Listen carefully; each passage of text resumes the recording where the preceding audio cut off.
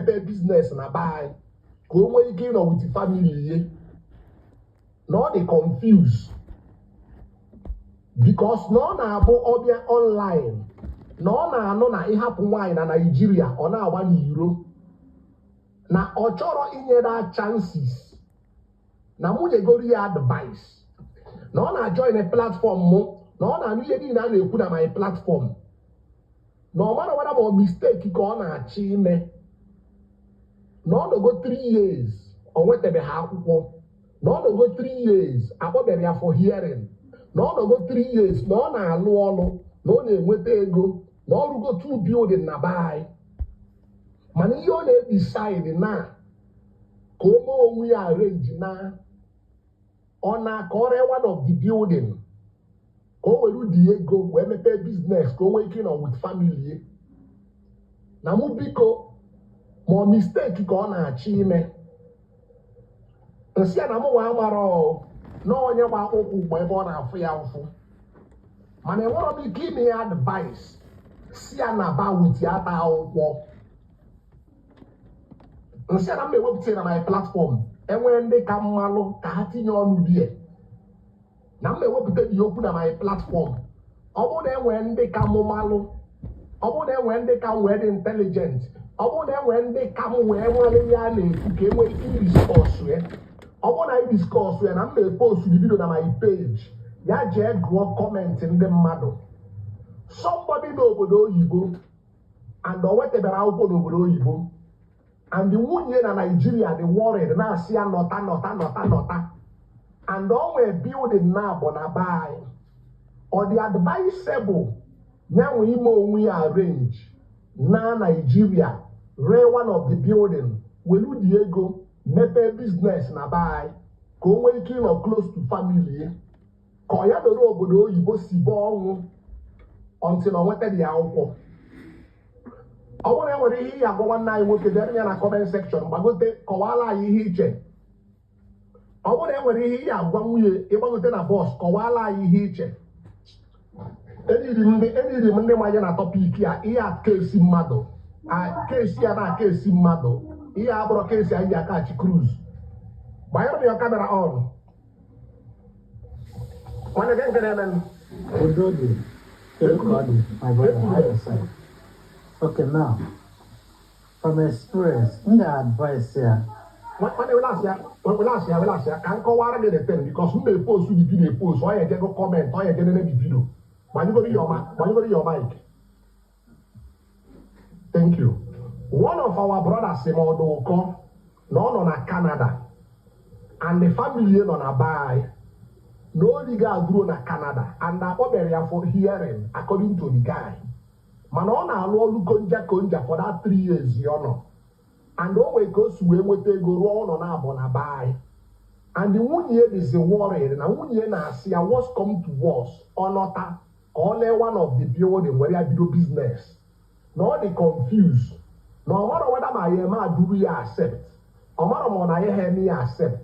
Na mụ na-egoro ya advice ma mistake ka ọ na-achọ ime ma ọ ya ma onwe ya arrange na abaghị na one of the building were bido business. Ọ bụrụ na your brother can advice ihe nye gbanye your mic. Odiko, thank you for giving me the opportunity. Now, if I can advise I comment is this. Able we came for 3 years in Canada, I would advise him to still stay on, let him hang on. By the time when I hang on there, 2 things before get many.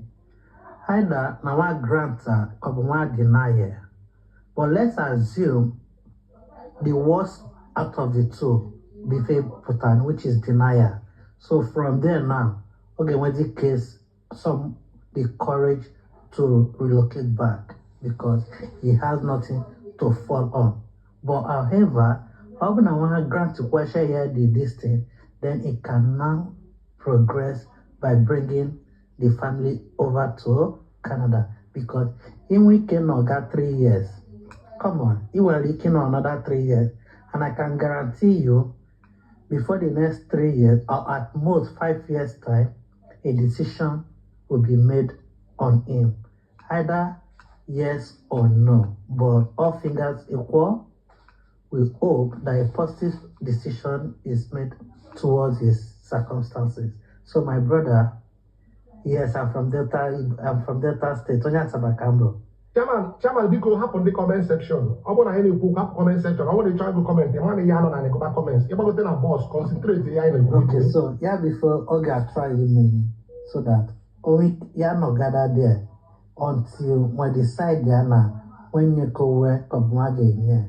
Because most times object to asylum cases it takes sometimes one are the faster than the other depending on the caseload. One Jinaka. And Canada at the moment, because of Ife Magani, they are in asylum now. So their caseload is higher. So yeah, when did it? Yeah, they can't take to any harsh decision yet.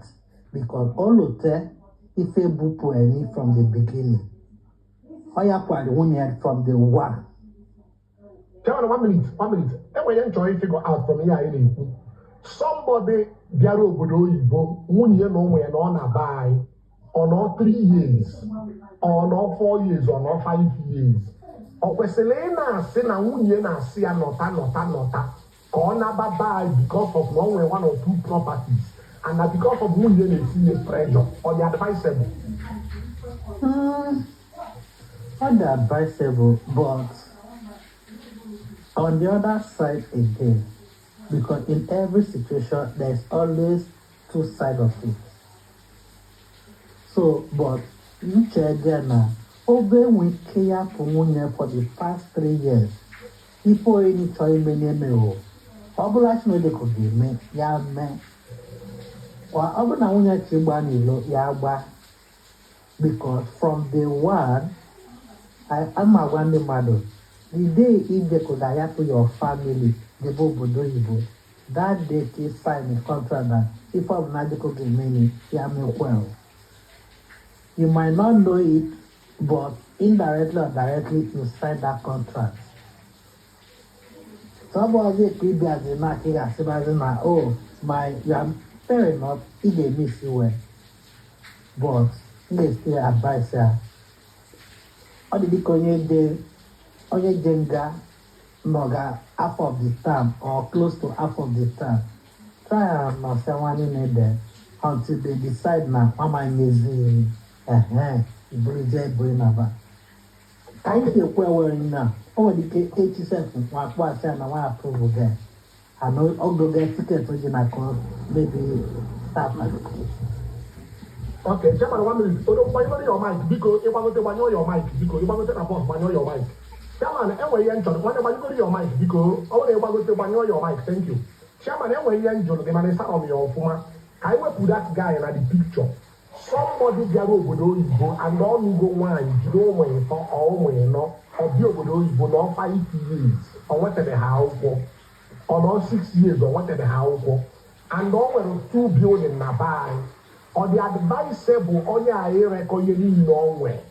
Burungongwe nababa because of na wunye no na Nigeria na akwe na asia anu na emi CV baby anu na emi CV notano or the advisable onye ahe na wutiaka akwụkwọ because of nowhere building na abo onye ere one we do business and na wunye na see pressure or the advisable. Okay, audio advisable as far as I'm concerned. Because no one 2 buildings there. One, or because my wife makes me less pressure. Because let's assume the only time I've seen the Abba open take one of this place. But he was able to hustle to put those things behind. Right? So now, why she can hang on till the next 3 years? But to be going in 3 years. There is possibility not they work with another 2 more buildings.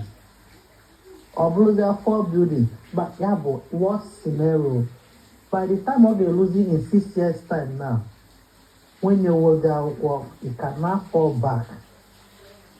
That is what they advisable on your okay, you go to 1 minute. Don't mind on your mic. Any remove wine, I thought you don't mind on your mic, you. One again, get them. Good afternoon from Nigeria. Good afternoon, PC. All the came and email love. All the call in Nigeria. Get one day. Now, because I got Canada to a good man, not to the bad. When the last year, and here topic in mother, because when you went topic here, my drop ready video, because you watch here, go comment. The guy is in none on a Canada and don't go 3 years. Now, 1 year no more on a Nigeria. And for that 3 years, you know, no DC can rota 2 building na buy. And the only guy do Emera do ya step. No, they check, no, they miss in 1 year. And 1 year now, we are seeing what's come to work. Upon all, not only one of the buildings, when they want to do business. Man, all they check whether my uncle we arrange now on a road call one of the buildings. Or I go with you go do business, we go to advice. More call ya not the way check that because no matter whether my maybe I do accept or not. So upon when they go to carry away. Thank you very much for bringing me up. We had this our brother who get to know, and able to some of his above not go 3 years. Over more, get persevere. At least, obviously, I assume completely. Some after maybe a year or two. Obviously, I assume not completely. I assume for that I do thing. I assume completely. Then I cannot make the decision. But for how he made the decision, all the too early for me. Now we made that decision. But sacrifice go 3 years because suppose the no one no pattern, for example, the other way around, no one no pattern. Let one that the property or one that money to because if we never venture in Nigeria, my brother, over here one day, over here one time, or let's say about boy na that business and we believe because if I let that property and what you go that business and we believe. Only PhD, all your colleague man that need persevere and not that Canada. At least all of them are to be completely because satisfied that now there's no other hope for you to get this document. Now we can now make plan B by go capital first. Then he measurable. If so that kind of that business it's just more and more. It's just more buy into it for everyone before you know like your property because you like when I illegal and that money man go. So if we kill that thing before you know it, this and that, sickness, blah blah. Before you know it, they get it, sir. So my own advice is that persevere for some time, work on that agro level because on what I want, or I carry money with our or plan for the family to come up. Then either be from scratch. On my own, open all my brother, I have a younger guy, on my own. Contribution, yes. What I thank you now, 1 year now, see, not. Now, what's come to us, do you think no good advice can one year and year? Good advice, now I can make it up first this thing because I'm going to offer the same 1 year. I'm going to go around, go the same 1 year. Why you know, dear? Why this and that, and why this? I'm probably in the way I get away. You want to go check your in key segregation, you man ask na oil bagide pussy news on go about nani. So upon your woman net pressure, check here the risk take, how high or the and how low are they. Because in that Nigeria, they create that plan or create people again. My brother, between me and you, man, that's not very easy. But some guy didn't go on the ground, or not 3 years, go. So you can have your woman, that come more down. You have to raise open at the woman 3 years in the other easy. Come on, I'm going 3 months, 4 months here up on why. Come on, years open, or easy or dog easy. It's open in why it's for 1 year, 2 years. A dog easy. And I'm going to give you like this. If you put TikTok, if you put TikTok, you put begging or on your closet. If you have the reality, if you put TikTok, you put reality abroad. So also I'm wearing pressure because I want to wear the woman like on a guy a lot of pressure. Now 3 years average, about 3 days. I don't want you know. Other easy. I'm telling you, I'm being honest to you. Other easy. Why you check for 3 years? So you gonna wear apple. I'm gonna encourage you to be full time. At least 1 or 2 years after a bad. You have to go from my own point of view. What the people want and I come down because other easy. I'm telling you honestly, other easy. Because 3 months or 4 months, I'm going to Imago or why I ran up a and things like that. So I my own contribution or the What thank you. Otu anyị si ekwu ya na that means mmadụ nụọ nwaanyị nwunye nọ na Naịjirịa ọ nọgoro 10 years n'obodo oyibo ọ bụrụ na ọ nweta ha akwụkwọ ya na ya nọrọ ebe a si bụ ọnwụ dị akwụkwọ. Nna ọ da-anụzi that woman ọ da-anụzi ya ọ da-anụzi ọdụkọ ezo ka m na-agwa gị ọ da-anụzi that woman that woman ada-anụzi ya ọdụkọ ọ dị difficult agba nwaanyị eziokwu ọ dị difficult nwanne chere enwe ihe nchọrọ ịchọpụta ihe anyị na-ekwu na that means otu a nọ na ọ bụrụ na nna nwaanyị na ọ na Naịjirịa mụ nwa nọrọ obodo oyibo ọ bụrụ na m anọgo 7 years enwetabeghị m akwụkwọ and enwere ego nwere na be anyị so ọ dịghị advisable mụ nwee na jebido biznes ma n'obodo oyibo na-echọntịrị nweta akwụkwọ. No, because that guy is 3 years safe for the much. I'll take 1 year. I'll take 1 year or two. Not for season for that place. I don't know, but you take unless much you lose that woman. I'm not going before. Let's much up for that woman. Now, any woman is for 3 years. In why you know, I don't know where budget. No, they call it very rare. On the very rare. Oh, 1 out of 1 million. So, what the advice about open the find on your feet. You wait 3 years, 4 years, 5 years, okay, 7 years, or the come on now. Oh, yeah, woman being kind of go here. I don't please you. I don't please you. I don't easy. Mama sacrifice. Now you need a sacrifice of mother. Then I want to go to your sacrifice. That one is married for sacrifice in Kiana. Then what about the feelings of that woman for that 7 years you're talking about? Man, I'm so say you want to know, but what about your own feelings? I'm not going to know how they were feelings. Well, I'm waiting one at a time. When we get one at a time, something I'm up to teach our man. Or go, right there, I'm not the teacher man. No, it wasn't that to dinner, guy. No, it wasn't that to dinner, commander. I'm being a poor. I'm asking him, I'm never to put it in cover, guy. I'm still watching him, I'm still want to put it in. No, that I got a man of 7 years, just without able to anything or drop with no, you're not about to two-way traffic. When they go finish you, when you want, then you want to finish you. So, only why you won't get up saying now why you there for 7 years and you want to wait for 7 years now. My brother, I'm we have a dictating test. Oh no, we have a life detecting test. Any test that particular man, you want to go? Yes. Because our brother is not an operating system, my brother. I'm working with feelings. Why always feelings? You want to get all Christians can be a malo that now. After why why cheerful menses, a computer menses, a guy. Now, my wife will have one no video like this. You never they told military to you. They told military to you because some now. Na ọ mana onye nne because enwe ngwa ụmụ onye na ya na-abụ na that na ọ bụrụ na onwe ka o si wee gaa wrong ọ ga-enwere negotiation or there's nothing like negotiation ị na-anabụ unu onwere ọdị onye kpetara n'ụwa so that woman na-asị ya bata na-enye ya that condition a na ọ dịrọ wrong ọ ma ihe ọ na-eme going through a hell. One minute. Enwe ihe ikwu na because enwe cases na abụọ nji ebe a nchọrọ ịtọch ịghọta. One girl same post on video on my Facebook page, I recorded before yesterday. The girl same now they 34 years.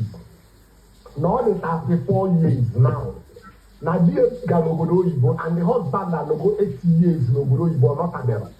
And then Hana about abere almost together. And now the man na we are see na no onwetebere akwụkwọ na akwụkwọ ji nọta. Na ọ bụrụ na onweta akwụkwọ na ọ ya nọta and don't go 80 years na eche the man. Osimodoko, na marriage aha gwugie ike na ọ chọrọ ịpụ.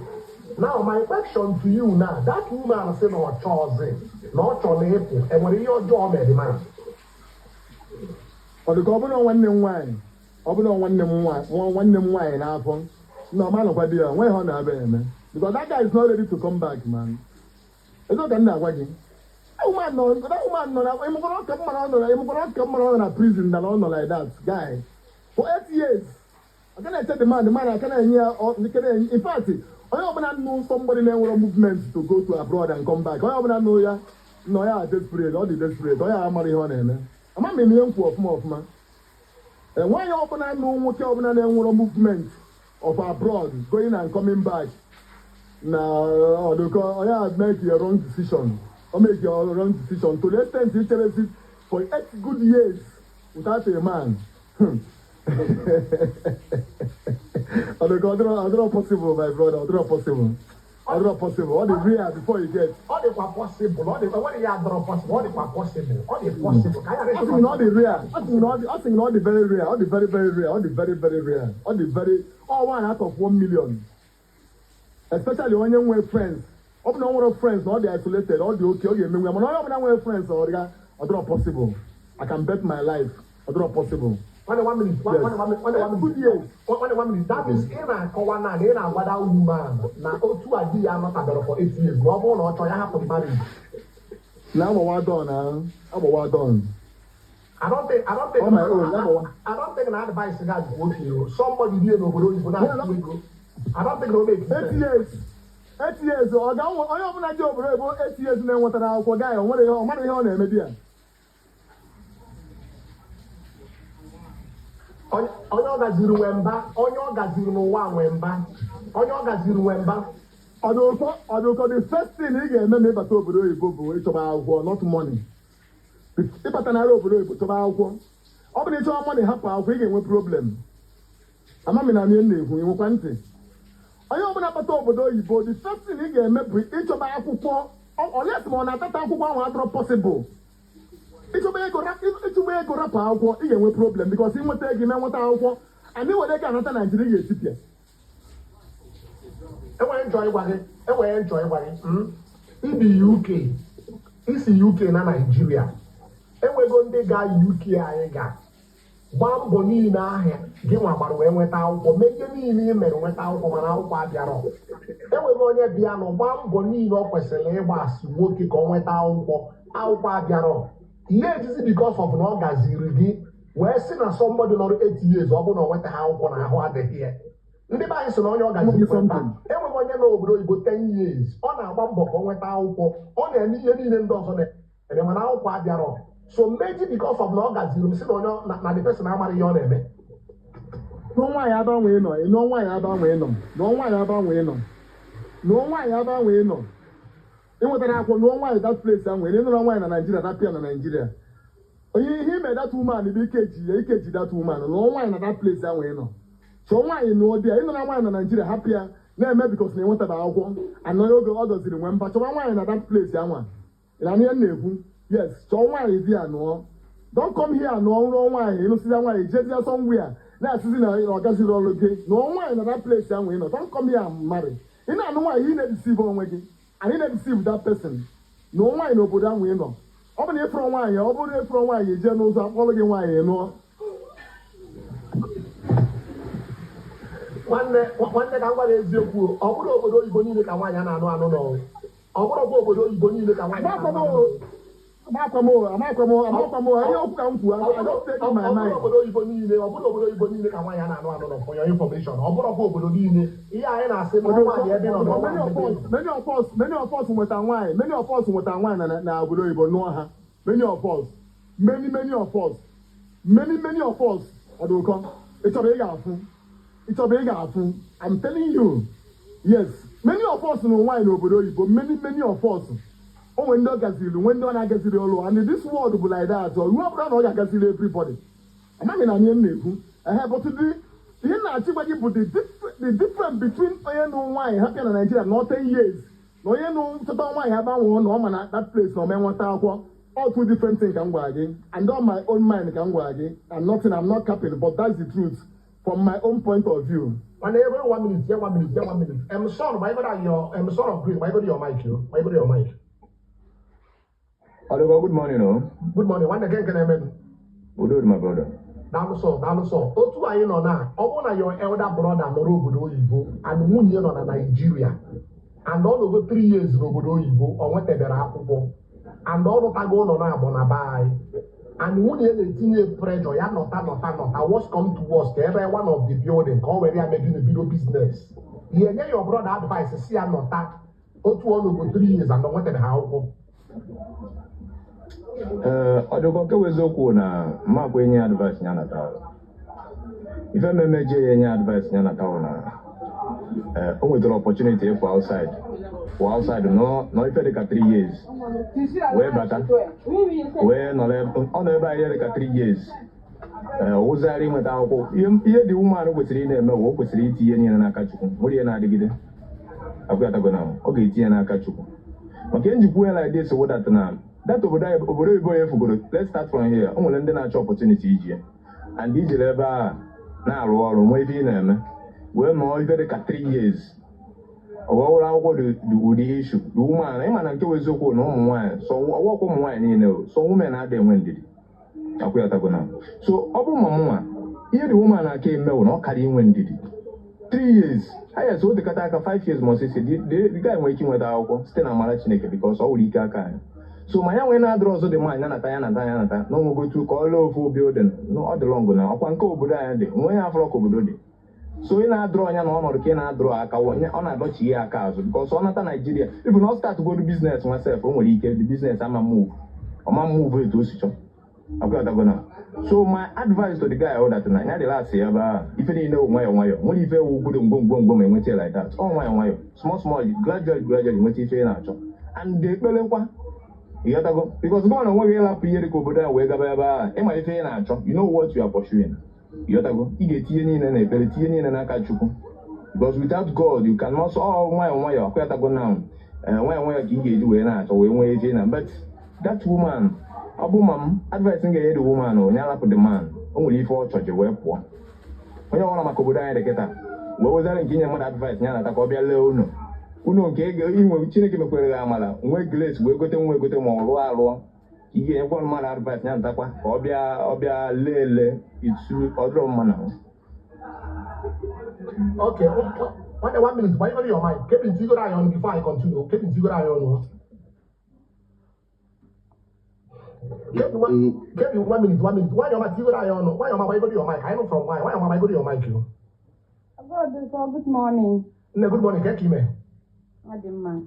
Nice one. Keep this on why your mind. Aba. Nice one. Let's see that on Gali room. Is married? Is single? Okay, I'm married. Thank you. Dig on a buy for Obodo Igbo. I'm not buy. Thank you. One, your question, about the husband in Obodo Igbo go 3 years or 4 years. See, I'm now not as I know, Obone, where I will not see. What's come to us to learn one of the building where you do business. One, your question, and need your advice here. God, all depends on the advice issue. It might be in a hard one, you can wear the car yeba. Only keep where you can go your mazine name. So, as one, only kiss them what baby Lotawano, most of that back up in a town weba and while Lotano go do Ula weba. So it might not be like all pressure batawa. So all depends on what you going but all under pressure batawa or them because though I want your blaga agala the key. So but all na also only 5 years, then we can start 3 years. Only can be fine next year here. So all go to 5 years. You're gonna see where but you need pressure batawa. Kayeti so pressure, it might be advice like baby, come here, neighbor, Hatawa, Bata, maybe do Ofi. So all him one there. No, 1 minute. Can you go to know did you want to know and don't go 7 years or 8 years or whatever happen? Now, I'll say the mommy and whatever on my Anama a check whether more cannot taba. Yasi and not back, Yasi and only at somebody uncle. I'll do call before my wedding dad, then that one age on a good 7 years. I also know 7 years. I don't know 58 years. 7 years. And when I do, that's not the Bilota one. I'll go do small shop. I may pay. But we can pay back not 10 years. More Hakaraka. The Gabatano, we can Barakwa can be ban 60 years, 70 years. Batawa. So I would know roller 50. Marakwa no ma ejimomo. On Yagi, Mokopa so Funwa Kamji. You're poor. Ofunwa wine or poor or garakwa ya so motogeshi baby really 50 something and ofunwa wine kai motara batawa no kai mara utashi start to see life okwa to age ka no 30 something nga say baby no too cool. Okay, now 1 minute. Now all that man not na method the business at the end of the day the business ya ha gara ofuma okwesi na blame nwunye no nwunye mere o ji we na Nigeria. all depending on the woman she waga want to say me lota na m ga work ọzọ me bata na m ga-eme ka m ga-eburu akpa onye ka ọ ga-eji blame but also mutual like advice baby ya nwalekwe ya ụlọ ọgwụ ebata o buru akpa ya o chekwe ya ọ dịkwa ka m ga-abatawa o ka mmana but ọwụ onye ọ gazile nwomba o nwere ike onye ọbụla ga-abụ ọgaranya ọ gbasa ọbata ọ daa echi ọnwụ na ọbata ọgbachi nke ọbakwa ọ na-etikwa aka ma ọnwụ Canada ahụ ọkwụkwọ ọda place o nke mepe biznes a tikwa aka small country mụnwa nwere ike lekọtazie the business ọnwụ na ọbata ya okechi ụkwụ nọrọzie biznes nwanyị ịma the truth of the matter nọ dị na nwoke ọbụla n'obodo oyibo ji echụgbakwa akwụkwọ ịnwa anwa na-aba ewutiata akwụkwọ na nwaanyị a na-asị gị nọta ya agwakwa gị na ị gara obodo oyibo gbara aka nọta nwaanyị a na-asị gị baby nọta what's come to us ere one building baby nọta what's come to us emepe business baby nọta what's come to us anyị mara ka anyị si manage my brother ịnwa anwa nọta ekwensu ọgọ ọkụ that business ya ha wọkọrọ that woman ya asị gị na iwu foolish man na enwere ihe eji ga-eme na ịwụchi the very very useless na ịwụ useless man na ị gara obodo oyibo gbara aka nọta agwa gị nothing but the truth so onye a na-agwa ya nọta ya nọtakwana onye ọbụla a na-asị nọta anakwana hapụkwana akụkọ ndị TikTok anakwana before ị na-ana akwụkwọ dị very very important akwụkwọ dị very very very important ọ bụrụ na ijiri ego akwụkwọ dị important last year one guy joined a line from last year I think I discussed with the topic here. The guy si n'obi Italy and ọ lụrụ ụlọ na bai mgbe ọbụla nwunye kpọọ na ọ nọ 7 years mgbe ọbụla nwunye kpọọ si ya na ọ ya hapụ marriage ya na marriage ya agwụghị ya ike na ọ bụrụ na ọ da anọta na ọ ya hapụ marriage ya ị mana this guy je were TC enwe ya na-akpọ TC o were TC wee na-aba anyị wutiata akwụkwọ na ruo be anyị mepee business at the end of the day ego gbarie nwaanyị a na ọ n'iru the guy na-esozi nwoke up and down the wife na ọ n'iru the guy na-eso nwoke up and down because of gịnị ego gbanarị the guy n'aka so onye ọbụla a na-asị nọta gwakwada woman ọ bụ na a na ọlụjugo ọ bụ na ọ chọgokwe na nsogbu adịrọ because enwere ike na-eme love at the end of the day ego agwụ ịba one chance nwanyị maka anyị ruo okay ogodo komuwa na because anakwa ama eme ihe pressure ime pressure ọwụ onye obi mkpebiri ka m ga-eme so nwunye gị na-egodu gị pressure ahụ ọkwa ihe gị na obi gị agụnwa n'ebe ahụ so m gị na m ga-agwakwa gị advice ke m ji wụrụ mmadụ ke m ji wụrụ nwaanyị m n'ebe a so anaghị ga-ekwu with emotion gwa bebi batawa n'ọgwụ ke m iji n'ebe a ntawa nso ọgụnwa ma ebe ahụ ị nọ enweta ị ga-esi na-agbalịtụ ọ ebe ahụ kụchiri kpatakpata so ọ sị ị na-ata ahụ ebe ahụ hard labor ọgwụ amama ị ga-abata but m ga-ekwe gị advice ka m ji wụrụ mmadụ so eji ka anyị ga-elewe ele eji di m nọ elekwe na ofu nwa ka m nwere ebe a lekwe ngwa bebi bata n'ogodu ka anyị mụọ ọnụ nwanụ bọtawụsi anyị ji eji m ụmụ 4 anyị amụchaka na nwa ya ọgawa gịnị ka ozi anyị na-azụ n'ụmụ because o nwere ike onye wọkụla 2 years ihe o nwere ike wọkụrụ onye ọdọka 5 years chi dị n'iche Okay, well, thank you very much. Enwe ihe ọzọ nchọkwara eji before gị ntiri anyị ọnụ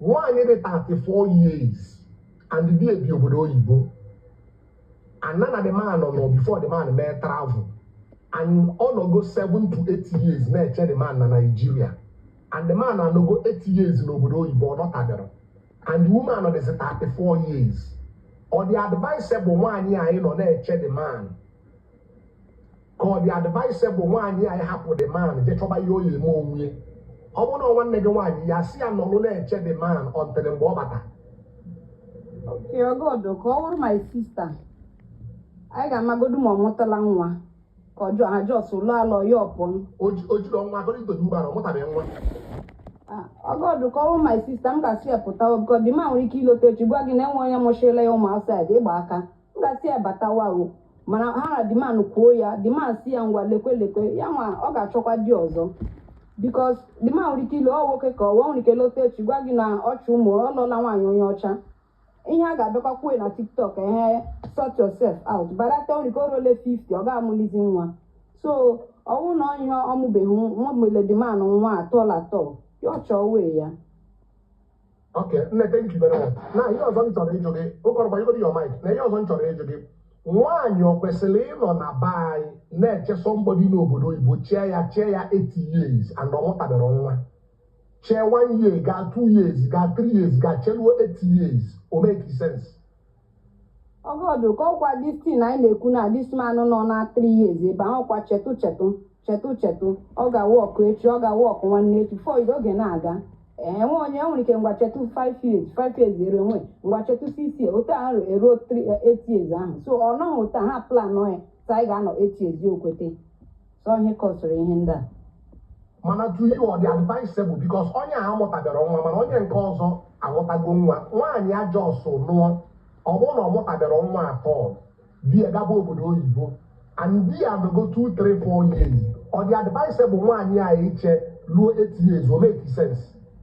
Ọgọdụ ka ọ dị advisable but ịma family ga-asụ gị chere enu na family ga-asụ gị ịchọrọ ịpụ a ga-asụ gị chere enu na maka ihe a ịchọziri ugbu a na chere tụkwanụ ọ na-ege ihe ndị mmadụ na-ekwu ọsọ pụọ na echi a ga-asọ ya achụla nwoke ọzọ pụọ ọ na-edi si ihe ga-adị mma but o nwere ike for me nwere ike m na ga-ekwu ya ekwu m ga-agwa esa aga m anọzikwe o enwere famili ga-awụrụ ndị akpịrị ego ọgọ ha gaala ala bekee asụ gị chere at least enwere ihe ga na-erite na-ewetara anyị chetụ ha ga-ekwe agwa gị eziokwu biko ha ga-ahụ ya ihe awa opportunity ha na ọgwụ anyị na ala bekee at least ga na-ewetara ihe nọtụ die oge na-aga. Okay, ọ bụrụ na a na-ebu nwaanyị nọ na platform a ọ bụrụ na ị na ụdị ya ndị dị n'obodo oyibo ana m ekwu ihe nche enwere ike ndị wrong dị right. Ọ bụrụ na a na-emụtabere nwa my sister ịnọtenara 2 years kpọọ dị manụ jụọ ya kere ihe gị na ya na-abụ na-eme. Ọ bụrụ na a na-enụọ di ga-agaba obodo oyibo ịnọ 1 year ọ batarọ, ịnọ 2 years ọ batarọ, kpọọ ya na fon jụọ ya kedu ihe mụ na gị na-eme ke ihe anyị na-eme because ọ na mmepe cases nwe enwego ndị si ọdụ ka anọgo m 9 years my husband nọ na prison, anọ my husband gaba obodo oyibo after like 6 months atụọ ya nga ọ nọ eye pụtakwa gaa nga 6 years nọkwa na-echi ya at the end of the day anọgo m 9 years ọ batabere. Mana ndị a na-aka akụkọ ahụ na-adị nke agbagha ọgwụ anwụ n'isi ịmụtabere nwa na-asị m na ị nọ na Naijiria 9 years eche mmadụ, ọ bụrụ eziokwu nwaanyị ọbụla bịa sị na ọ nọ 9 years na-eche ọ mụtabere nwa enwere ihe ọ na-eme mere o ji eche. Kedu mgbe ịgọrọ ya ọmaiki o? Hello, my brother. Nwanne na-etere eme Udodi. nwanne tiri anyị ọrụ ha n'ihu. Ịmago na m ga-ebido na onye nke gara obodo oyibo gaa nọ Canada chinye aka enu ifuge ya and na ọ kafu means o si wee na survive wee na-ekwu na o nwee ihe o menwu ofu ichi na o nwee obodo ị ga na ijide akwụkwọ ịma mmenwu ihe o menwu ebe ọ na-ezo. My humble advice m ga-agwa the guy na direct ya to the guy na ọbụrụ ndị mmadụ because no ihe na-ekwere mmadụ aghọtabi ya bụ problem ya but ya iji wee nọrọ ebe a na-aka ishi ya opinion ka etiwasị aka oyibo nsụgbeden ka anya nwa mmadụ ebe mmiri si baa n'opi ụgbọ. Nwoke anụnwa nọ na Canada chinye aka elu ihe mụnwa na-agwa ya bụ ya nọrọ ebe ọ nọ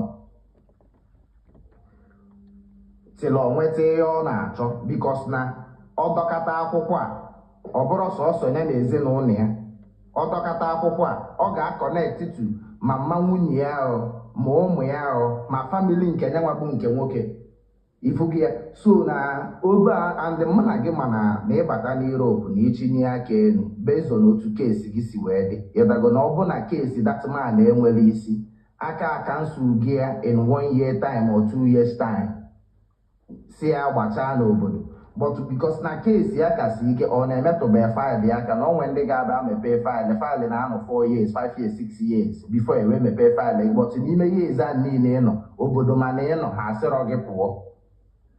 Ọ bụ na nwoke ji ịgba mbọ n'isi onwe ya n'isi ezinụlọ ya n'isi famili ya nwa agbọghọbịa ọ kpọta ya bịa nso ka ya na ya na-emekọ n'ọlụ somewhere na eromansi ya pressure or love or advice na ọ bụ na ọ natara na ọ ga-agba n'ezi mụnwa ga-asị ya ya chelụ mbọtụ na mbọsị ọbụla nnu kepu na nwaanyị mkpọsa aja ịgba mbọ gbaa n'ezi muvi ahụ agwụde ifugi ya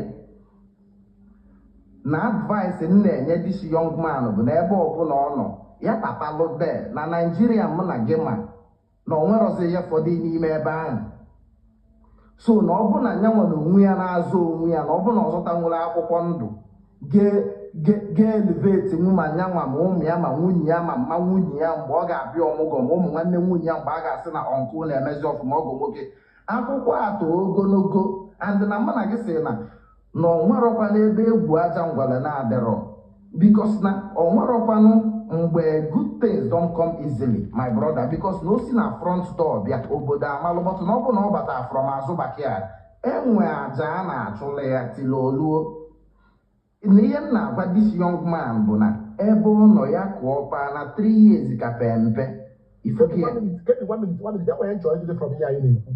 bụrụ na ị nwere nwanne nwoke na ọ n'obodo oyibo and ọ dị 49 years and ọnụgo nwaanyị nwunye eji okwu nwa na ọ na-aba anyị and ọ nọgo 7 years n'obodo oyibo ọ nwetebere akwụkwọ mana ọ nwere like 100M na akaụntụ na Nigeria and ọ na-achụzi 50 years ọ kpọọ gị na fonu sị gị broda ọ for 1 year ka ruo 50 years and anọgo m 8 years enwere m hope na m na-enweta gị akwụkwọ and nwunye m nọ na nwa m nọ na be anyị kedu ihe m na-eme ọ nọrụ and ị mana nna che klọb 50 ka ọ nna baba anyị jee were ego agaba China kedu ihe ya agwa ya brother before m proceed na m ga-ajụ gị na onwego onye mụ nwa gọọmenti akpọ ya bunye ya private jet onwego onye mụọ nwaanyị igwe obodo ha akpọ ya celebrate ya onye a nwee nwunye nwee ofu ichi na onye nwere ofu chukwu emegole ihe ọ na-emeli ya na onwe ndị nọ nwaanyị na 15 years n'ime the marriage ha enwere nwa so na nyanwa na onwe ya ji ude ego anụ oji na-achụ akwụkwọ ndụ mana mụ na gị mana nke bụ eziokwu bụ na asị na onye njenje ka onye isi awọ mana mụ na gị mana o nwere ihe bụ 100 million naira na ọ bụ na isi ka iweli abaa na Naijiria kwudote bikos na mụ na gị mara na obodo oyibo with $10,000 yọtagodi the environment ga-emegodi gị nke nwa ama nghọtagodi na inwero nnukwu ego advice mụnwa ga-enye my brother gwa m ụdị ya bụ na m ga-agwapụ ya welụ nwayọ wee chụbapụ ihe ọ na-achụ onye na-achị ime 50 years gekwana ihe bụkwanụ age ọdụkọ na pepụl na-amapụ obi na a na-aga obodo ego na 60 before 5 years ị nọ n'obodo oyibo na ị ga-enweta ihe na-enwetara for 60 years na Nigeria kekwana ihe a na-awọrọ ya lele ndị mmadụ kedu ihe dịbụ na mmadụ nọ n'obodo oyibo na-agba mbọ na-achụ akwụkwọ ndụ ị na-asị ya na eji emekwana o nwere mgbe eji agbaro late ọgọdụkọ ịma na ajụjụ ịjụ kịta dị too sensitive but na nke bụ eziokwu ka a ga na-agba ndị mmadụ because na people ji sentiment ajudge issues na onye a dị 50 years na ọ dị 49 years ụfọdụ 1 year ka o mee 50 years and na anya nwere onwe ya arapụghị ezinụlọ ya for 10 years na-achụ akwụkwọ and na ọ nwee nwe obere ego advice mma ga-enye ya bụ na as long as n'obodo ejiri aka ha sị gị na gị pụọ ọrụ ha kekwana ihe na-apụkwa anụ itite isi obodo ga-asị gị na gị pụọ efu na obodo ajụgo gị nke nwa na onwe gị ewelụzia plan B na ego inwe nakwụla ezinụlọ gị na ọ nwee ebe isi obodo ajụbeghị gị ndị akpọsa gị n'ụlọ ị na-echelụ maka gị ịbata 2 years ọ bụ na ịbalansịrọ ndị a ga na-afụ gị ka efele ikwu ya hie amụ n'ime obi m na nka na-agwa people the truth the honest truth bụ na onye nwego ezinụlọ nwego nwaanyị nwe ofu nwa godi ka nna ajụ asọrọ m ndị nwa ebu ama ịtọ iwee nọrụ n'obodo ebo chukwu na-emekpogolu gị ọ ga-emelụ gị based on na inwegodo onye na-anọchite anya gị na ịnọlụgodi de onwe otu o si wee dị na ọnwa onye a ga-asị na mbụ ihe na-agba alụ ga-aga alụ ebe ọ bụ na ị nwetara akwụkwọ ndụ a na advice mụnwa ga-enye my brother bụ na m ga-agwụ ya dadi kwechili till o nweta ihe ọ na-achọ as long as na ọ ka na-ezite ego eji azụ ụmụazị ya na-ese ndị nri nwee ebe ha bi m ga-asị ya kwechili wee nweta ihe ọ chọrọ nwanne 1 minute isi na ihe asị ya kwechiri na o kwechirikwanụ ọba 50 baa 52 baa 53 ọ bụrụ na dị akwụkwọ abịara ya asị ya kwechiri na-aga mụnwa ga-agwazi ya chọzie ofu kelenge onye na ya ga-ebidogodi from there. Somebody nwunye na nwa ya nọ na Nigeria chie. Somebody nwunye na nwa ya megoro sacrifice na-eche for 9 years. Ka ị agwazi ya chọrọ nwaanyị ọzọ na side. Will make sense. Ogo ịmana ihe nka na-asị gwa gị bụ na people ka na-adị too sentimental kacha ndị Afrịka na-adị too sentimental na ọ bụ na nna gwa gị agbala aka achụ ya na-ata alụ ifugi ya agbala aka achụ ya na-ata alụ because na nwata gba aka achụ ya na-ata alụ mana ọ ga-emerụ ya arụ. That means na ịma nluzu obi ọnọlụ de ọ ga-afụnwe onye ya na ya ga-emenwu ndị anụnwa ma na-anụ nwaanyị bụ ụka ọnụ nọ ebe anụ a na-anụ ebu anụ ịtọ ifugi ya na onwe some certain things anyị na-amụta from friends otu anụ a na-apụta n'ịntanetị na-ekwu eziokwu bọtụ na m na-achọ ịgwa gị bụ na ndị testi go ya n'obodo oyibo ga-akọwanwu olu gị bọtụ na ndị nọ n'Afrịka nwere ka ha si ebe okwu because of gịnị nọ na-asị na onye donye iru ọfụ ifugi ya because na onye na-akrọsụbe ama nghọtanwu ihe agba n'ụzọ na my point ka nọ dị bụ na ọ bụ na onye a nọ 50 ya na nwunye ya na ụmụ ya nọ as long as na ọ ka na-eme ihe ọ kwesịrị ime ka nwoke ọ nata kịta na-agbakọ ndị a na-enene ya dee na ọdịzi oke ka ọ gị no it make no sense. You go to 1 minute, then 1 minute. Every video for online, after one video online, one of our brothers, no onye ọbụla rugo 50 years n'obodo oyibo na regret. Na onye ọbụla rugo 50 years n'obodo oyibo na regret. Na onye si na ọ na regret, ma na ọ na-ekwu eziokwu. Na nwoke ọbụla rugo 50 years n'obodo oyibo na regret. Ọ dị ka eziokwu. Onye a na-ekwu, onye a na-asị nnukwute asị because na m amarọ m ihe onye ọ ga na-regret sị na obi na bridge ọ na obi n'ime ọfịa ọ na ebe obi na ọdịrọsi kedu ihe bụ the regret because ịma na anyị na-ekwu obodo oyibo anụnwa na enwee first world country nwee second and third so na anyị na-ekwukwa n'obodo oyibo anụnwa na ọ nwee a na-aga na-akọwakwa n'ụlọ ya people ọfụma because na onye ga somebody dị 50 years or 50 something years ka ihe ọ ka na-eme n'obodo oyibo somebody dị 50 something years ka ihe ọ ka na-eme n'obodo oyibo ihe ebe onye a na-survive na onye ọbụla nwee ebe ọ na-achụta ihe ọ na-eri na ịma njini n'ogo obodo ebe 20 years na Naijiria si ka idede bido because n'ebe Naijiria na ebe ọbụ a sị nọ ebe onye bi ka ọ na-awachi na otu a nsu nọrọ kịta n'obodo oyibo ka m na-survive ifuge ihe ọbụla m nwegodi na Naijiria bụ n'obodo ebe ka m si nweta ya wee seti ya de nnọkọta jeje nakwule ihe ahụ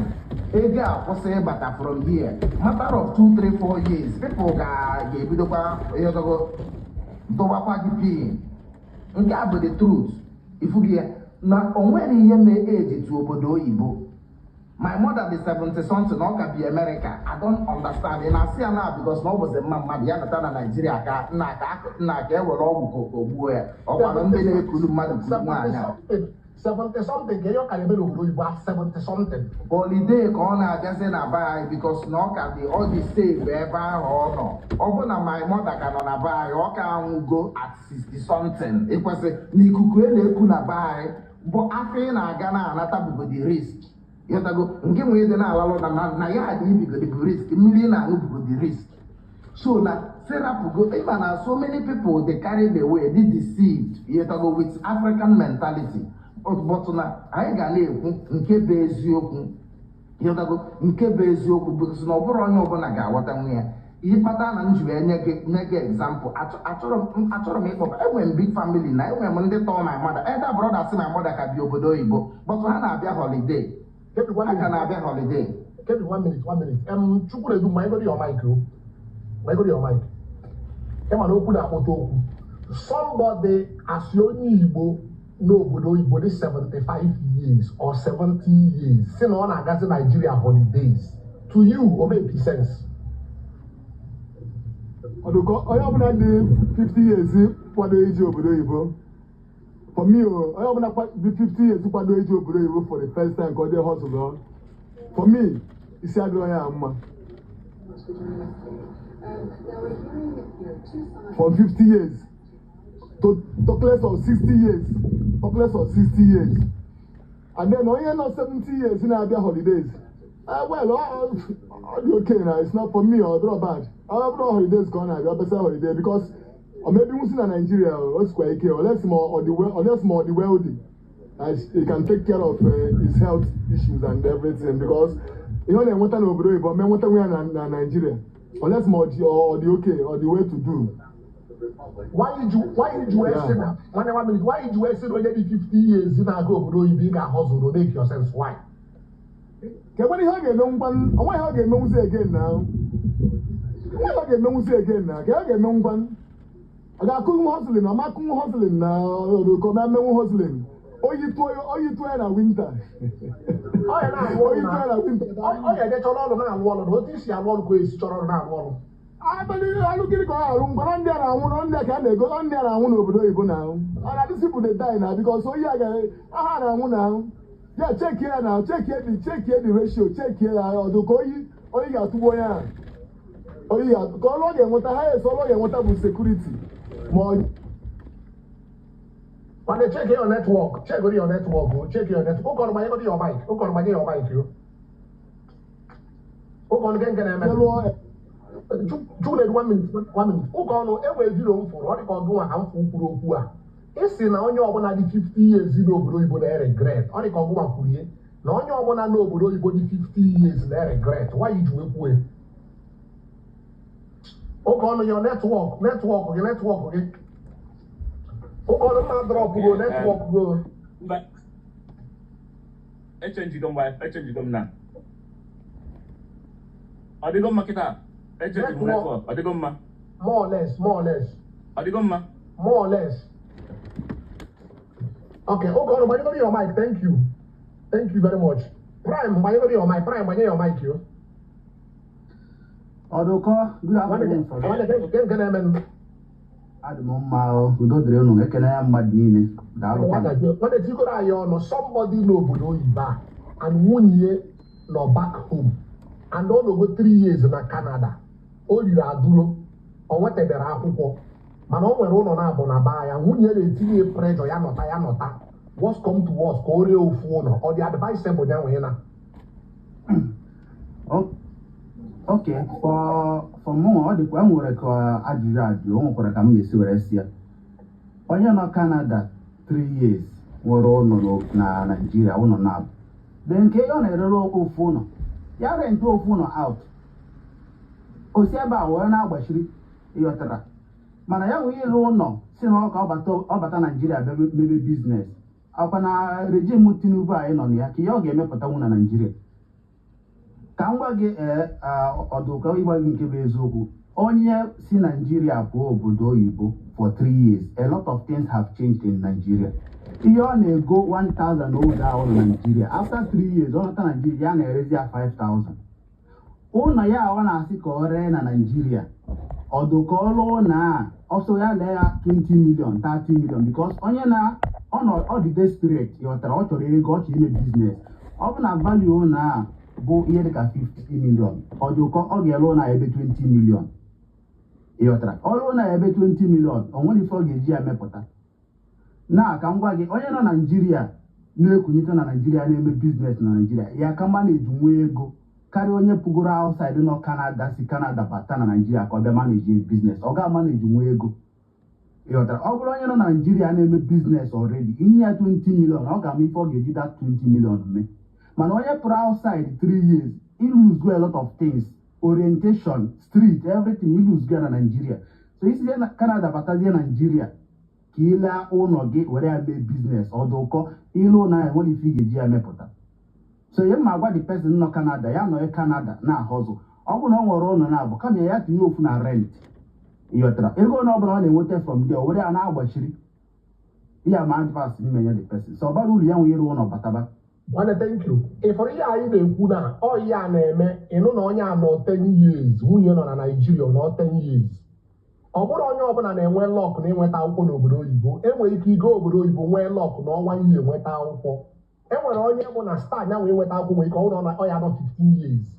Enwere onye bụ star nya nwee nweta akwụkwọ na ọ ya nọ 10 years.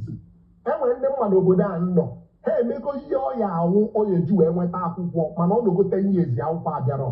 And nwunye nọ na baị na ọ bụrụ na onye a nwere ego enough money onye ji wee mepe business na baị ihe asị ya nọrụ chụba akwụkwọ ebe akwụkwọ ya achọghị ịbịa and ọ na-awọchị ọ na-go 5 years akwụkwọ abịarọ ọ na-anọ 8 years akwụkwọ abịarọ ọ na-anọ 10 years akwụkwọ abịarọ and ọ nwee capital ọ ga-eji wee mee business na baa ya si ya na ya na ọ chụba dị akwụkwọ ọdụkọ 3 years mmasị anọghị mana ọ karịa 5 years ọ bụ na o nweta akwụkwọ ọdụkọ ya chọọ ọnọdụ ebe ọ na-adịrọ ya mma ịghọtara o nwere ike ọ bụla village people dịka ndị mmadụ si o nwere ike ọ bụla village people na-achụ ya ịghọtara then ọ bụka na ọrụ ụlọ ya bụ na onwe opportunity ịga obodo ọzọ ọ bụrụ iwu na ọ Canada obodo dịsị ịghọtara ọ bụ na ọrụ ụlọ ya nwee opportunity ịga obodo ọzọ ya gaa obodo ọzọ mana amụghị ịgbakwu ya sị ya rụọ ụlọ ya mee biznes na Naijiria ọdụkọ sistem anyị adịrọ mma ịgwa gị nke bụ eziokwu sistem anyị adịrọ mma na Naijiria as of now so best thing bụ ọrụ ụlọ ya nwekwa opportunity ịpụ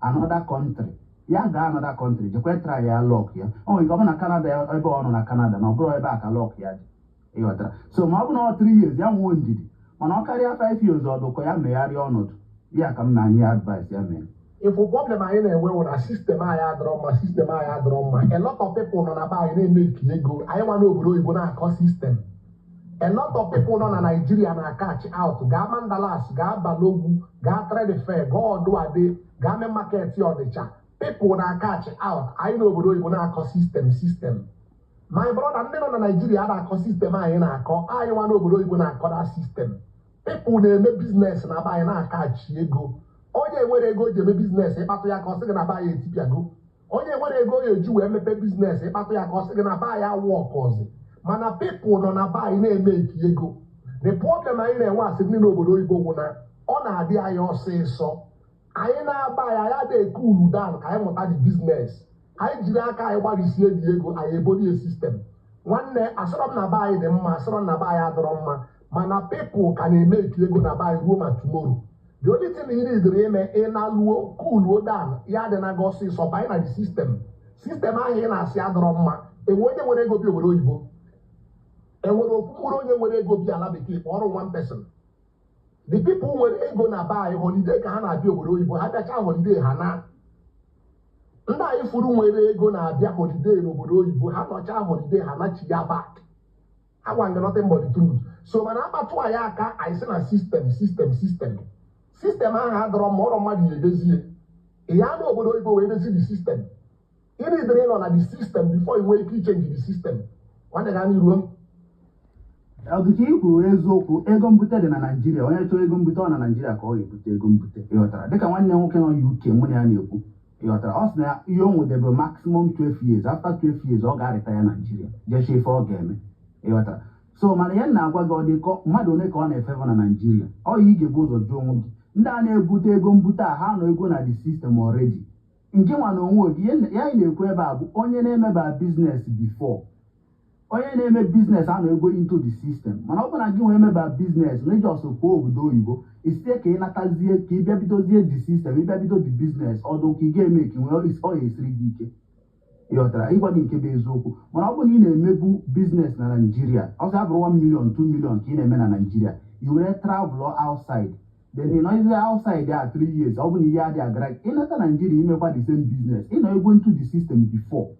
enwe onye ga-akụziri gị ya mana ọ bụ na imeba biznes before ị travel 3 years 5 years ị nata isi na ọka ibidozie the business ọdụ ka ego gị ga-etipịa because enweghị ebe na ị ga-ebido ịmụrọ dị ọrụ ịmarọ the system ịmarọ ka esi eme the business ịghọtara ị ga-adị na-agwa na-ege ndị ihe ndị mmadụ na-ekwu onye nke asị gị weta ego ka ọ tụọrọ gị ahịa onye nke asị gị weta ego ka o bute nke iburu ego gị na-enye ndị mmadụ because ị nọrọ into the system ịmarọ nke ya gara gị ọfụma ịghọtara ọ na nwanne na the truth of the matter nọ dị ya na the truth of the matter nọ dị ya na anyị nwa n'obodo oyibo na-eso aka ọsọ our problem ị ga-afụ somebody n'obodo oyibo mma akaụntụ mmadụ mmadụ 20 mma bugoro ego wee na-aba anyị ego gbarie ịma the reason ọ na-adị anyị ọsịsọ ị ga-afụ somebody na o jide 100M na-aba anyị ọ chọrọ ije wee mee biznes na ọ bata n'ime ahịa o chefuo na ọga ahụ ọ nọ na shop ya bụrụ onye nwa ya akụziri edi biznes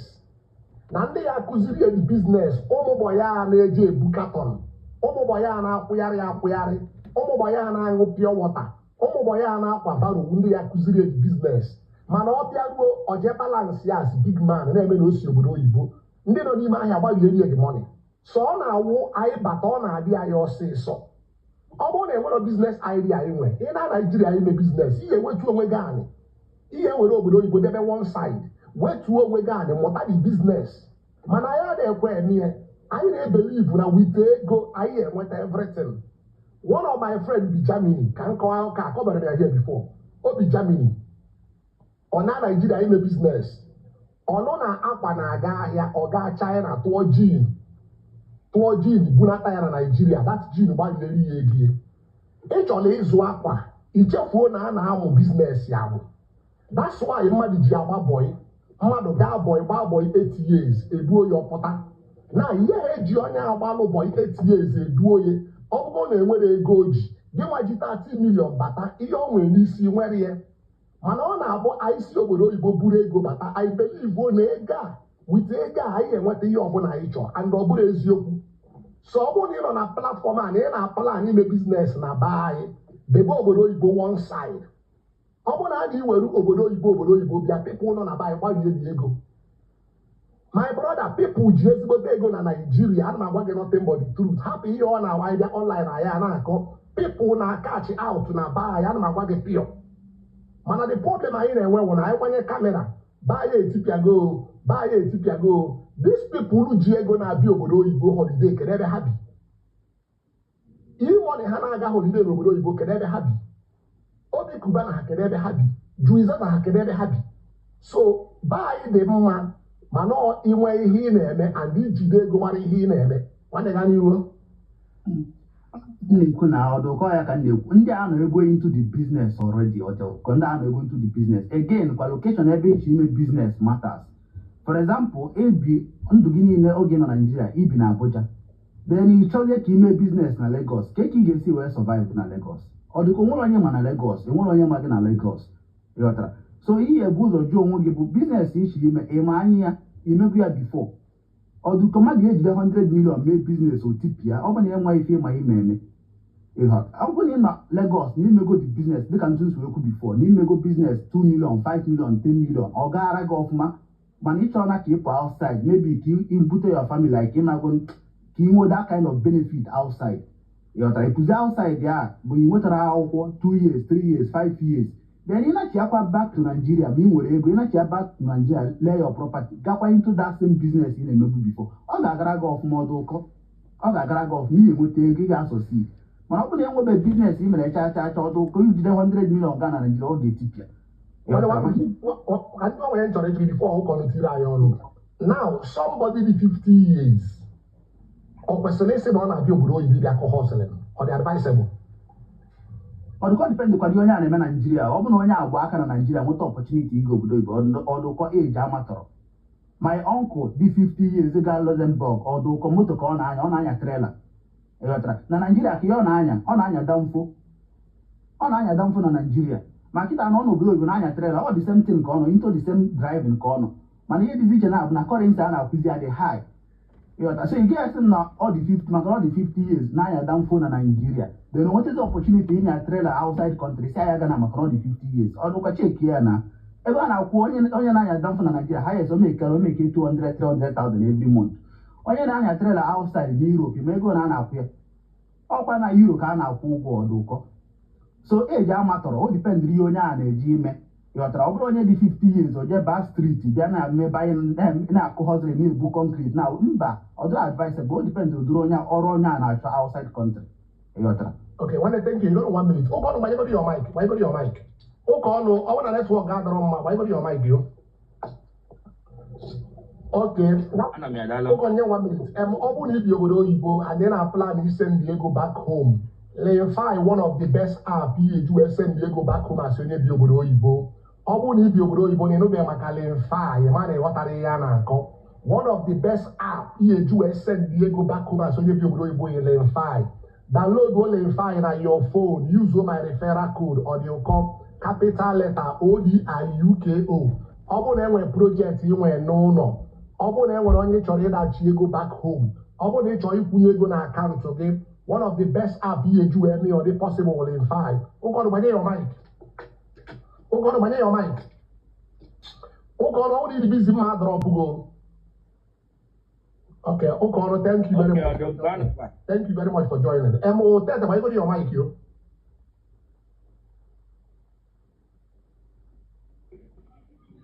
Ana dalam. What again can I mean? Look, my brother. Okay, tell the children on the young Bugani.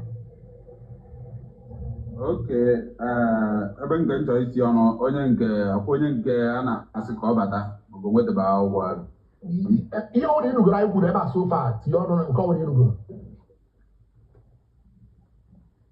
Okay, abịa na nke ambụ ụzọ betago na nke biznes. Na nke biznes, onye ji 100 million bata. Advice i nyere dị oke. Banyere na onye ahụ ọ chọọ ụmụazị ndị ọsọ ahịa, because ọ ndị ahụ ga-akụziri ya ahịa. You will 100 million but on a line. All depend the line before you but a juice. A juice, a man line in Aba. 100 million is a big money. It's a very big money when you're not able to bata, you make it in Nigeria. That's 1 minute. 1 minute, 1 minute, 1 minute. 1 minute. It's in 100 million big money. Mano, the same one on Nigeria and why you want to go na buy a tipia go. The same one on Nigeria call ya abo mmadụ si obodo Igbo kpọọ unu na phone. Unu si anyị na baa ya etipia go enwezi ya na-eme na baa anyị abatakwa na baa ya enwezi isi mana ị na-agwakwa anyị na 100 million very big money. Why is unu ji asịrị anyị asị? No, ọ dịpendị onye kpọrọ. Ịma na ihe niile dị n'ụwa wụ onye kọntaktị iji and information iji. Ịghọta go dịpendị onye kpọrọ. Onye nwe ihe ọ na-eme ebe a ga-agwa gị na obodo gasara agasa. But onye nwere ihe ọ na-eme ga-agwa gị put it right. Maka ihe 100 million. Onye na-eme business dị 100 million na-eme business na Nigeria. No go gree go outside. Sure. Nwoye nọ n'obodo a na-adị 100 million na-eme business. Ya sị ka ọ na-ahapụ ọ na-eje obodo Igbo. Nwoye na-eje ime ebe ahụ. It is sure. Yes, now ọ depend na the track ị nọ and n'aka ịbanye. Somebody say obodo Igbo bata ji 100 million so na ọ chọrọ ịbịa mee business. Ihe onye dị ka mụdam butuo anya ala. Mana ịbịa dowe ahụ na isi obodo Igbo bata. Before ị na-enweta onwe gị akụgoro ego ahụ to 50. Ịghọtago? But ike a mụọ dan ịbanye na the enwe once na iji capital bata line bata na right track ị ga-eme kid money. Ị gaghị efe ilu na ị ka batara abata. One minute, because in a way from experience or in a business. Now, it's in only 100 million naira in a business and a buy. No, that account came a travel and go, but you know, they are there. So, yeah, bro. 1 minute. When I will ask, here I confused. It's in only 100 million naira which in a business and a buy. Now, the person had that account key go, but you Manon, they don't buy in a Japan web to 60 million when they make Canada visa. Ndị nọkwa na buy na-ewepụta 70 million wee na-eme Canada visa. Ndị nọ na buy na-ewepụta 50 million wee na-eme visa Canada. Why is ha ji eme? The same thing aka m na-ekwu. Ọ dipendere ebe onye nọ and ihe ọ na-eme. Enwe ndị ga-anọ n'otu a ọ filizie na ihe ọ na-eme anaghị agazi na ọ travel karịa mma. Ịghọtago na ọ travel karịa mma. Mana enwe eji 50 million ahụ 60 million na ndị a ji eme akwụkwọ. Mana ọ pụta agwa gị na 50 million ka onye a ji eme biznes ema nkwe. Gị nwa isi obodo Igbo bata aja amụọ ya na aba oyi ga-egwu. Ịghọtago mana ego ji 50 million ọ ga-eme ihe niile family na-eme o jiri ụmụ na-azụ ụmụ na-agba ezigbo moto with that 50 million ya ọ bụrụzikwe mgbe i nyere 100 million. So the thing lies on contact iji and the information iji wee bata na line. As onye isi obodo Igbo were 100 million bata. 100 million is not a small money. Iji 100 million eme business n'obodo a. Ihe niile obodo Igbo ị ga-eje ewe ije go ahịa bata. You make a move, nweta more contact. 1 minute. Now, enwere ihe nchọ ịjụ gị na somebody nwee 100 million now. Ka business ọ dị go eji eme na buy ọ ya wetin ọ na catch out. Just kọwala anyị otu a nọ na ọ na nwee 100 million. Ka business ọ dị gị ka mmefu isi na Nigeria ọ ya wetin na catch out. So many business 100 million ga-enyekwa gị ego ahụ. Kọwala anyị ọ bụrụ so many why like you choose the shop. The two in the shop, building material ga-enye gị that money. Because even a building material, so many things that are building material, only 1,000 different type of goods in a building material. Or you go cement, if you invest or 100 you million. go cement, or you go cement, you go plank, or you go cement and do a plank. There you go. You know, building materials can go. When a man that want to go for, can get no. One nature, one animal like mad walk or koala. It's like building material. All that you go into or go cement, go plank, or never call you. Why in call you PC Diego? Like Abiana building materials, I think of money. If you was accessories, kitchen accessories, toilet accessories. This is what people buy every time. I cannot Nigeria cannot develop every day. I cannot build in 247. So those ones can give you that money back. In the shop, Okay, yes, okay, in the shop, I call it TikTok. Now, for what I call TikTok, the same way by Tana building material now, by Tana the right hand.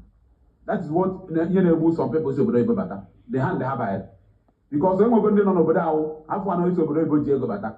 Have an opportunity I get to stand by their own business. They will not tell you the truth. They will be eating you up until I get pay. My brother, don't buy Tana go you to a lot of people know when they guy in Mano John told the people he waiting a buy. A lot of people Jiega and a man, the problem I know when all job. All John doing I need to buy. All John doing I need to buy. Now when I handle because somebody not handle it. Thank you. That is two things. Thank you. All John to have based on who because the matter na be able na say na buy go. A lot of people na business ya doesn't buy. Then one of business here team we get with the go back. So Messi all John to a lot of people. This is even at China now. The buy need now and it is China.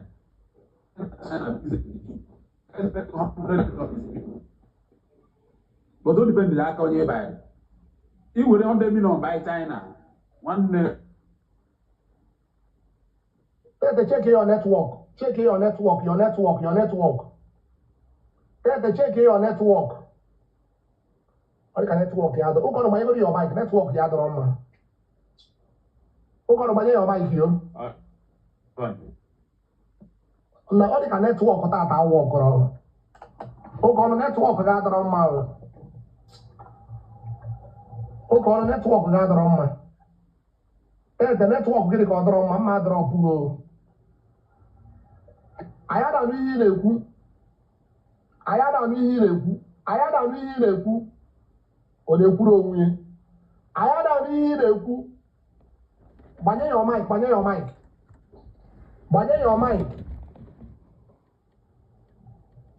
and no again now. Got you?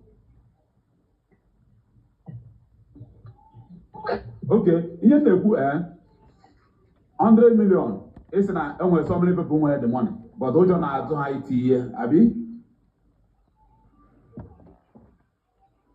And I'm here to I don't need a Bugani. Okay, I'm here. Okay, it's not when they want to have the money, but those are not based on Nigeria. Now, the question only see over 200 billion so over but actually in a business. I want you to need money, no, born. All the okay. Not worry about the business, no, not eating. Check your network. Check your network. So 200 million. Check your network. You man, I know live. Check your network. You probably know when you work. Check your network off my own. Check your network off man. Look, I your business now, but Madi game in Nigeria with 50 or 100 million. Although the first one, solar panel. Everyone can be Zoku. Or you have two solar panel in Nigeria. When you are Diego. And in a business in Nigeria, here try to make business in Managa here because 80% in the alone on solar in their houses because Nigeria government had this a lot of places near Morocco. So solar panel go number 1 mmadụ ga-emewu. Then number 2 iji dee ego chọkwa imekwu business ọzọ ị ga-emewu farming. Ọdụkọ ihe na-eme ndị be anyị na-afụ farming like no ịnagbo ihe na-asọ oyi or something like that. Before you continue, ana m like ịgwa m na ihe a na-atọ ụtọ, ịgwa m ihe ọ na-atọ ka ya. Akwa ị n'obodo oyibo and ị na-enweta ego, ị na-emebe ọfụma, ị na-atụ solar panel because ihe na-atụ ya wee gwa m na ịma anya ya, ị na-atụ ya. Adịghị m atụ ya mana enwere m onye na-atụ solar panel. So ka isi wee marụzi n'eziokwu ka ọ na-ekwu. Because ọdụkọ anyị nọ na group, okay, the person a na-akpọ ya Zenko, the person na-atụ ya, anyị nọ na group. So ya anyị na-eme bụ ịchọ ime invest. For example, o nwere ike ọkwụkwọ ọnụ sị gị na next month na ahịa na-abata. Ịghọtara, ọ bụrụ na ị chọrọ itinye ego like invest in his goods. So ya eme ọgwa anyị na group maka ya old association ka anyị nọ. So agwa anyị na group na ahịa na-abatakwa next month or next 2 months. Ịghọtara. So ọ bụrụ na ị chọrọ itinye 1 million, a agwa gị tinye dị ka 1 million, ị nweta like 1.2 or 1.3 within 2 months, 1 month. Ịghọtara. So ọ bụrụ na ọ dị afụ ego, ọ ga-asị gị mee invest. Ịghọtara. So ndị mmadụ na-etinye ego dị a, ọ na-atụ solar, ọ na-atụkwa tiles, bricks, marbles, ọ na-atụ all those kind things. So nke ọbụla na-abata na ọ ga-agwa gị sị gị na ahịa na-abatakwa mgbe dị ntu a. Ịghọtara. Ọ bụrụ na iji ego chọrọ itinye ego, itinye ego so that ahịa bata, ọ rechapụ ahịa, ịfụ your own profit ya. So the guy na-atụ ya, mụ adịchọ ọ na-atụ ya. Then another one kwa farming, dịka ntụ nsogbu ekwu.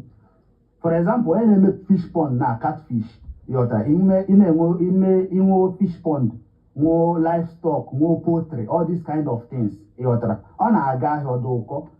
Na economy jọrọ njọ na ba ya adịrọ mma na ego tipịa aba na mmadụ aga ata anụ, aba na mmadụ aga ata chicken, ọ bụrụ na mmadụ aga ata azụ. Ọ bụrụ na gị nwa na onwe oge achọrọ ịta azụ, ọ gị nwaanyị ga-eme gị gonye ya azụ ọta azụ. Ịghọtara. So farming na-aga ahịa, solar panel na-aga ahịa. Nke a business na-abụ m ga-agwa gị na-aga ahịa na Nigeria. Ịghọtara. Okay, 1 minute. Onye ọra ya ekwuchi okwu, nwaanyị ọmị na-ewere aka gaa n'ihu. Okay, ọgọdụ ka ọ dị biznes mmadụ ga-eji ego ya banye iwu. Foodstuff business, akụnyụ rice, akpa groundnut oil, tomatoes, ihe ndị ahụ. Ịchọrọ ime biznes ime isi ị ga na-ahụ ego gị anya.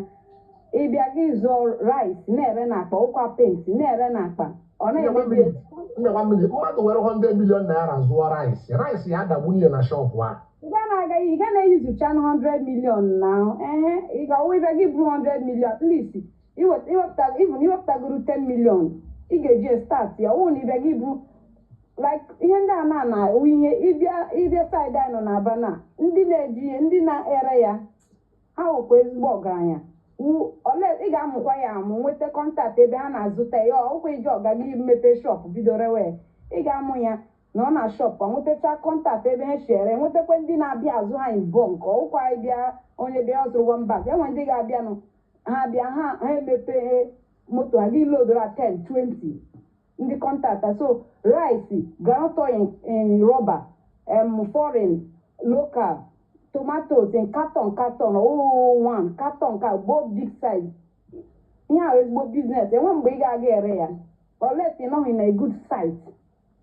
Ọkwa ị ga-aga imepe na backyard. Ebe dị from business nke anyị na-ekwu, business ya onye nọ na Nigeria, a na-ekwu onye si obodo oyibo bụ 100 million bịa na-achị ihe ọya eme, onye ji 100 million ti ihe na-ere rice na tomato. A na-ekwu business ọya awụọ masị international man, ọ nọkwa level international man ahụ ọ nọ. Ọ pụta ọ na-ebu beans n'isi, o buru beans n'isi, o buru gari n'isi. Ịmakwa ndị a na-ere rice na ọwụnụ ha nwa na-anọ na shop na ha nwere ụmụ ha ka dị ji ego karịa. Ndị ahụ ndị ga nna ya mee kọlụ asị enwe ndị chọrọ 20 baht eme kọmand ọnwa ọrụ ha ga-abụ gị ọwụ na aga na shop na-ere 1 ihe ndị ji ego ịhụ ha ọ dirty business but ihe ahụ ndị na-ahụ ego anya nwere kọntaktị eji ere rice. Ọ bụrụ na ya brọda na America na-esi ya nọta bịa eme rice na beans. Olesi ọchọ n'ime ọchọ ebe a ga-aga kụchie ya mewe ọgwụ ahịa na biznes kụchiere ya ego. Ị ga-aga ebe ahịa ga na enwe otu ị ga-anọ mire ya Jenụwarị, ị ga-ere Disemba, ị ga-erepụrụ ya ahịa gị ma ị nọ na good site. But ọwụ ndị mmadụ chọrọ ahịa dị n'iti, ịbịa gị nọ n'ọfịs esi na-eku gị ịchụọ ego, ị ga na-ahụ ego anya anytime. Ọkwa foodstuff business ọwụ one paint but ọwụ ị ga-etiche 100 million mba.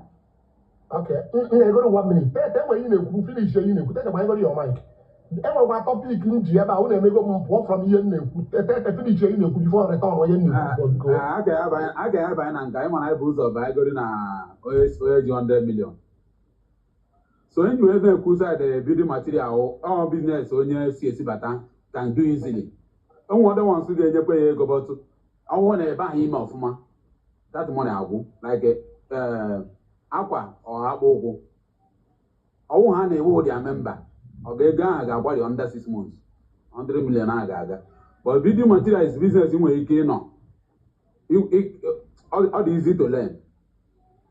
All easy to learn. Different things on a building material is easy to learn. Because they always go in bulk. Onye abuti ore ebe obutezi ekere ebe oyeri oyere se ọ ga-abata na line ndị na-eme the business ọ ya nọ na ya dị ya wee na-eme ọ ga-abata na line ndị na-eme the business ịghọtago ọka mụọ dan wọchizie ụmụazị ndị ọsọ ahịa ọha wee agwa ya ihe a na-eme ọ nwere ama mgbe ahịa bere ego na ahịa na-ebe ego na ahịa na ọnọdụ otipịa like you said ide iwere obodo oyibo gide n'ahụ ime mana ije ha ndị aka inwe isu onye ọ na-esi obodo oyibo na-abata na ọka ọ bịa last eme business ị ga-edogodo obodo oyibo gị one side but onye na-agwa ya na building material onye nwere ike ịbatanwu different type of business nke ọ ga-abatanwu ọwọkụ nwe orie 1 minute. That means business can on a buy. That means saying a buy na business on a buy. Business dị na ọkakwa nkụ. Man, a lot of people na say where's the yarn at all. Capital problem. Business dey mana ọ bịa lazie na ndị ji capital. People that have the capital are making money every day. But onye capital ya agbagotebe ọ ga na-anye nso ọ na-struggle. That is all ya ma na-asị na business adịrọ. Ọ bụrụ ọ dị mana capital like somebody na-atụ enwere container ụmụ 20 feet ahụ enwere ike ịtụ na enough gain of onwe ka na-enwebe 5 million mecha na-enwe 3 million. Somebody will go capital can bring it 5. You got to go once you don't go that bulk of money 3 million by 5 or 15 million naira on a batch by batch you can go 4 times in a year you might go no make it. But onye ji onye na-ebute one before they are guys don't go reach an profit. You got that is when you say 100 million is a very big amount to start. Okay. Take a 1 minute. 1 minute. Whenever your mic. And Kevin, whenever your mic. Actually, me is serious. Now, I want to thank you very much. Kevin, I want to hear one night working forever. One night working sinner only 51 years or 50 years. Then when you want to go below the bed, they had bicycle. No one you go 50 years, got that over, but they had bicycle. See on that side, though. Imago Mumano when I did not agree with him. Because na ina na nyama sibe Eliza ha we nata holiday. Ima na ya ine kubo the stress na enjoy how many years or the emale yo for the oluo 50. But na ogolisia na eko na ọ ga-anachi ya kwa de ifugie ọ ga-anachi ya kwa London. Na ọ bụ na ogolisi otu ọ nọ na ba ya onye kwuo ya ọ ga-anachi kwa London. Ifugie ị ga-ajụzi ya Kado how many years off for the area? Eco 50. Then I will have to go the question now because now we are gas as I to solo Nimo beer. Then the young guy just there now or dog come there now. I put it to you. Because my brother, I want to put it to you today because you have been putting it to us. And let me put it to you. So I know one never back at that. It got also draw how many years ago for the IGBO 50. Sarah Posiokua. So, can what is the only the 50? Nasim bonnet you better tell to ya. Now, only the 50 years or 60 years. Ga Western world. Can now go Thailand, Malaysia, Ebega, Deda Tobolo, Deda Tobangong, or Boroko, there. Ga Western world. Here, no achieve on Nigeria for 60 years. I hold it. Or no 3-4 years or mehan chanine. So kezi matazi no nya ihe juesi no nye the system anga obodo ibo or no barazuli iji ego obodo ibo kedi yo de ka na aga obodo ibo eme obuna oburo mbo obuna medical check up onya adara ya aru that means no je de three yo me kezi ihe gbochizi ya mata na manga obodo ibo ihe a question na aju because na alụgo people dan koko and na nna ekene chukwu nna maka ihe dịka program anụnwa ya na-etinyesi ọnụ ịdị na-agwa ndị mmadụ eziokwu ka people hapụ ịdị na-eche uche ikwe. My brother, onye dị 60 chukwu nna gosi opportunity ijede test ya western world ga-aga there ọ ga-afụ na 60 years obi na be anyị ba afụfụ ka ọ na-ata n'elu egi ya ifugi ya na ịma nọọsụ ọsọ na Afrịka ka ọ na-eme mmadụ go TV akpọ ndị mmadụ eme celebration onye go phone o celebrate ya onye jisi ike gota na o celebrate ya onye jisi ike lụtụ na o celebrate ya gị ma mụ na gị bi western world efu na ihe anụnwa bụ ego si ya na school mgbe ị dị like 18-25 years ị dị entitled to car house loan ya niile good job so dankoka alụ anyị na ala Igbo alụ anyị n'Afrịka ka mee people aka na-echekwa uche somehow. My point bụ na na o nwere ihe emebi onye dị 50 years 60 years nweta opportunity ịga ọrụ oyibo ịghọtago ọ bụrụ waste atọ kama ihe ọ ga-abụ bụ uru ịghọtago ihe a na-akpọ uru bụ profit tụnyanwa ọ bụ na o nwee ezinụlọ nwee ikwu na ibe. Thank you. Now, from here in the could say, where are age, obodo iche, where are age, obodo ibo? Yes, enwero age, but na ịma na ihe o ji atọkarị bụ n'okorobịa.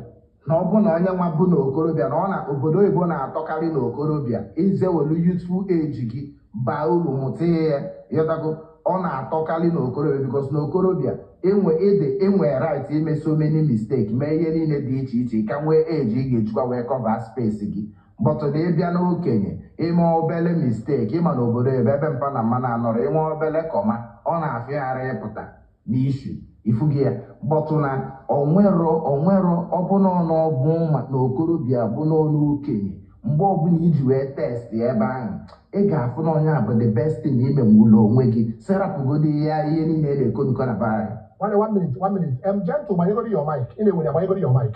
Nwanne ka ebe isi ajoin anyị. My brother, they won. Well, good afternoon. Can you say again? It's my answer. Nice one. Can you get an answer one day? I'm so one day where you 1 night working for a last, and we age only 50 years or Selena Kakon on a view, but you're on that side. Yeah, thank you. Also, if you about my brother, in case there's no good anger, I'm going to say that now. I was one of my uncle calling one not on the Obodo however, none of 50 something years. Boy, I say no wasting of time. First of it, but now, on with the family where Umas and I buy. When they go Obodo Yibo. The reason why only the 50 years I'm a Jew about Obodo Yibo come hit here the point to go open Kenke. But that now. If you know Obodo Yibo can now, I'm alone care side our brothers no. One day, Obodo company nga trial for interview. First question, but how old are you? But a second question, what do you have in your CV? Or if you were in Africa and your CV, you got trial on a company in Obodo Yibo. One now is wrong because I'm going to make mistake. So, even you but that na go on now, Obodo Yibo, even now 45 years, is wasting of your time. Because all neighbor tell no, can we na go akwụkwọ as onye na-anọ na system na-apị kọmputa gocha ya na buy na-arụ na high-tech office. Iwe bịa ebe a nọ wee bụ nọ ihe ọrụ aka ọ nọ ife ọrụ logistic ka ị na-aga nrụ ọ nọ restaurant. My brother, that 50 years, even emekata eme ọ bụ na 15 companies reject everyone were gị. That 50 years ga-akụrụ na arụ ebe ị na-arụ dị ọrụ. Because go on Adam Jaro the Olo as one Africa. Chetaway obodo a ka were obodo a nọ wee na-ekwu ndị Eastern European, ndị Poland, ndị Yugoslavia, ndị Czechoslovakia na ndị otu ya faju na factories ka aja n'obodo a na-akụ ya ife akọtakwara ya ma nwaanyị ma nwoke ndị Russia. Then you choose your 50 years wee bịa there ka ị bịa gbuo ihe na-ada 25 even more than 25 kg. Then before in area 2, 3 years, 4 years, 5 years, one badago. ifu that ị na-agazi ije inwe isi ukwu one side isi ukwu enyewego gị nsogbu. And meanwhile, before company na-ewe gị n'ọrụ at the age of 50 years, imagine that you are only doing one thing. You are either bus driver or truck driver. Any other jobs, nwanne, ọ ga-ahịa gị arụ nweta ọrụ. So, ọ nke m ga-ekwu na ka m gụọ ya ka anyị hapụ ya ebe a. One minute. Ịmara ihe mere anyị ji ekwu okwu ahụ ọ bụrụ na ị nọrọ obodo oyibo nwanne kpakọọ onwe gị ọnụ ọ dị very very very important. Nwanne ihe ekwu okwu ịnọrọ obodo oyibo kpakọọ onwe gị ọnụ ọ dị very very important. Ọ dị very very important. Mana enwere ike a na-ekwu ya echenọ cruise ka anyị na-akach. Enwere time ọ ya wee nwee eji ya wee ruo n'obodo oyibo those things ị na-emenwu kịta ihe emenwuzie. Ọ bụrụ na ị chọrọ ọrụ gaa na company first thing I ajụ gị how old ka ị dị. Ese nara 50 years. Enwere ọrụ ha ya ezi enyenwu gị. That's the fact. Enwere ike ha need somebody ọbali ya na-anụ ọkụ. Enid somebody ya gbapụnwu ọsọ. Enid somebody brain ya chi ọkụ. Ese na ịdị 50 years anyị asị gị na ọlụ adịrọ. Ọ bụrụ na ha achọrọ inye gị dị ọlụ mana enwere eji ya na-achọ. So ọ bụrụ na ị nọ na platform a na ị n'obodo oyibo na eji ka nọ na your side maka onwe gị ọrụ. Nwanne gbanyegoro your mic. Okay, nwere ike kwụ 1 second ma agbanyụ 1 second. Gaa n'ihu. Okay, Chukwumerije nke bụ eziokwu. Afa m abụrụ Chukwumerije. Okay, sorry, ọ dị ụkọ, sorry. Nke bụ eziokwu n'iru Chukwu na iru mmadụ. Ekpere m n'obodo oyibo a nọ bụ at least my 45 years ka nna abaghị. O wezikwa ebe ọzọ m na-aga ịma na m nwere investment dị adịrọ m aga dị nga arụ ọrụ ịma na m nwere ezigbo business dị then from there to buy ọ gwụsịa mana adịrọ m ekpekpere ka m nọrọ obodo a ruo 50-55 years ọ bụ ka ọ ha m n'onu dewonu. Thank you very much. Nwanne nwa minute a na-agbanye ya ọma ka enwe ya nchọ ịjụ gị gị nwa na enye gị 50 million kịta asị gị na be ya na enye m 50 million sị m na for now manna because why is he ejuna? Okay, ezigbo ajụjụ ka ị jụrụ m. Enwere m family n'obodo, enwere m ụmụazị na-abụ, enwere m nwunye m na-arụ ọrụ, ana m arụ ọrụ. So between 1 year anyị na-arụta more than 50 million. Ka m were ya na expenses ga-ewezi ife ndị ọzọ. Mana ị calculate ego anyị na 1 year ọ karịrị 50 million. So the only thing enwere ike nkwu na abụdata na ọ bụrụ na ị na-ekwu okwu 100 million masị gị oke na m nwere ike nna due to ife m ga-eji ya wee mee invest na buy. Yes. Okay, thank you. Now, any the 100 na yana. Any yes. Ọ bụrụ sọsọ m ga-ana. Ọ bụrụ sọsọ ga-enye gị na asị gị na be chi yana. Nna m nwa ga-ana ma ọ bụrụ na nwunye m kweta because anụrụ m onye be anyị mana nwunye m ama nkwa ka anyị na with such money. That means ọ bụrụ na nwunye ga-ekwere ya na m. Ọ bụrụ na nwunye m ekwere m ga-ahapụrụ ya ụmụazị ebe a naba. Anyị ncha ga-ayị na. Eche na asị amụ nwoke ya bụrụ nwoke. Enwere m ajụjụ m ga-ajụ this guy. My brother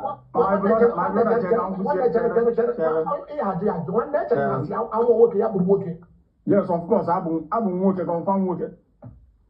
Mana ị na-akọ na your wife ya ihe ayogori ebiko yotu ọ dị ụkọ gee m ntị nwunye m ka m gwara nke bụ eziokwu nyanwa sef bụ ihe na-ayọ ka anyị na-aba anyị. Mana the issue there is that now when you talk about 100 million, if 100 million ga-emechewuru mụ na my family na buy menwe ezigbo investment ga-eme m ka nnachi buy with my wife. And nwunye m bụ qualified nurse ebe a nọ level 5. Then ma kpọrọ ya because ọ bụrụ na ọ nwere ife ọ na-arụ that is different. Ọ bụrụ na ọ na-arụ ọrụ ụmụ ihe 15 anụ a no problem. Ị na-aghọta ife m na-ekwu? Mana ife njisi na sọsọ m ga-anabụdata na I know the kind of investment nwere ike nji 100 million men na buy. Nwee ike m profit from it. Ọ bụrụ na aghọta ife na-ekwu. Ihe dịka food stuff investment nwere ike ga mee logistic. Ọ ife ndịba ya amara anya food logistic. Ọ bụrụ na ị nwee a warehouse ịma data na ị na-eme food logistic na ya na-ebu nri from different villages na buy aba. Ebupụta ya na that warehouse or do well registered, well NAFDAC number, well expiring date, everything do well registered. You know, both wholesale and retail. One day you make here from it. One minute. When you will. It's an overall nearby can okay? Yes, overall nearby can. Okay. Okay, onye ọcha ka ọ. Nwunye m bụ half onye ọcha, half onye ojii, ọ Caribbean. Okay, enwe ihe nchọrọ ịjụ, enwe one boy nọ here sị na onye ọbụla na-anụ onye ọcha mee nnukwu mistake. Njụọ the guy why? Ọ sị na ndị a na-anụ ndị ọcha na ha na-alacha ma ike ndị ọcha na-alacha ma ụkwụ ha, mana ọ na ha bịa na kamera ha sị na enwere ihe ha na-eme eziokwu. My brother dependere ụdị nwaanyị onye afọ nọrọ. First of it bụ data na ịma na ụmụ nwoke be anyị some na-eji maka akwụkwọ anụ nwaanyị, you know. Mụ nwa anụrụ nwaanyị maka akwụkwọ, enwetago m akwụkwọ wee nụọ nwaanyị nnụrụ. And anụrụ m ya azụ onye madata na at least ọ magoro ife ụwa. Ọ mego ife ụwa, mesie ife ụwa wee kwasị arụ. Ọkwebata. First of it bụ na nwunye m, mmụ ya bụ onye ụka to the core. Nke bụ na mmụ ya nọrọ ebe anụ ọ ga-ahịa arụ ahịa anwụ akọ. Mmụ ya bụkwa onye ojii. Mmụ ya bụ onye ojii, ọ ndị Caribbeans anọ ka ndị half America, ọkwebata, ndị African Americans. So ife nji agwa gị ebe a bụ data na nwunye m anụ ebe a ọ mụọ maka mụ na ya si biri. Ọ bụrụ na ọ bụrụ ezigbo nwaanyị n'isi ya nọrọ m n'ụlọ, mụnwa bụ nọmba 1 person kwuru n'ụwa m na nwere ife ga-emekata ka nụ onye ọcha. Ọ bụghịọta. Mana bifo m anụ nwunye m, onye ojii ndị African America, mụ na ya yibago yikata nhapụ ya wee bịa nụọ nwunye m. That means na o nwere ife mfụrụ from nwunye m bifo m nụọ ya. And another thing bụ that na ọ bụrụ nwaanyị niile ka ị ga-atinye ọnụ na that place o mee gị ala. Nwunye m ada eme that such a thing ada eme accept from one, and I don't do it. Okay, one minute. Now, ọ bụrụ na ị bi ụwa ọzọ, ya like kwe nụkwada to your wife. Na m ga-agwakwa 100% yes. Thank you. Ndị be anyị ji akọmọnụ. Ha ji akọmọnụ. Some of them na-asị na ama nna gị ga-echi this that. Gee ntị ka m gwa gị. Nke o nwere mgbe m nara agakpọkọtara m ụmụ nwaanyị na ị ga-alụkwa nwaanyị ọzọ na be anyị.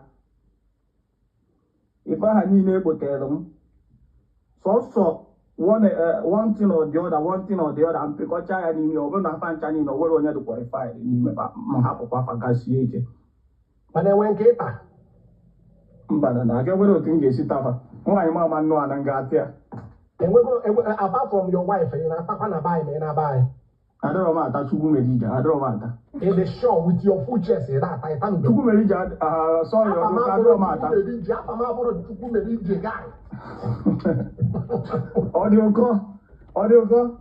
Gee ntị, mba ịma na o nwere ụdị okwu ị ga na-egwu nchọ ka m gwa gị.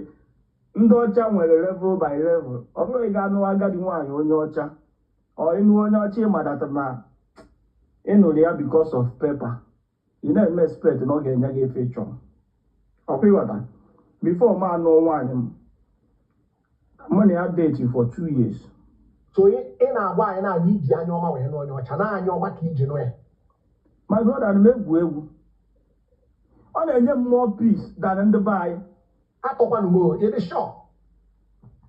My brother, nke mụ na gị na-ekwu okwu a, ebu m moto pụọ since. Ọ tọbere aka m batara ebe a. Nwunye m bụ ụmụazị pụọ gaa zụ ife na supermarket. Ife anyị ga-eji wee mee ụmụ ife nye. Ọ batabere and ọ bata na ọ bụ ọrụ because ọ na-arụ ọrụ sometime from house. Then ọ ma mpụta jụọ m ka ebe ị ga. Since mụ na nwunye m nọwara, o nwere ife fon m ga-adị ngụkọta ka ọ bịa n'anya dị. Mana one minute, isi na ọ na-enye gị peace, more peace na ndị be anyị. Ịnụ bịara onye be anyị na so ka isi mmadụ na ndị be anyị na-enye peace. My brother, with even fugo with ndị kọrọ akụkọ ndị be anyị na-enye peace. Atọkwanụ m nwanne ka ihe akọrọ gị gwagoro anyị ihe akọrọ nke ọla anyị ka anyị mawara ma ọ dị sente na anyị na-anụ. Okay. First of it bụ na mma m even I nwere one guy mma ebe a. Ọ hapụrụ onye be anyị na Spain gbaa ọsọ gbagote obodo. Ọ ka m nweta akwụkwọ bite onye be anyị ọ nụrụ onye be anyị mụọrọ ya nwa na-atọ. So o ji maka onye be anyị aha ruzuo akwụkwọ Spain ahụ ọ nọ n'obodo ata. Ife ọ na-arụ bụ ọrụ ojii, that is number 1. Number 2 bụ that na ana m afụ ndị be anyị nọ UK, ndị be anyị nọ US, otu ụmụ nwaanyị si atụpụrụ fa akpụ yoro. Ọ bụ na aghọta ife m na-ekwu. Another thing bụ that na anọgoro m n'elu akwụkwọ a mụ na ndị be anyị gbaa saga ọfụma. M wee fụ that na before ị na-ekwu 1, nwaanyị be anyị ekwugo 10. Nwunye m adịghị otu a. nwunye m nwere ike m nwere ike kwu in fact mụ na nwunye m ada abazi mba anyị ada aba mba na mba anyị bụ na WhatsApp. Anything m chọrọ ndị na-abụ na WhatsApp ka m ga-ede ya because of our 2 kids, because achọrọ m oru echi nwa m apụta ọkwụrụ ebe a na mụ na nwunye m na-aba mba fe na-enene ya anyị oru echi ụmụazụ m pụọ iro fe tiwere ndị mmadụ mkpu. So we don't do that. I na control ourselves na ụmụ ụlọ because of ụmụ anyị. Ịpụta wite onye be anyị ikwuo 1 before ị na-ekwuche 1 okwugo 3 before ị na-ekwuche 3 okwugo 4. Ịbụrụ mmadụ na TikTok afa na-eme ya. Mana ọ bụrụ ha niile na ihe niile a ọsọ ma ọ bụrụ ha niile ịghọta because enwere ike ihe anyị na-ekwu na esi your friend n'ụwa anyị na Spain ha amụtago nwa ọ hapụ the woman gbanata Holland. Enwere ike ime your friend interview na ọ bụrụ na ọnya nwa cause the problem. Asịọkwa m na ọnya nwa o mana enwere ike ịkpọda your friend jụọ ya kedu ihe mee mara eji ọzọ work ọ bụrụ na ọnya nwa cause the problem. Ya na-agwa gị nothing but the truth. So ihe na-asị na ụmụ nwaanyị be anyị adịghị enye peace of mind all few enwere ike ihe eze experience ofu onye experience mmadụ na-abụ na-asị na ọha niile a lot of ụmụ nwaanyị be anyị dị mma a lot mana the problem anyị na-enwezi na mekaniki ekwezi anyị manụ ndị bụ ndị ala mana a lot dị mma a lot of them dị mma.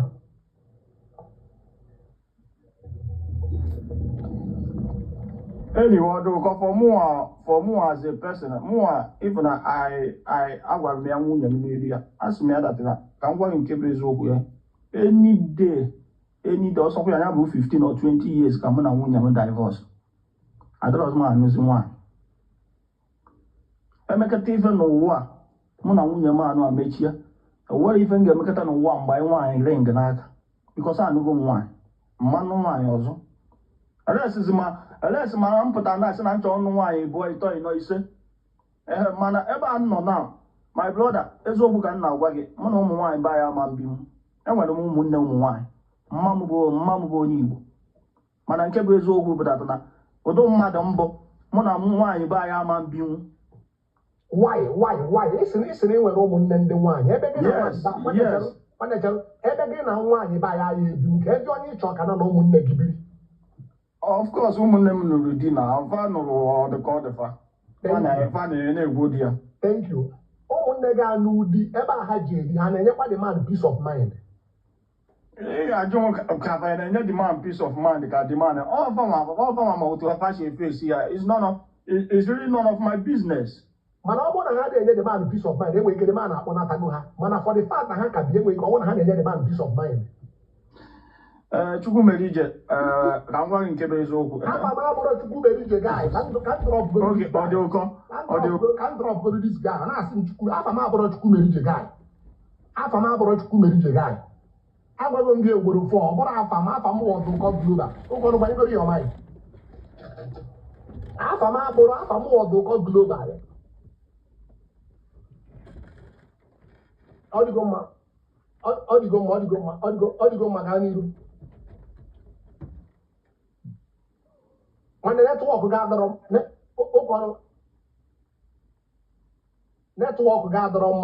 ga-adọrọ mma. Okay. Chukwu na-edu m tigoro ọnụ netwọk ụkọrọ na-adọrọ mma. Ụkọrọ netwọk ga-adọrọ mma.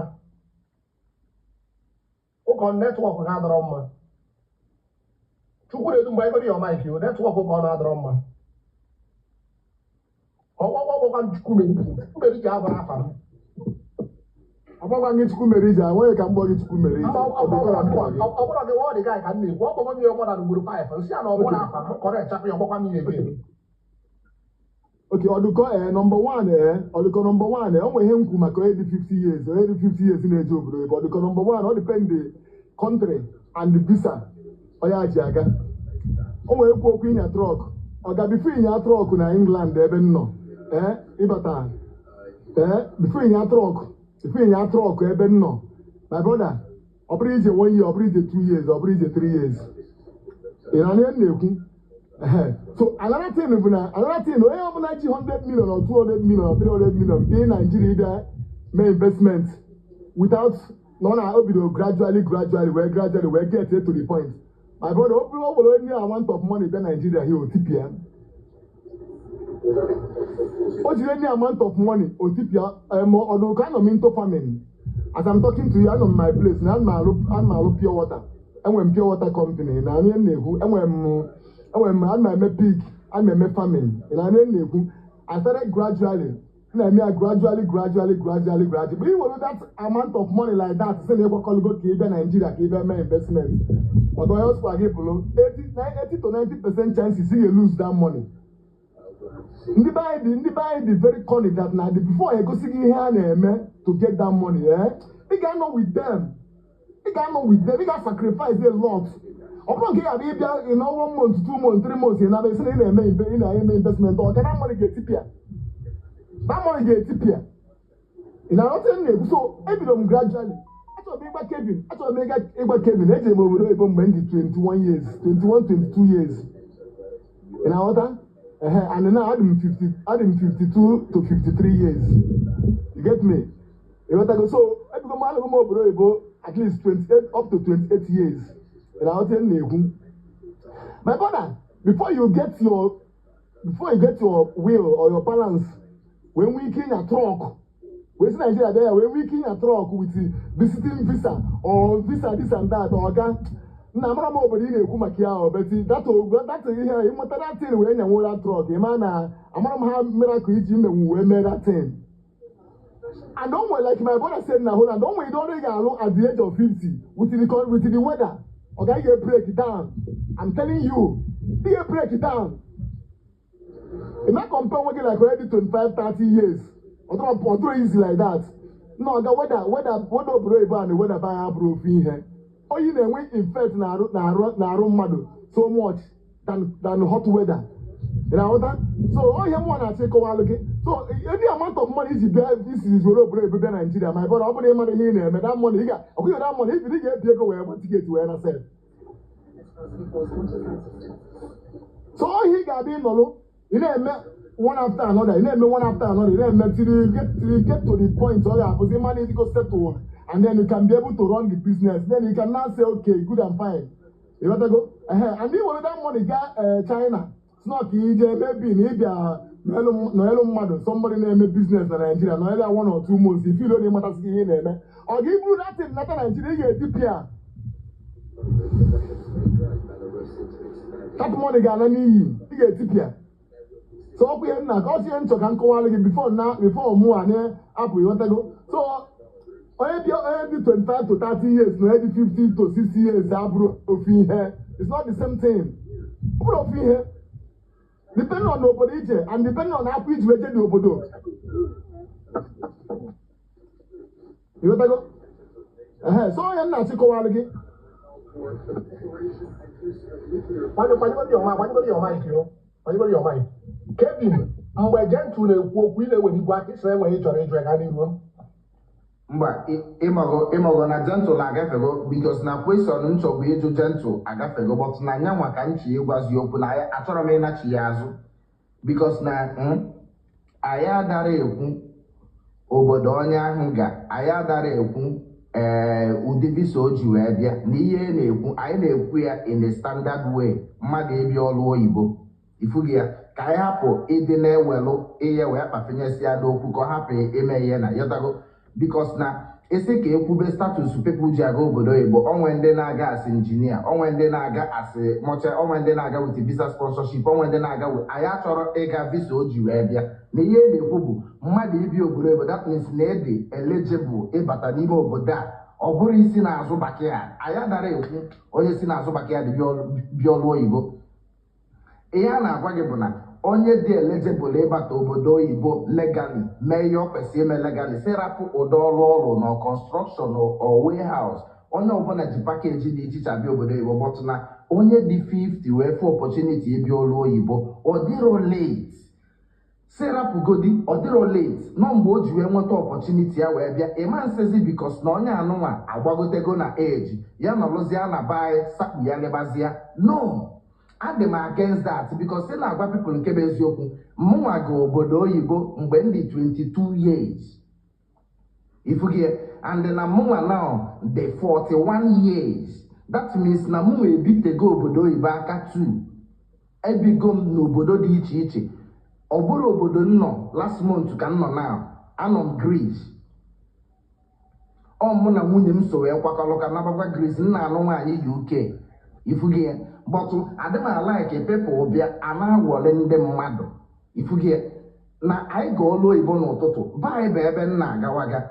A na-ekwu maka biznes mgbe ị na-ekwu building material. Onye nke tọ mmadụ tọ mbụ building material ka ọ na-aga China n'abata ọ nọ baa. Ifugi ọ na-aga obigo China for years, 10 years, 15 years. Decide ịpụta bịa mepe ọfịs na Lagos na Abuja, golo nọ na Abuja, bili with ezinụlọ ya. Ọ na-agazili ya, but anyị na-akpakwa nkata ọ ga na-agwakwa m na situation baa ya adịrọ mma. Ebe ndị nwa na-survive bụ na UK and ego anụ iji etinye na baa bụ na isi n'ọlụ oyibo alụtị ya. Jọsụsị gwa ndị baa ya eziokwu tele nweta ihe dị solid dị tangible ị ga-trust ị ga-ebelieve ị ga-rely on mgbe ị wee na retirement. Onye nọ na baa anyị na-enwere ihe o ji fụ opportunity ịga ọlụ oyibo ya ga ọlụ oyibo bọta ọ bụrụ maka ndị ji tourist visa ga obodo oyibo anyị adara ekwe ya anyị na-edowe ya in a way mmadụ ịga nwa obodo oyibo legal in a legit way. Kebi 1 minute before I got you. I believe kwa onye dị 50 years ekwesịghị na-ekwu na ọ chọrọ ime travel. Onye dị 50 from my own understanding enwe ike ndị wrong mana I believe somebody dị 50 years already. Ọ kwesịghị na-aka akọ na ọ chọrọ ime travel. Ọ kwesịghị na-echeta ihe echiche. At the age of 50 years, ị kwesịghị na-ekwu na ị na-achọ ịga obodo oyibo. Ya kpatara na nka ji I put it to you again. Ifugi ya na onwero mgbe o ji wee dị late because no mentality anyị n'Africa apụta asị gị na onye abụga agadi nwoke ịga ọlụ oyibo. No, ọ bụla agadi nwoke because na mụ na gị mana ndị ọcha na-retire at the age of what? Ọrụ 65. Ụmụ nwoke bụ 65, ụmụ nwaanyị bụ 67 or so retirement fa. Ifugi ya so kedu ka onye si wee dị 50 bụ onye Afrịka ga-esi wee si n'ike agwụgị ya wee na onye ọcha dị 60 ka na-alụ ọlụ. Nna ndị be ya makwa ya na-akọwa si rapụ oyibo nna agwụ rapụ obodo oyibo azụ backyard construction rapụ ụdị ya dọsụ why not ikwukwa na onye bi obodo oyibo onye ahụ agaba bụrụ dọkịta bụrụ nọọsụ bụrụ nke a mebi na o nwere solid package o ji wee bịa bụrụ injinia buy n'oil company. So si rapụgodi Can you go do something? Somebody enwere ihe ọma na buy. Ọ na-eme business, ọ bụrụ dọkịta, ọ bụrụ injinia, ọ gara school. Ọ na-eme business. Mekata business, ọ dị 50 years ego pụọ ya n'aka. And o nwere ego ji aga obodo oyibo. Ọ bụrụ na ọ bịa obodo oyibo, kedu ihe ọ ga-emebe?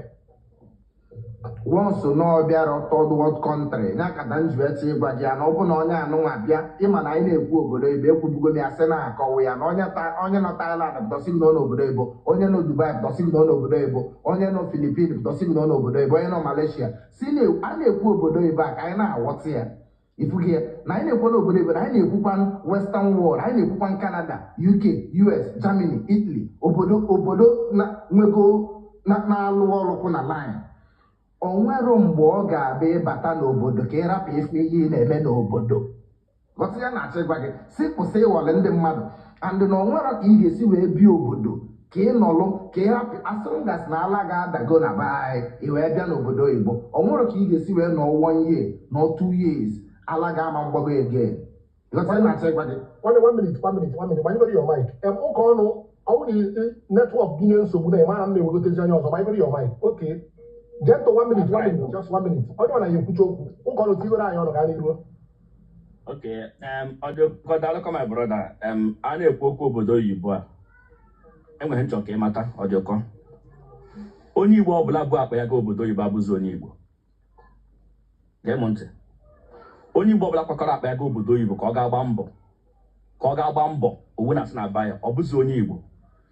Onye a na-achịbata Nigeria, ọ na-afụ Nigeria as a tourist zone. Ihe ọ na-abịa visiting ka ọ na-abịazi ọdụkọ. So onye n'obodo Igbo na-akọrọ gị sị gị ọma mbịa Nigeria again, don't blame them. Ha abụzighị ndị Igbo ọdụkọ they will not come back again finally. Here agaghị abịa visit because why? Fetch go passport that think he feel go na passport a karịrị Nigeria. Ọdụkọ I don't negotiate with them ọdụkọ. Oh, sorry, my brother probably saying that na ya alụzukwa onye Igbo again. Us not the Euro 40 years. Onye aka boy bụ ọ ka nsa ahụ n'afọ ọjọọ ka ọ gwagoto age when a man will become a man. Ọ mata that na ya nwaji nwa ya obodo oyibo na ọgba aka. Oka na start on afara for Odoko. We don't talk about Odoko the 44 years. I can know when you know okay now you're actually Italy. I was saying God has done it, the Lord has done it finally. When he says nobody tell me say so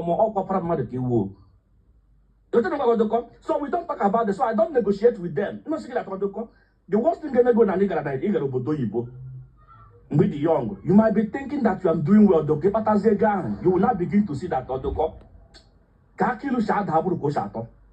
we don't talk about it. You talk about the only plan go obodo Igbo today. Ma nwoke ma nwa, especially nwoke don cut abom wine. One ko plan obodo Igbo, bu nwoke Igbo amụrụ na Igbo, mpe abụ Igbo, me abụ Igbo. Nwere 120% regret ma bere obodo Igbo odoko. Some of them will not tell you. It is sure. Even you and me. Even you, that's coming in the show. You have typical example of one of them. Everybody here in this bus, one obodo Igbo odoko. We like to even the ban as if that obodo Igbo na toto. You can actually son at toto odoko. Let's face reality here to odoko. Okay, 1 minute. Okay, 1 minute before you can leave. It's an onion and obodo Igbo we regret or other obodo Igbo. So can your own regret because then when you regret, abroad regret. Can your own regret? Okay, odoko as only Igbo nwujimri ana afọ. Mpamu woni Igbo, mamu woni Igbo. Ihe ọjọọ mere na alụ nwa Igbo. O kwesịrị izu oke na odoko. Mwa na anụ onye Igbo, na-enuru onye Igbo ọbụrụ my business. Mana ụmụaka gị ji paspọtụ ndị obodo Igbo na ọ dị ịdịkwa onye gbaka nwa. Ịdịkwa onye ka gbaka nwa. Ụfọdụ nwa gị ji paspọtụ obodo Igbo, ịdịkwa onye ka gbaka nwa. Ọ dịkọ we don't talk about ya. Ọ dịkọ ịbụrụ onye Igbo, ịlụ onye Igbo. Nwa gị too n'obodo Igbo. Ọ dịkọ miji nwa Igbo, provided na ọnwa gị n'obodo Igbo. Ịgbakwa ka mma. Ịdịkwa akụkọ n'ụlọ onye na-awụ onye Igbo. This is the part. Okay, Umaka and Tokita now. Yes, you have given them the good life, but your lineage has been closed because they will never come back to Nigeria again. It's not impossible how we don't need again. We speak reality, we don't speak about emotion, not how you feel. This is reality, whether you believe it or you don't believe it. What a crop last Obodo Igbo, or 1 million Obodo Igbo, Obodo Igbo, on what Iji, but Iji lineage progression. Lineage progression is but lineage progression is a no for you. Don't forget about it. If you want to hold your destiny accountable, one in fact, I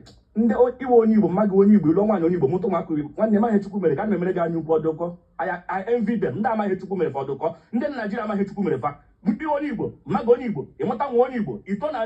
You see, my head or to come up with you understand that I need camera and we are actually regretting it.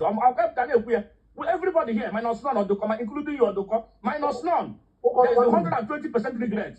1 minute. And when them mana, Hano one Igbo, Moto Mazin Obodo Igbo, Hajiri passport Obodo Igbo, but Omo Hana go school na buy na. Omo Hano na Nigeria na go school na buy. So in a wakun na the man no. Motalo Mazin Obodo Igbo, Nyahapali Obodo Igbo, Bona Omo na go school, Muni Ebri na buy, na the man never regret. Okay, Odoko, what a crobla nebu aja si bia guaja. Bodo domini, Roba or Igbo. Odoko, how I put in 100 and I won't know 0.something%. I got a Pragu room and I got a good when it comes to Igbo contest. Odoko, pay attention, Odoko, Nana Nigeria, G passport, Odoko, Mamaga I go primary school. Secondary school, university na buy Obuzo Igbo odoko, forget about it. Or they go secondary school odoko, all camouflage. It's a matter of time odoko. This reality will not come now. Odoko, it will not come now. He the book it now 1 out of 1 billion%. Odoko, who call it when I'm a master of generalization and I'm in the defender odoko. I know 1% to make exception. He the book 1%. Once upon a time, that is the only person you know. One knows what they know. So that is safe. One knows odoko. Also let me fat here odoko. If for one today, be it proud man, rich man, if I don't the worst people in the each Nigerian over the Okomaga school. I'm not again. They will not come back on the call. I put it here on the call. Even Obodo Igbo may visa. I want to take Nigeria, Obodo Igbo. Elela where I go. Oboimun na Obodo Igbo. It's over Nigeria no find out who goes you on the call. Who goes you? Go on for the village. Quag duka. If you Obodo Igbo odoko, elela dem possible game wela. Obro ni no Obodo Igbo, he na make respect call by the grace of God. You go find the grace of God at a versus spirit odoko. We don't talk about by the grace of God. Odoko, when it comes to reality, everybody is qualified.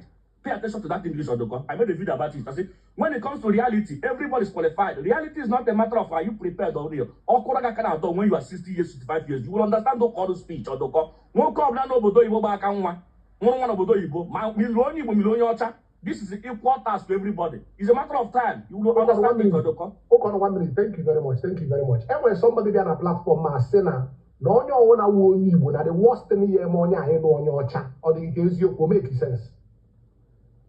Onye nke asef onye nke asef onye in fact onye Igbo lụrụ onye ọcha nwoke lụrụ onye Igbo ọcha ọwụ wọs na onye nwụrụ anwụ na-aga ije ọ dị ndụ ọnwụ ka mma dịkọ let's be fact ọ dị ndụ ọnwụ ka mma ka ọ bụ hapụka ya ị na-arị Igbo onye ọcha ndị ọdụkọ na ụtọ dịkọ forget about the fact ịma ọdụkọ adịghị na-atọ ya ọdụkọ if you live with these people asị ịmara that na ịbara uru kara ndị a na-emere anyị anya ukwu ọdụkọ we don't talk about it anyị ọcha for many years agaghị m obodo ebe for many years ọdụkọ ya ịpụta na-akọrọ aka onye ọcha ọdụkọ let's be fact ị nwere ike if ọdụkọ nwere how you feel pay attention to that ọdụkọ nwere how you feel. But how you feel does not make reality. You might be saying that Ida Nyocha, she's a good woman, she's a good woman. Yes, Odoko, 100%. That's not a good woman. But Odoko, when it comes to the context of Onibo, people don't, Odoko, see how I feel. How I feel is a matter of, it's subjective, Odoko. We speak reality. That's why I say, in reality, everybody is qualified. Odoko, let me give you an example of reality. Odoko, I'm not getting 44 years, eh? If I want to create the animal a day old today, a boy child or a girl child is 1 day old.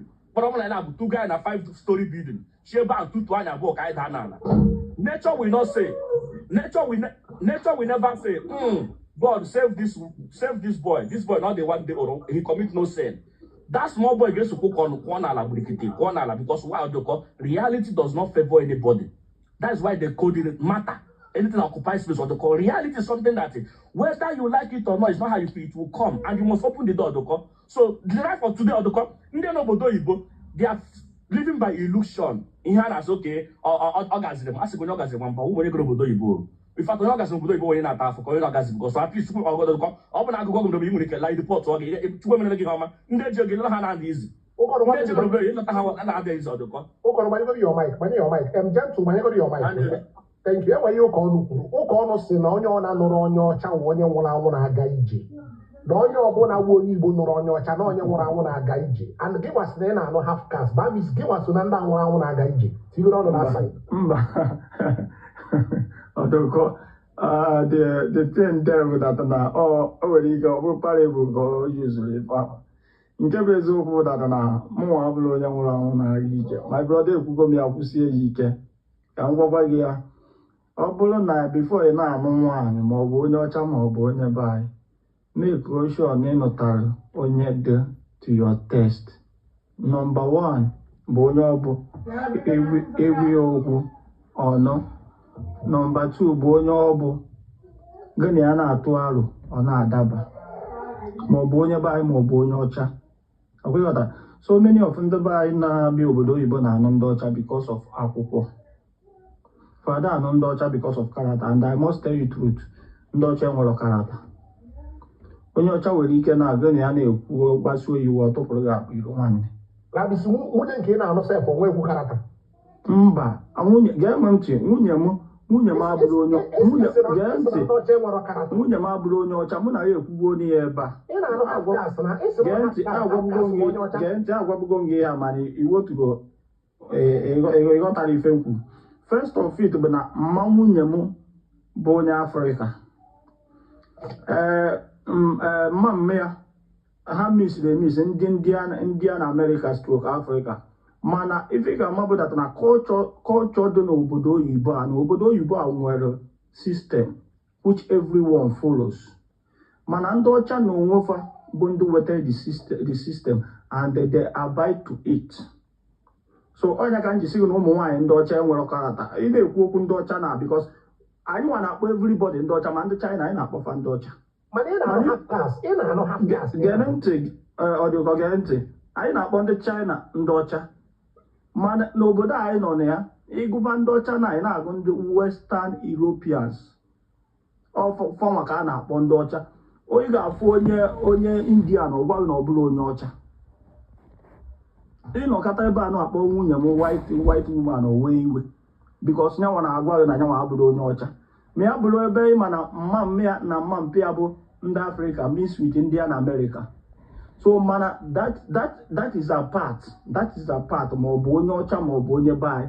My brother, before ị na-anụ nwaanyị ekwukwe enemy ya, try ya date ye nwaanyị na-anụ at least for good 2 years. Ị mara ka ọ ga-abụ onye ọ ga-abụ ịba mba o mechie ọnụ, ka ọ ga-abụ onye ọ ga-abụ before ị na-ekwu 2 3 nwanne okwugo 10. Ebe afa ka nsogbu na-anụ adụ.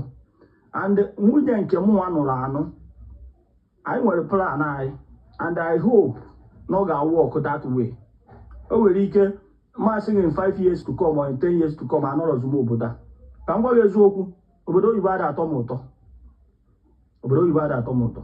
One minute before you can do enwere ihe ụka ọnụ kwuru ebe a. Ụka ọnụ si na onye ọbụla n'obodo oyibo na-regret n'ọnụ obodo oyibo. Ọ dị iko make point. Eziokwu. Eso ma regret ya. Gị nwa sụọ asị na onye ọbụla, gị nwa nwere ike soro ụka ọnụ na-regret ọ mana ndị ọzọ nwere ike ha na-regret. Ana m regret, o nwere ike ndị ọzọ ada regret mana ana m regret ya. Thank you. So even ji regret ya, even ji regret ya bụ that na number 1, ọ bụ na be anyị dị otu o kwesịrị ndụ. So many of us ama bi obodo oyibo. Abịakwa m obodo oyibo na 20s. Na 20s ka m bịara obodo oyibo. So ọ bụ na be anyị dị otu o kwesịrị ndụ. So many of us, ife anyị na anyị chọrọ bi obodo oyibo a, anyị aka nọ na be anyị na-eme ya. Mana today, ebe anụ a nọ n'obodo oyibo, my brother, I'm a full-time businessman na be anyị mgbe m nọ na be anyị. Na-atụ electronics, na-azụ electronics, agbara mbọ. Mana today mụ na-agazi arụ ọrụ na company gas. You know? So, and they bịara ọrụ abịa, manager akpọkwa gị na phone.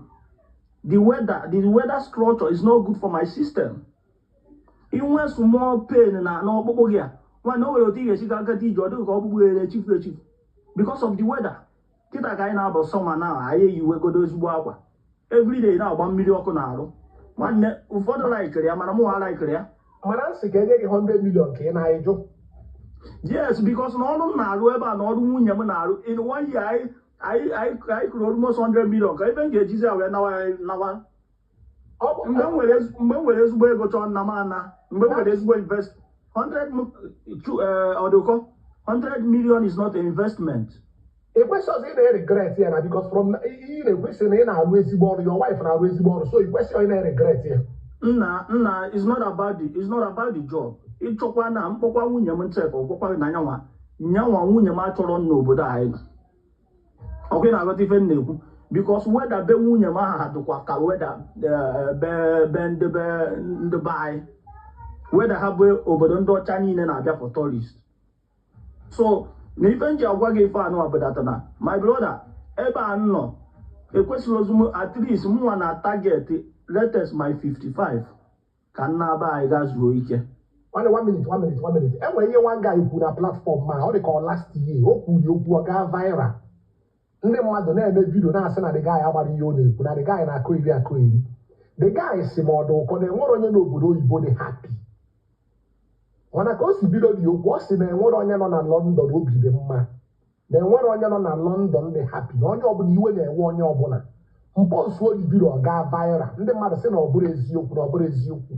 Mana from ihe anyị na-ekwu ebe a na ọ na-adịkwa nka dị gaghị make point because ụka ọnụ si na onye ọbụla n'obodo oyibo na-regret and ajụgo m gị the sentence na eziokwu. Kevin mgbe anyị gọrọ your mic ihe ahụ ka ọnụ na nwanne anyị nwoke a na-ekwu eziokwu ha sị na onye ọbụla n'obodo oyibo na-regret eziokwu. Nkịta na-anwụ ike ọbụna na nwunye ha na-emekpa ha arụ. Mmadụ na-aba anwụ ike ọbụna nwunye ha na-emekpa ha arụ. Nwee ike ọbụna na ha amarọzi abada aba ha. Ha amarọzi abada aba ha. Amarọzi na ọgaba iru ka mma ọgaba azụ ka mma. Ifugi ya na ọnwa okwu ọ ga-abụ pepụ kwuo otu a ma mpụta nsị n'okwu ndị mgbu.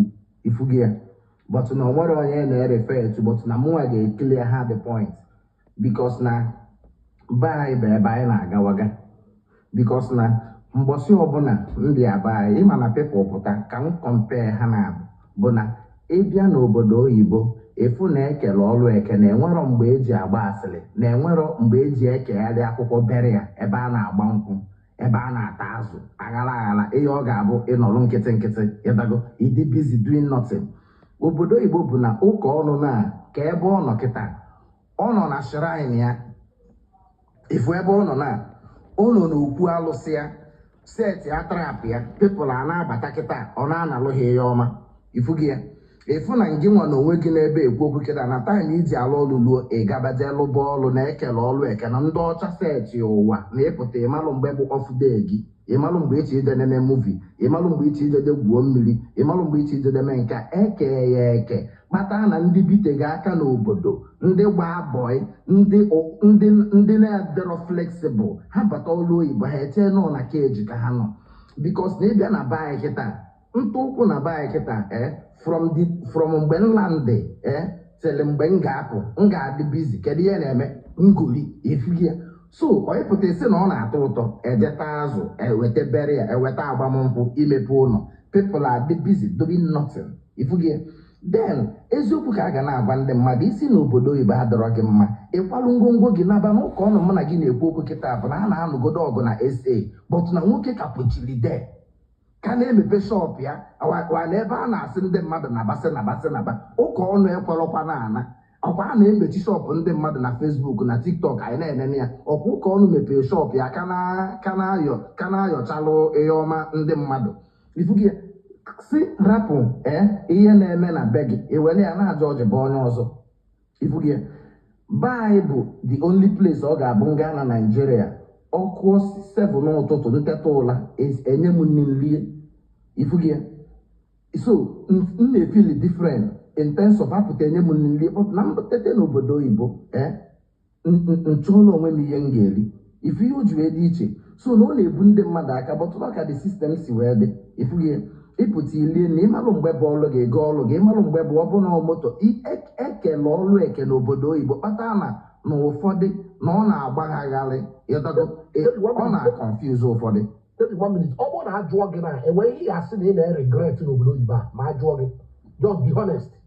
The only thing mmadụ ga-abụ ịnọrụ n'obodo ebe bụ na ọ bụ na ị pụtara apụta ịnọrụ n'Afrịka na ọ bụ na ị pụtara apụta cha ịnọrụ n'Afrịka based on na test bịa ya onwebeghị test ọ ga-aka gị wee dokwata karịa na onye test si go pụta abroad ọfụ na the system dị iche ụfọdụ adị confused because ịma na anyị na-ekwu obodo ebe ha na-alụtala unu ya ọnụ onye bulu akpa ya gaba Thailand bụ na opụta ebunye ya kọmputa ọkwa na-enye ya ebe a ga na-atụ ka afịa ntụke onye ma bụ obodo oyibo onye bulu akpa ya gaa Malaysia ịpụta ebunye gị akpatịsị gị tụba ọlụ ghọta ihe na-achọ ịgwa gị bụ na nwaanyị achanel ọ gị banye akwa mpi ghọta ihe ha na-agwa gị bọtụ kedụ ka mmadụ ga-esi wee bịa Australia bịa Canada bịa ebe obodo na-alụ ọrụ ebe sistem kwụ stret ịpụta chanel onwe gị na the sistem eme ihe ị chọrọ wee bịa gee m ntị ka m na ndị ya enwere ihe njọ gị mana ị na-agba gị okwu rand a sị gị na gị nwa nwoke bi enwere ihe ya asị na ị na-regret n'obodo oyibo anyị nọ o nwere ihe na-regret kekwunye na-regret ebe mụnwa dịlụ ọdụkọ o nwere ihe na-regret ifugie bikos na pepụl si na ọnwụ ya na-regret ọnwụ ya na-regret onye a kịta bulu akpa ya na ba onye achọla na ọfa ya ego chọla na ụka ọnụ mepere shọp ya si n'obodo ebe ndị a na-abanụ ka anyị na-afụzi ha n'Ọnịcha anyị ekweta n'obodo ibe agara awa ọkụsị one minute ị sị na ị na-regret anything and ị dị 41 years ị bịara nwaanyị ị sịkwa na ị na-regret and enwe ike ọ bụrụ na obodo oyibo so wee contribute ọdụkọ na ịma na ekwube nke ọ bụrụ ọdụkọ ịma na ị dị 41 nna-achọ ịgwa gị na mụnwa gee m ntị ka m na-achọ ịgwa gị anụgo m nwaanyị mgbe m nọ ọrụ oyibo izizi m pụta onye ọcha ka m bụ ụzọ wee maburu ifugi ya onye ọcha ka m bụ ụzọ wee maburu ọwa ọkọrọ ọrụ mụ na onye ọcha nsịzi anụ onye ojii ga-aka mma ntinyekwa isi n'ebe ndị ojii ma ọwa ọkọrọkwa nnachitekwa n'aka anyị anụ a na-ekwu onye nọrọ ebe ọ nọ ya nụrụ ebe ọ nọ mụnwa nọrọ ebe m nọ n'ụlọ onye ọcha ebe m nọ ifugi ya na m achọrọ ịdị na-akọ akọ mma nkechi na ndị ya adị ha but I put it to you my brother I have no regret ete nnachi ịgwa gị because n'otu a nsi wee nọrọ bụ na ọ bụ na m nwere regret mpụta mbulu akpa m naba na be m na enwe m ụlọ ifugi ya attack ntọmbụla akpamnaba ndị anụnwa nọsị ebe a nwee ụlọ nwesịa ezinụlọ ha kpọrọ ndị be ha naba n'ụlọ ha ajụ gịgwa nke a nọkwa n'ebe a na-enye onwe ha more 5 years more 10 years iji wee enjoy kwuo the atmosphere ha sị na ha laikọrọ people kwụsị nsị asị na-enye onwe gị nsogbu ị na-efesi ga na frustrate gị na ya afụgo ndị obodo ebe frustrate ebula akpa ha naba abụrụ na ọ na-frustrate ya ọdọ nebụ one minute anyị ekwu onye nyegoro 1 minute ebelivu kwa m na enwere ya n'obodo oyibo obi dị mma bikos ndị be anyị si na-ejuru anya ụmụ aga ụka ekpere onye ọ na n'obodo oyibo si na obi dị ya mma ịma na ọrụ ekwu eziokwu agwa nke nothing but the truth because na anyị nọ n'obi nwanne chere ihe ekwu okwu 1 minute enwere ofu mkpụrụ onye n'obodo oyibo a obi dị mma ma ọ bụ na anyị chọọ ikwu eziokwu mana enwere ike ịjụọ m sị gị na obi dị m mma after all ana m arụ ọrụ ending of the month akwụọ m ụgwọ mụ na my family bi enwere ihe nna lak mana life abụrụ after all ana m alụ ọrụ nwanne agwa gị nothing but the truth obodo oyibo enwere onye obi dị mma ma mụ nwa ma gị nwa ma ndị nọ na bọọsụ a mana enwere onye ya ekweta n'eziokwu kpata na m ga-asa gị ajụjụ a bifo okwu apụọ m n'ọnụ kpata na nnata na be anyị from mgbe m daa n'airport ka a ga-akpọgide m sa ọ ya ka ndị mmadụ na-achọ idede enjoy ya bikos ịpụta n'obodo oyibo nwere onye ga-akpọ gị sa bikos o nwere n'afọ ga-ekele ọrụ eke onye ọbụla na onye paakị Bugatti na-aba bọs na-aba tren based on na ọma na ebe ọ na-aga na paakị na-adịrọ de based on ọma gị ya ọchị eme ọ hapụ moto ya baa Bugatti ịdọga hapụ moto ya baa tren m na-agwa gị na nnata na baa from ndị imigreshọn ga-akpọgide m sa tele nnata ebe ọbụla m nga n'ebe projekti m nọ sa nga anụ ebe ụlọ m dị ka njedefụ ya otu a ndị tenantị m otu a sa ma mpa mmadụ ma ụmụazị ịpụta ebe a na-ata azụ ebe anyị gbakọ ọbọ sa ọhịa anụnwa bụ ihe na-atọ ndị mmadụ ụtọ apụtasị bikos na ịpụta onwere onye ga-aza gị sa onwere onye ga-atụpụrụ gị ọnụ ịpụta esi nọ na baịk ọka mbata nkụta anụnwa ịmaka ịpụta na baịk kịta anụ na nna otu anụnwa wedin kaadị akarịa ndị nwụrụ na akarịa onye mma ha nye shovel akarịa na-eweta ozi maka gị omere ọra ime otu obere ego na-eke ọkwa ihe abụ ihe ma asị na be anyị atọka ebe eji intimidation eso ndị ọzọ ebe igo abụ igo moto onye nọ n'akụkụ be gị atụ a na-awoshipụ gị igo fon a na-awoshipụ gị igo tv a na-awoshipụ gị ịpụta n'obodo ebe ihe a niile bụ basic mmiri erie ndị mmadụ not just to survive and help your life ibughị ya bikos na ihe bụ basic na be anyị fela arụ na ihe bụ basic n'obodo ebe bụ na onwere famili na-enwere ụlọ nkwa machine relax ya my brother na ị ga-ekwu okwu ịbata n'obodo ibe fụ na onwere famili na-enwere ofu ka nwee machine ihe ha ji apụ n'ezi na-aga afịa na-abata na-aga school run ịbata na be anyị na onye go moto na-akpọ ndị mmadụ eselebreti ya ebe mụ na gị nọ n'obodo oyibo na onye ọbụla mpa mmadụ nwaanyị kwesịrị ịnwụ ụlọ ndị na-enwero ha na-atụ ego gotelu ụmụ ha ụlọ mgbe achọ ịnụ nwaanyị ha na-ekele ọlụ eke kpata na ụfọdụ ọgọdụ ụkọ mgbe ị nọ na be anyị ga na biznes gị cheki ndị niile nọ na laịn ụlọ otu esi abịa enene gị bikos na ha na-afụ gị na tiktok na ebe ọga cheki otu a si respekt gị mgbe ị ga na ba mgbe ị nọsị na ba nọsị enye nata ịpụta n'obodo oyibo ịchọ otu your chef or your superior si agwa gị okwu ịpụta ị na-asị n'ọkwa ọbụla na ba ka ị nọkịta onye aga na-anụ na ba ọnọkọta iwel afrịka na-akọmpe Europe iwel afrịka na-akọmpe kọlchọ ịchị na vileji jeje bili anyị ncha niile ma ebe anyị siri ebe na mụnwa bụ onye Igbo mama m bụ onye Igbo papa m bụ onye Igbo Anambra abụrụ mix nwanne ego 1 minute enweghị nchọ ịjụrụ mana nye 1 minute ka mmadụ tiri anyị ọnụ bifọ njụọ gị ihe nchọrọ ịjụ gị ya so ịlasị ya Diamond ma egoro your mic nwanne ka ebe isi ajọ anyị thank you nwanne ihu gị dịkwa ka ọ na-edọrọ happy ọ dị ka ihe a na-ekwu sef mekwu gị afet na-ege ntị mba ọdụkọ ekwe nke bụ eziokwu nwere onye bịa Europe ọ dịrị ọ na-eme ọfụma na be anyị wee bịa Europe ọ nwere ihe kpata mmadụ ji bịaba obodo oyibo mụ na ha regretịrị ya ịghọtago ọ nwere ndị bi obodo oyibo from obodo oyibo a ka famili ya ji wee teta n'ụla ịghọtago ọ from this abroad mana ebe m ji wee gbagote ahụ na biznes mgbe e kwuo okwu biznes enye mmadụ 100 million sekwere ndị ụgwọ na akwere ndị ụgwọ na mụ ya na sọnde sef naba sọnde nwanechi nwanne 1 minute enwekwana iwe ịnọ Germany ọ bụ ya yes Thank you. Ọ bụrụ na enye gị resident ndị Germany 5 years, debere gị 50 million, ha na-abụ nke ihe choose. Ego ka mma ewelu because Germany a nọ na ego nji akwụ ụgwọ ụlọ ma taasị ihe niile bụ be anyị ka o si abịa. Business na-eme be anyị. Unu na-anụ ya nwanne biko chọọnụ this guy na America ma enye invite na this life. Akwa onye amị, kedu ebe onye amị nọ? Somebody mere m onye amị invite. Nwanne enwe ihe m chọrọ ịjụ gị. Ọ bụrụ na edebere gị 100 million na debere gị paspọtụ ndị Germany si gị choose one iwere 100 million ịnaba buy dị mebe business ọ iwere paspọtụ Germany nọ na Germany rụba ọrụ ha na-abụ nke ihe ewe.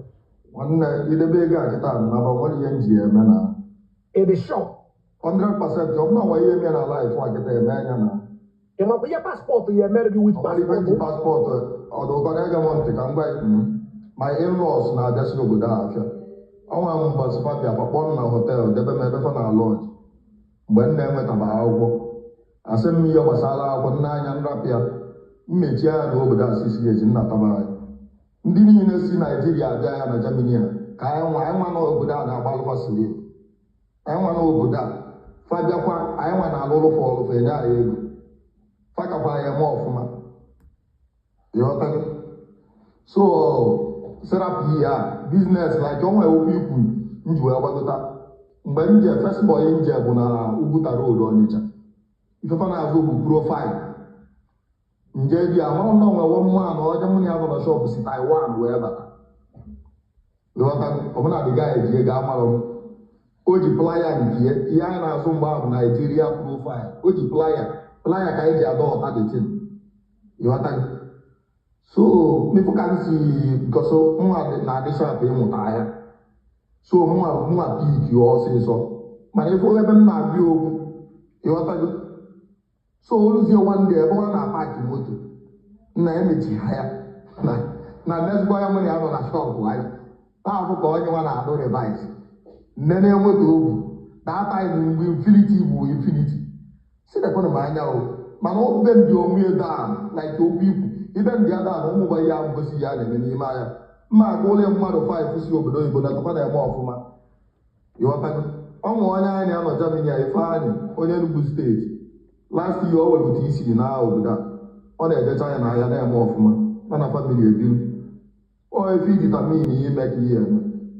ịghọtago ihe mgba abụọ ihe azụ finally ebe mgba abụọ ya bụ surgical hospital equipment ka mgba abụọ na Hebridge ebe aka m finish boy m before njebe Asia si Asia wee bịakwa Europe ịghọta so business onwere ihe dịka business mbatakwa Europe a change kwa another business ihe nna ede obibe anyị bụ electronics ọ ihe nna azụ ịghọta so onwere ihe dịka business onye si na ọ na vitamin lụ obodo oyibo a amakakwa ihe oyi na-eme mmadụ ihe ịghọta o vitamin o nwere like mụ ọ febụrụ m masị na ọ febụrụ m obodo oyibo febụrụ m mana ịma na o nwere ka ihe si na-achụ ego nekwa anya ịfụ icheki ebe ịghọta ebe ihe anọ bikọs ọmụma beliv na onye ọbụla balansị ebe anyị imegide biznes balansị ebe anyị nwere onye obodo oyibo ka ya investment a na-ekwu na nwere onye n'obodo oyibo ka ndị nọba anya na investment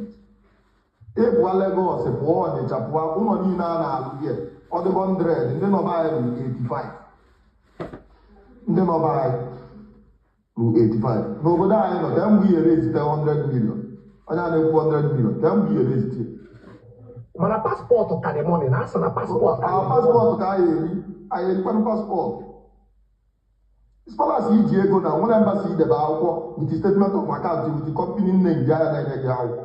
One minute. Ọ bụrụ na ị nweta paspọtụ Jamona ịdịgo shọ na ụmụ gị ya enweta ya ịdịgo shọ na ụmụ gị ya ụmụ na-ege m ntị ọ ka mma na nwa m ọ karịa nwa m bịakwa ka m si bịa o nwere ihe nji paspọtụ eme na paspọtụ gịnịkwanụ ị na-agwa ndị nọ ihe na drọpụ 100 million drọpụ paspọtụ Germany na ihe ahapụrụ paspọtụ ọ bụla ị na-ekwu okwu a sị ma ọ bụla onwe ya agbụ ya kịta ọgba anya na nwa na-echi ifo m na Dusseldorf airport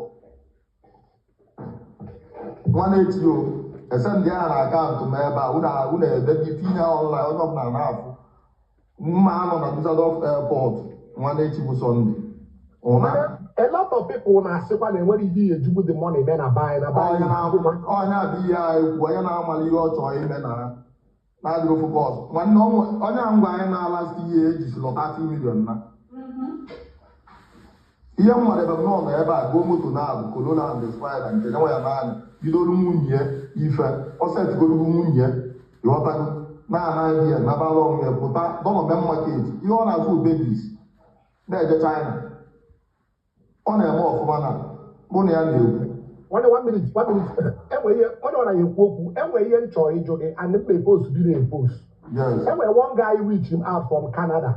The guy si n'ọdụ ụkọ na obi Canada and ọ go 3 years and nwunye na nwa ya nọ na baị and ọ bịa rie ya duro mana emebeghị ya accept akpọbere ya for hearing and ọ go 3 years ogo ọrụgo nọ na-abụ na baị and ọ na-echeki kama ọ ya anọ die time a na-aga akwụkwọ abịara ọ dịrị emere accept weda ma ọ ka ọ lewa n'ọfụ ụlọ ya ị na-abịa na-ekwu nwanne cheka mbido n'isi bikọ achọrọ ka ihe ọtie na-ekwu. Enwere one guy reach out to me from Canada.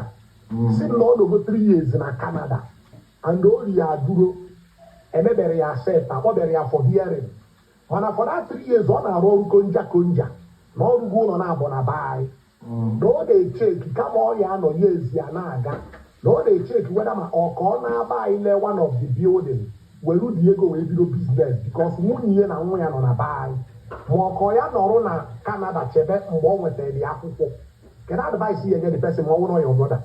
Advice m na-enye ọbụna ọnwụrụ anya ahịa ọbụna ọnwụrụ anya ahịa onye ka ndị wee na determination ụmụ mmadụ ọbụna ọnwụrụ anya ahịa and two before ị naba ọbụgodo na ya mara anya apịazi before ị naba ilishọn ọnwa nke ijigodu n'ala ọbụla ekwuo ozugbo elebe ụlọ ya ịma na ọ nwere ihe bụ ịmụ anya ahụ mmadụ ịmụ anya na ike onye ahụ mgbe anyị mụ na ya nọ na shọp ụmụ anya ọgbọta time ụmụ anya ọgbọkwa achọ 6 months ọgbọta time ụmụ anya 1 year 6 months amalị ya na line ọgbọkwa na-epụta mụ anya nwa 3 months ịzụba anya no iwe ọtọta ya na-emụ anya amalị ya na line ịghọtago amalị ya na line a ịmụsịa ya why not and ịmụsịa ya ọ bụla iwere ego tụba ahịa ozugbo ihe eme ebido ebu n'aka ndị mpọta iburu ụzọ ibuo n'aka ndị mpọta wee gbaa mbọ na ọbịọtago ọ bụrụ iji 10 million bata were 5 million buo n'aka ndị mpọta nọkwa n'ime ahịa werezie obere zụọ na China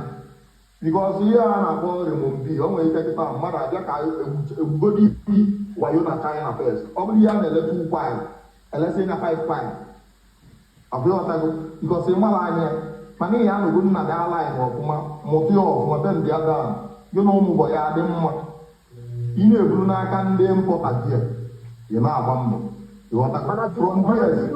mana to you the guy decide ya na ọ ya na ọ good decision ka ọ yes na gọvanọ ma anya ahịa ọ bụ na onwe ego ojichaa ọbọkwa ịgba aka naba ahụ ịgbarakwa aka naba ahụ ebe ebe anyị ọ chọrọ ile ụlọ ọ nwere building ọ ya ele ma ọ na ọdụkọ mmenya mmadụ advice kịta ị chọọ ị na o nwere ego iji nọọsụ ụlọ ahụ o nwere uru ọ bara ịghọtago ihe eji na ego bifo enwere ike na process of ịmụ afịa o nwega ihe da ọkara mee ọ bụ niile bụ ụlọ afịa imụlụ ọzọ ịghọtago ịtọwọrọ n'ụlọ ọgwụ ikipịa adịghị ịghọtago so ihe eme nke iji ihe eji sụgụ na ahụ enwere hope ịghọtago ihe eji sụgụ na ahụ nwere hope. Okay, Wanda, thank you very much. Odogwu, why your mic? I check back to you in enwere ihe ụka ọnụ kwuru hie ụka ọnụ si na enwere onye n'obodo oyibo bido mma na onye ọ na regret ibere ọnụ from that side. Ọdụkọ ịma ụka ọnụ mmadụ motu na-esi atakụrụ ụka ọnụ ọmụnwa ọbụdụ mmadụ ncha all some few people anyị ma abụọ da na-ekwu okwu eme ihe Kevin kwuru onye gaa Malaysia gaa Thailand gaa Israel or gaa Germany to my brothers Ekuja so no abroad. Nwanne cherukwa isi Israel enwe ndị nọ Israel ka ndị nọ Europe elikwa ego so wepụ Israel na the picture. Israel na-akwụ ụgwọ karịa some of country nọkwa na Europe wepụ na the picture. Okay, like here mụ nọ UK mmekwu ọnụ ma onye pụta nọ US na-apụta kwuo US ha ma na US ka UK ịghọtago in terms of ihe a na-eme. My brother, 80% of people that are abroad, they happy in abroad and hajara. The only problem we got here, most people there here have a high expectation.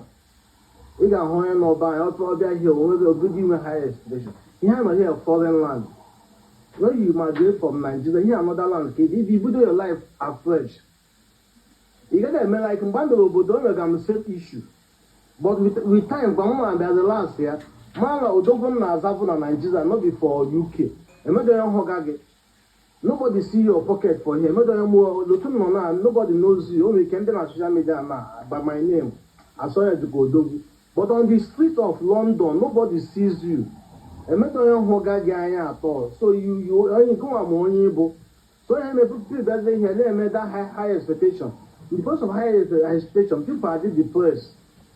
But ọ bụrụ na abroad nọ na adị m happy amere m business na Nigeria amego m business ọfụma akara m business na Nigeria my brother mgbe a na Nigeria na m atụtụ ntụtụ as a businessman nọ na Nigeria ọ na-aga izu nwa pụta ihe okwuo yes businessman na-aga ọfụma ọkwa very few ọ bụkwa mmadụ ihe nọ na main market Ọnịcha ka business na-aga eme ndị nọ dị eje ọzọ ha na-eme ha na-eme turnover akwụ ụgwọ every year new shop isi ha ga-akwụba one dekin ha gara akwụba one dekin ndị akwụba one dekin bụ very few of them only can have all 5% nọ na main market Ọnịcha anyị nye ha anya o nwere ike one or two importers because ha nwere brothers ha nwere link up eme onye kwụ ha n'azụ eme so many of my brother m na ha mega business amadị ma this men eme ndị kwụ ha n'azụ business ha tie ha kpọọ dị abụọ dị rezere ha 5 million ịghọtago nwa ndị anọdụ na-asụ oge na-achọ eme competition with onye mmadụ kwụ n'azụ but mmadụ na gwa agbaga the race on your own.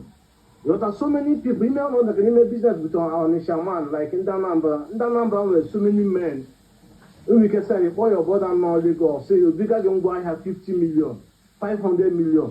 He send their capital or send Paragozo. But then there's so many of us. We don't have anybody I can ask. You know, any copy is all your own personal efforts. So sometimes people they call a lot of things. Like this, my brother after Coco, you can. Over 1 year worker, mega ofuma with 100 million over Nigeria, all bonus to the family. The family got very happy. Now my brother only about with 100 million. I made them get 1 naira. Madam, my brother, I made them get bottom Mbata Nigeria now with 500 million. My generation, for my in-law, for my grandfather's side, be a carrier.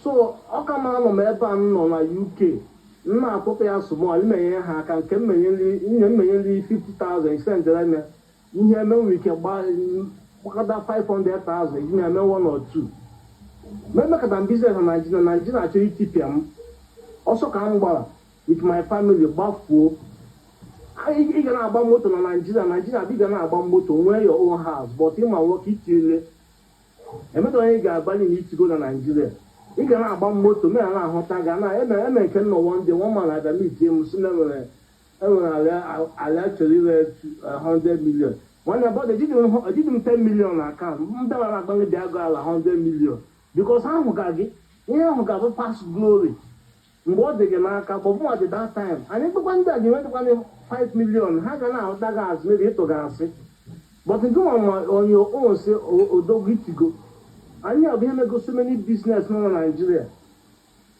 lot of them etigo onye gbara ihe ana m ihe ha na-akpọ ise some of them ị gaa na their shop credit eju ihe nọ na shop ngwa ha na shop ha nwa ya 100% 60% of the goods go on credit anyị emetọ n'oge one minute ya continue but if ihe anyị na-ekwu with the reason why na-abụ anyị bịa anyị adịghị eme people encourage ime invest na buy.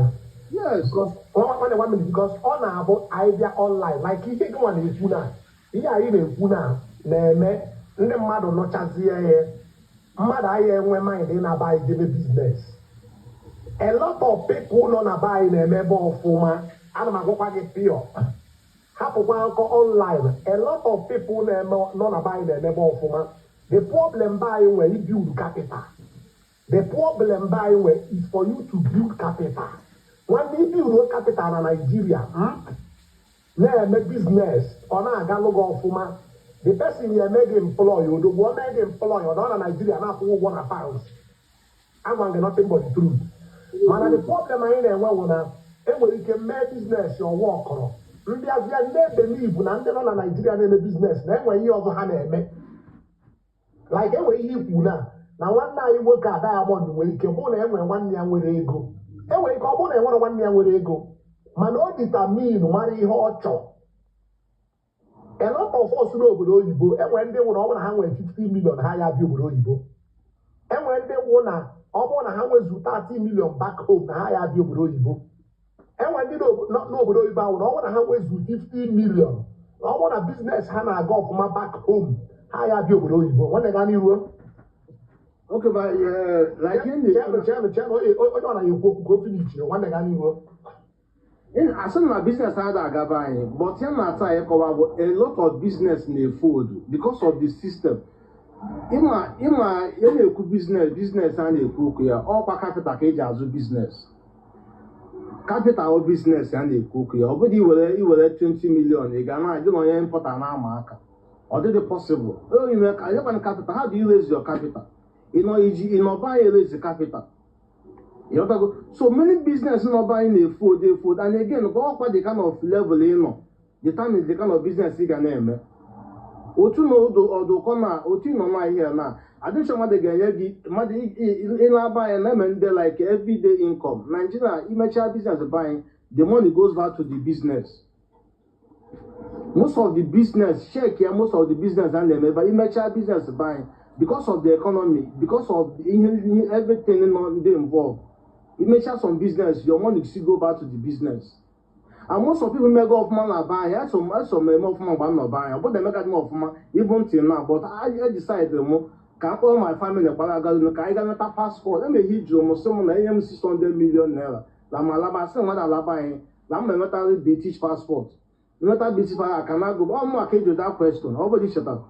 I think with 600 million naira, I know they go. Now my family get not a passport, so I'm not British. I'm not a hand. I'm a place 600 million. Mother, they were British. Mother, they were a Belisa. Don't have uncle. Mother, they were a Belisa, 600 million. Then the access can go here. How much can I roll on London? Mortgage, I can roll. If you have all of London, all for 1.something million. It's both all. Some of our brothers which are all on London, they never have 2 flats, they never have different houses.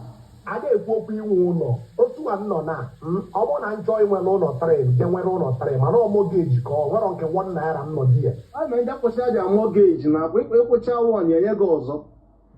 Ebe ya nakọta ga wee 5 mortgage na-akwụ a ga-check your income, check your say if you can able to pay. But ịma ihe mega since 2020 ndị batara abroad onye ọbụla men ji ike hapụ Nigeria gaba abroad. Even more than one, I believe it. 1 minute. Otu anyị nọ na ihe anyị na-ekwu akụkọ TikTok because ọ na-adị ka akụkọ TikTok. Ọ pụtara akụkọ TikTok. If 600M na ya na ihe akụkọ TikTok. Although 600 million on hotel buying. Currently now 600 million on the 3-star or 4-star hotel buying. I mean, what we do hotel, I mean, business, we were here, under 1 year, what the money? Well, every business is as my body, about the only thing where I did business, you see, I got my business. And then has again, and farming.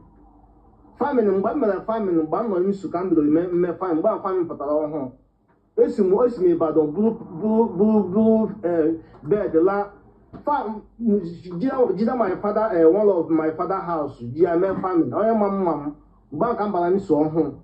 But family after my couple more my bed, nearly let it tell. And my problem I know here.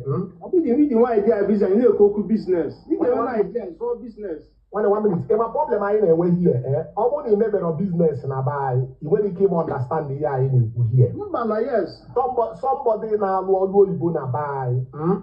Or make a full review of Oyibo. You will give me 800 million. I ask them when I born again. I prefer every month I pay $1,000. No Kaliama. Because others who we are you GM. Man, somebody they make business na Nigeria mania business. Others who we oh my yo ye me. E we give you 10 million naira. Chiage madu amogodo Oyibo. Chiage na bo kanaro we. Because all my year you the money we have. ịghọta so anyị na-ekwu okwu a anyị na-aghọta na ọ bụrụ onye ọbụla na biznes na be anyị and onye emero biznes na be anyị ị na-akọrọ ya ụka ọ ya na-adị ya wanchamfa nwanne ga n'iru finish yo. My brother, onye chọrọ ime biznes na be anyị ya ma biznes ọ ga-ime ka ịhapụ ihe ị na-enweta abụọ gababa ime biznes except maybe enweta new gọọmenti ihe dị mma. The cost of running business mind you expect all the too much currently because of doing business. Even I want to hear and I run the business all the too much. At the end of the day, you want to share your business with small gain you get your family, you require back to business. So at the end of the day, about my daily regret in abroad. As my own, I'm very regret for me as small because of the timing and doing abroad. They got the UK here. As no parent, like you get about Morgan, but you get about your wife okay anyhow.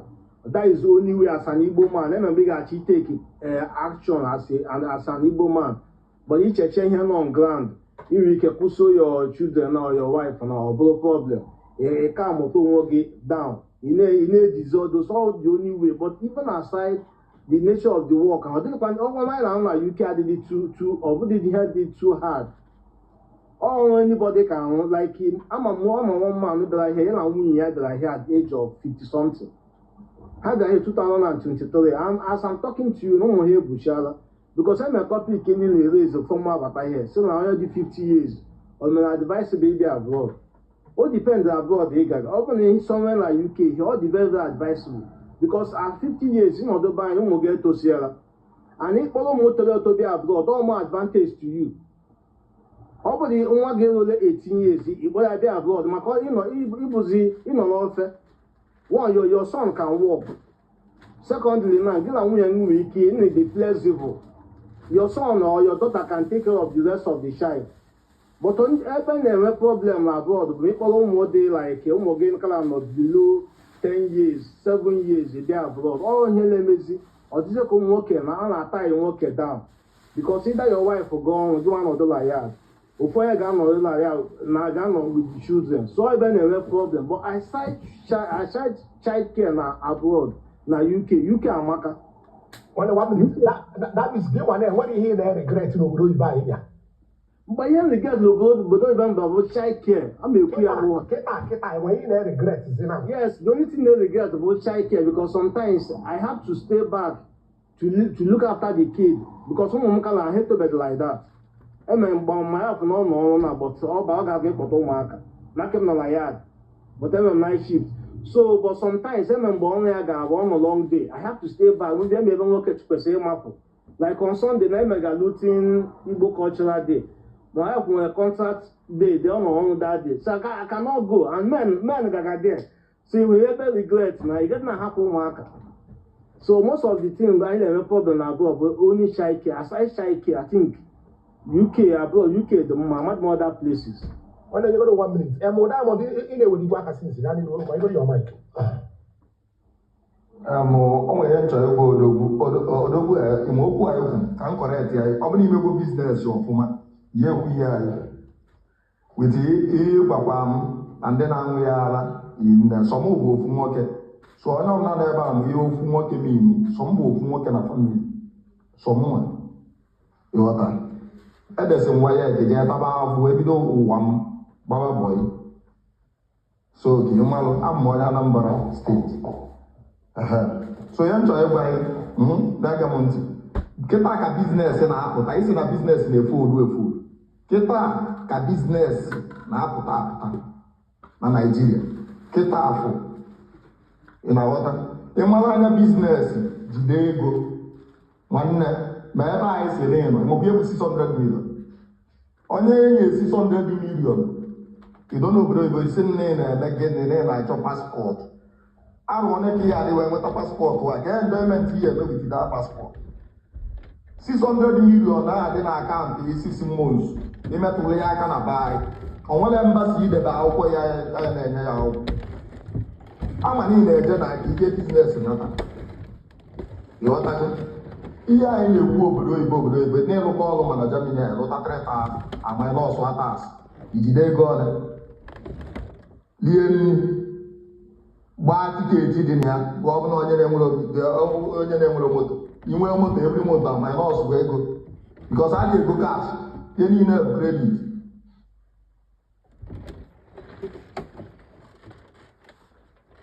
onye sị na onye na-enwere anya biznes ịghọtago akụkụ nwapụtaba obodo oyibo gwa anyị dị open to us o nwere ihe kpata ejide obodo oyibo ịghọtago ọ bụrụ ihe ibe anyị bụ 20 million onye ji 20 million adịghị eme onye ji 20 million na be anyị na-emesi biznes ike welu 20 million a na-agba na 10 million welu 20 million a na-agba na 10 million na 20 million a andụ ihe anyị na-ekwukwa banye na ndị mmadụ jide welụsịa kredit ya paakị gasịa biznes without kredit adịghị aga biznes ọbụla a na-eme without kredit ọ dị aga ntụ anyị fụ ma obi kwuba na palmọ biznes ọkafa na-eme onwere kredit dị na ya. China gị na fa na-eme biznes kredit dị na ya. China trọs wanyị na ọgamgba onye na hedbrij agbanwe ya na-akwa ịkọntena na-asụkwa mba facherugolu bikos ebi udugo trọs wa so biznes kredit dị na biznes. So okwu a ka anyị ghara ịbịa ihe a bụ okwu tiktok ka anyị na-agwa na ọnwa anyị eziokwu ka anyị nche niile ka anyị dị honest wute ịghọtago ntụ amụma bụ chukwudube m ụlọ chukwudube m mụnwa ya dị ya repes 600 akwa ịnya kịta ihe abụ na be anyị sọnde anyị fụ mmeje China before 1 month mmekwa vidio dọnọkwa na life a otu unu nwa ịghọtago be anyị masị alụ ihe anyị na-asị na 5% na-eme ọfụma na be anyị ntụ agụwa nọ UK na ka m nwere ya n'Igbo UK 5 years or 6 years. 1 minute before I continue, Chairman biko lite akwa o anyị nọ program just ite top o nwanne ga n'iru 5 years na ka m nwere ya na Igbo 5 years n'obodo a ụlọ ole ka anyị erugo na be anyị investment ole mana ihe afọ onye businessman ị na-eyi ọ na-enwe 4 days before ndị mụ na-akpa gbakọ ọbọyị wee ndị ya aga mbatazia kịta mụnwa lebụrụ mụ mbata na ndị ibimsef nna abịagodu biye ị na-emanye ya ama eji m ihe amago na nka bụ small boy mana ebido mgbe ụtaba afọ mana ịbatagodu fife ụmụazị a ya ịmakwara onwe anyị nwere biri obodo oyibo ịbata onwezi ya dị ya egbo na moto gị nwa bụ igbo n'anya ofu ebe ndị nọba anyị na-agba moto 100 and something million onye n'obodo oyibo ya agba ya ofiu mmadụ one nwanne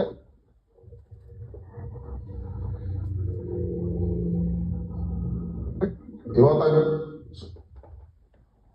nwanne cheki ọ dị ka ọ na-abata na ya na ihe na-ekwu oge ndị obodo oyibo ihe agwa n'obodo oyibo bụ iwe jebe na sekuriti hospital. Nwanne zaa your call because onye distract anyị onye nwere anyị ekwuchi okwu zaa your call gentle banye your mic my brother thank you very much enwere nwanne anyị nwoke a kwuru ikpeazụ achọrọ m ka itinye ọrụ from that side obodo oyibo na-ekpu mmadụ isi ndị mmadụ si n'obodo oyibo na-ekpu isi for mụnwa biko enwere iwe because ahịa ka m ji atụnye aka since ya mụnwa nwunye m ebidogo ọrụ so m ga-aga n'edo ụmụazị anyị okay I'm coming. So ife m ji okwu ife anọ bụrụ m chọrọ mbụ okwu a na nkenke den ibutuo mbugote ndị ọzọ. My brother, first of it na obodo oyibo na-ekpu ndị mmadụ isi depending on how you fix yourself. Nyanwa ka m ji wee chọkwuo ka m jiri this opportunity dụọ ndị be anyị ọdụ nwanne ebe ọbụla ị nọ n'obodo oyibo ka wa ahụ kpakọwa onwe gị ọnụ.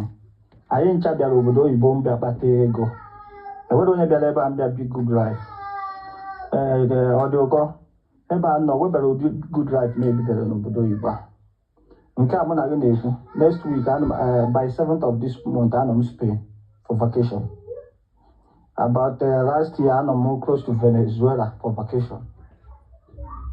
Ọkwe na-aghọta ife na-ekwu all my going to 10 years n'obodo oyibo now enwere m ihu ụmụazị mana ana m approach 40 years abụrụzi m obere nwa ọkwe na-aghọta ife nna agwa gị agbara mbọ ebe anyị gbasịa abọ ya ọga m edugo m mgbe ọsọ afịa wee bido my own business within 1 year mewe ọfụma mekọta ọfụma chọọ ka m gaa obodo oyibo tụkọta akwụkwọ erisi ego afa niile mburu kaya m na Abuja afịa m bụ na Abuja bụ afịa 60,000 lepụta ya 30,000 naira wee da 30,000 gbaa loizi attach wee na-edumata Jankara wee ga buo ife m bụ ka m bịa chekicha ife a na-ere na nyanya amaraba na nyanya na Abuja use experience m fụtata na ọ nwere ife m ga-ebute mere ya dị nga buo ya 500 buo how many pieces mbuo 50 pieces because agba moto na-achite na-ereti almost 100,000 the 2 weeks na-achiwekwe gbakwa attach gakwa bukwa another one buo 100 pieces bata letakwa 200,000 before 6 months na-make almost 1 million naira. That was then. Okay, what I can now why? Because oh boy can basia boy maranya business. My sister told me mother to ọ na-eme business ọkụkọta mana ọ na-agbawana ana ndị na-ebu ihe afịa arụgo ha many hotels na Ọnịcha ebe afa mana fancha niile nọ Nigeria even ndị afa na-ebu ihe afịa ha nwanne odu ifefa mere m nwa n'obodo oyibo ama mmenwu ya mana anyị na-ekwu na anyị n'obodo oyibo the main truth bụ ka m gwa gị eziokwu ifere ebe a nọ mụnwa na-atụtụkọkwụzi ma electronics ana m azụkọkwu even agụ ahịa nke anụ ihe ya nsị n'ọnọ Germany mụnwa sef m na-emepere ya na nga Germany nwanne ntụkọ ju ọ bụrụ 20 feet ntụ n'ahịa be anyị because nwanne m chọrọ I want to go back home ebe a bụrụ be anyị and ebere mbụ before my 55 latest before 50 ka m na-aba anyị ọbịghọta ife m ji wee nọrọ ebe a bụ ka m tụtụkọ nwee ike nwee investment na be anyị ka mbụ akpọ m ụmụ m ma ụmụ m nwunye m so mana nwunye m otego na ayọ m ka anyị na even mụ na ya sere nnukwu okwu last year this year nara m last year na-akwa this year m kwesịrị mkpọ ya na nga were ego afa goo moto m ga-ebu n'ebe anyị moto aha na ọkọsugoro m dumori ji na paaki n'ebe a mụ na nwunye m se nnukwu okwu because ọ na-ekiri emuzi ya so achọrọ m ya na be that means na m nụrụ nwaanyị na be nwanne 1 minute ịma na your wife na-achọ ịga ọrụ udo dị almost done mụ emesigo so na ife ji ekwu ife a bụ nwanne ngwaghị nke bụ eziokwu with experience m megoro akwụkwọ ya n'obodo oyibo let me tell you the fat truth a well-rounded entrepreneur ka ndị be anyị ịmana dị many logistics n'obodo a bụ China kapasi ebu afịa many companies n'obodo a bụ China kapasi ebu afịa ị gaa na flower companies ebe fasi ebu afịa na flower companies bụ na from Colombia and from Africa, Ethiopia, Kenya. Okay, but if that already if na-abata obodo oyibo for one produce na most of their product fanele someone ebuya outside the country. So ọ bụ na ị nwere experience business ọ ga-afịa gị arụ make ya na buy. But as I am otu a si wee nọrọ nwanne nke bụ eziokwu bụ na the weather n'obodo a m na ya adị m ọ ga-against m. I'm not talking about the system. Enwere moto nna anya ebe a na-akwụ tax na-akwụ nwunye nwe moto nke ya. So but in all this one never go buy nothing like peace of mind. Oh, we call him no day one. Well, thank you very much. I appreciate that. So my regards to your family, yo. My regards to your family. Chairman, get this on right. Banye your mic, okay? How boy go here? My brother, actually, if we are called very simple, just as simple as it can only take time on. Him an appoint and in the man cook on raising is yoku.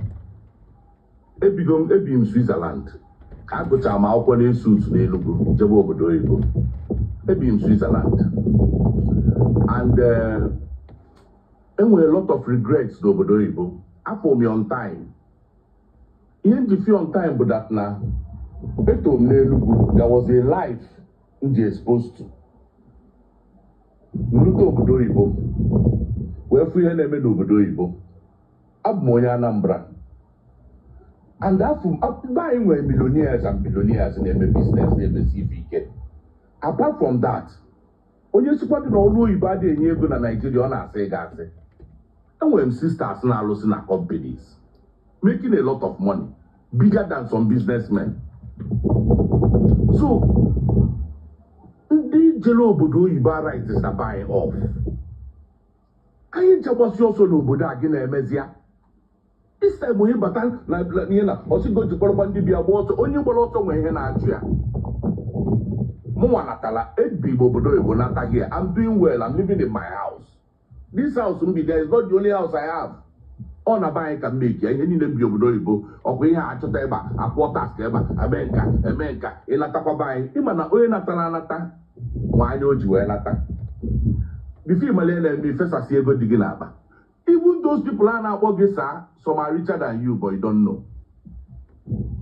Some are richer than you. Na-eme business ha na ndị be ha nọlụ. He's living a good life. Kedu ọzọ mmadụ bụ ime n'ụwa na-abụrụ iraise family, you have a good life. Sometimes money na-abụzila anyị ihe niile. I'm not saying money is not good, but there is evil life. Okay, iji obodo oyibo chụtasịa 1 billion nata here, o nwere ụmụ gị nasasịa n'obodo oyibo, enwere ihe ịkpakọrọ ọnụ ịnata here. How will you live the remaining days of your life in agony and regret, going to back what Ikoni is saying? Nwanne ka ị na-achụ echetakwa na bidi. Onye jebele obodo oyibo decide ibi ebe anwa bigide si na ọ na-achọ, ọ dị ka my brother si na ọfụ 600 million ọmanna. Nwanne ije na alaba mmadụ one na ebe anwa 600 million cash, but they can give you assets of worth $1 billion or more. Mana assets anwa bụ less than 600 million anwa ka eji lụsịa those assets. I know how I built my houses. Mgbe na alụ na anwa, some of my houses no mgbe na alụ enwezọ 20 million na account. Mana na-egokwa material a na-alụ, a na-eji a na-alụ. Within just steady, within 1 year, ọ na-adị complete kwaba ibido ọzọ. You see, I'll be 45 this year. Ụmụ m abasigo university, enwere m 2 kids na university, nwere 2 na secondary school. And enwere m 1 billion naira na account. Enwere m 100 million cash.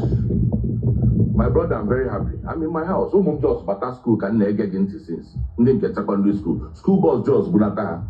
Today I just n'ọlụ onwe m be free. I'm in my city. Anọ m na my bedroom. Look at it. Anọ m na my bedroom. Na-ezulu onwe m ike, nzusi ike mgbede ntaghị a weekend. I'll drive up to ebe m ga-eje n'ali anya kpa nkata. Afro m ya n'obodo oyibo. My life is important. You see, there was a system. What fucking system are you talking about? Can you go away from the first thing you expect is hatred. Can you see where people are in agony because they were a good road, one system? What about my own personal happiness and joy? In a come out Obodo Ibo, eje obodo ibo no ma bie ye na ofutila ka rapia na bata here going to bata. I started from here. I won't lie to you. Yes, my mother was retired with NDLE and but I just started. Friends make him at university, they shoot him at Federal Government College and go meet Wahana Lagos. Before that they are working. They make business. Some they will know too. You should be forget that China bata due to the bottom boy, my cousin is CPM. Get about home again. Bidokwa, hustle bakwa, TV baka, check the bakwa to telecommunication, all this they make it here today. China will talk some things. Be him go on my uncles, when you talk about Bekwali 1 or 2, and I also one office in they put in together. In a determination. He will go back or belly him make a walk also. Man, he will all begin at go. I got fish here 1 day later. I can show you my compound ever. jump na corridor. Aburu adi me ekwu adi sabero me ka okoko ekwu ka odiko we ha ekwu here my brother. Fine, okay. People are making billions. In fact, let me tell you, the greedy ones chop unu gbafucha. How we book up a good here. And let me tell you something. I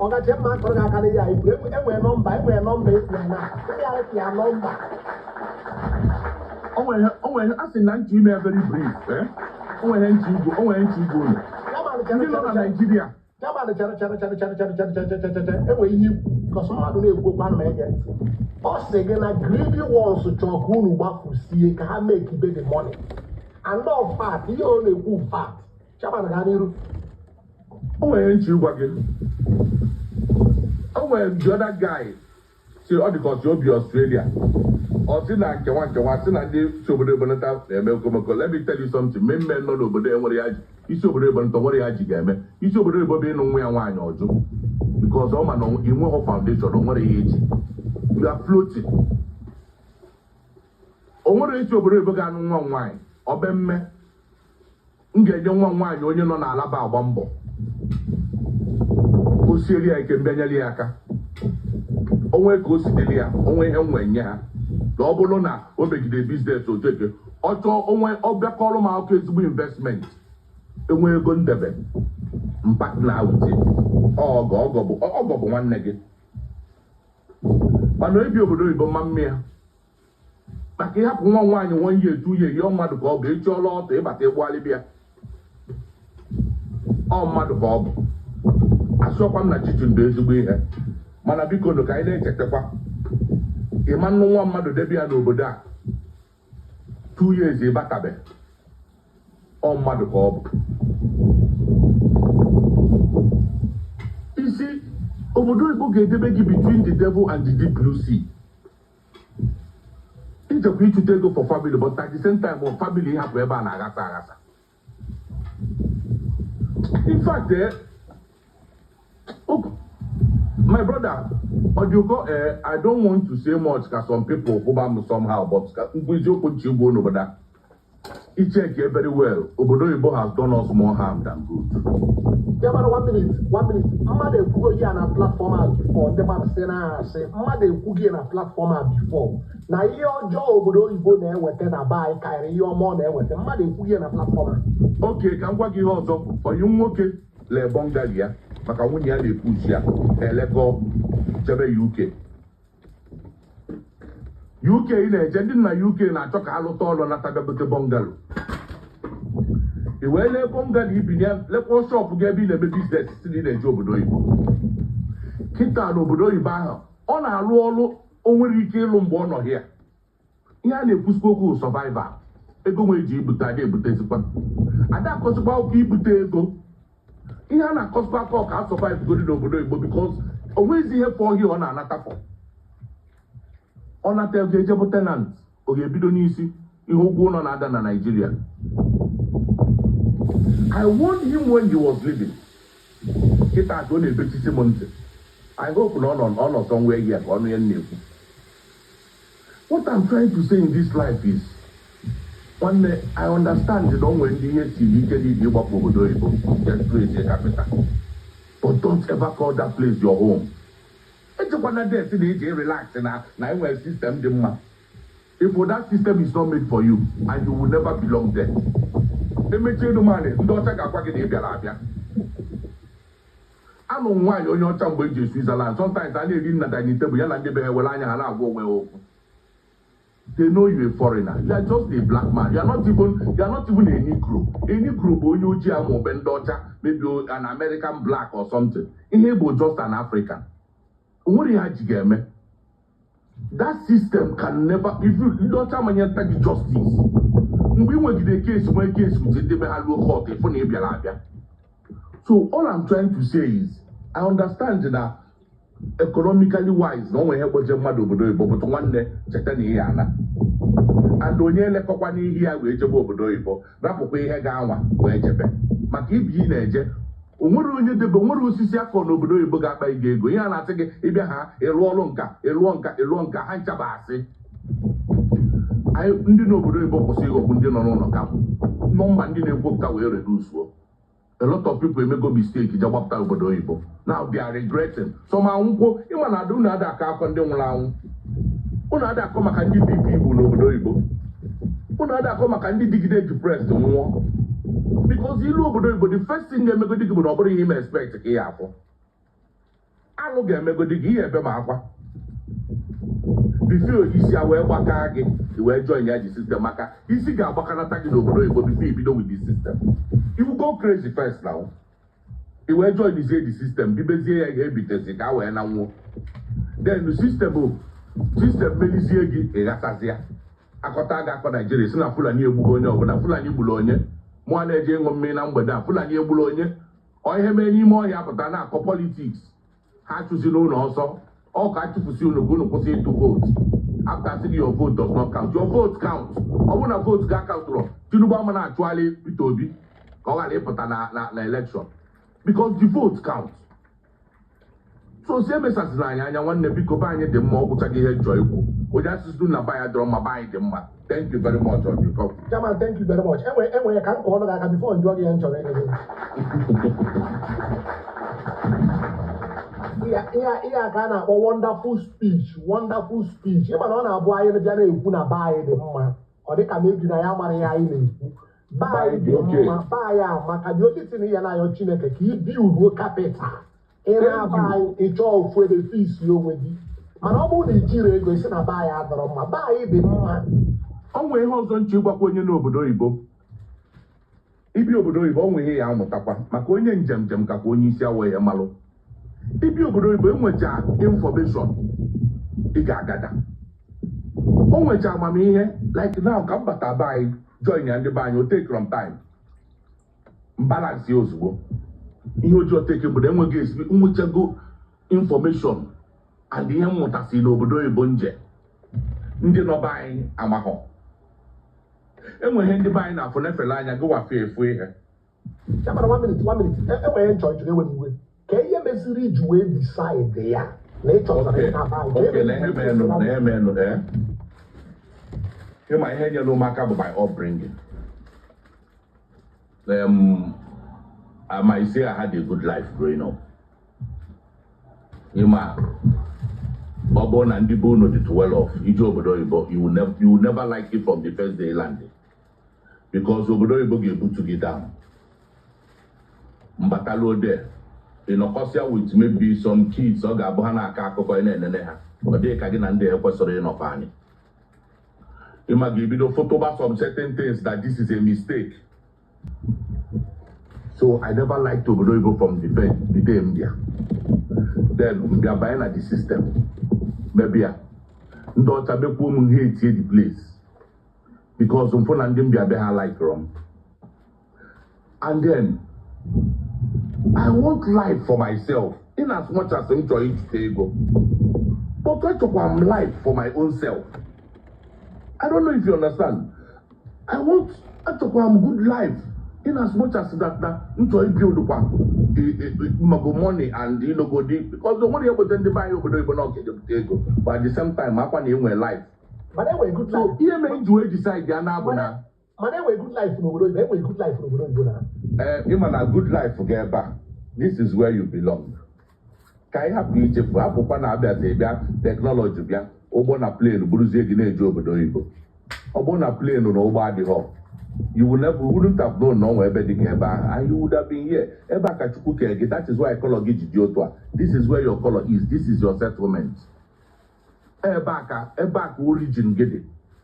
Going to ihe ụka ọnụ as an Igbo man. As an Igbo man. I nwere culture.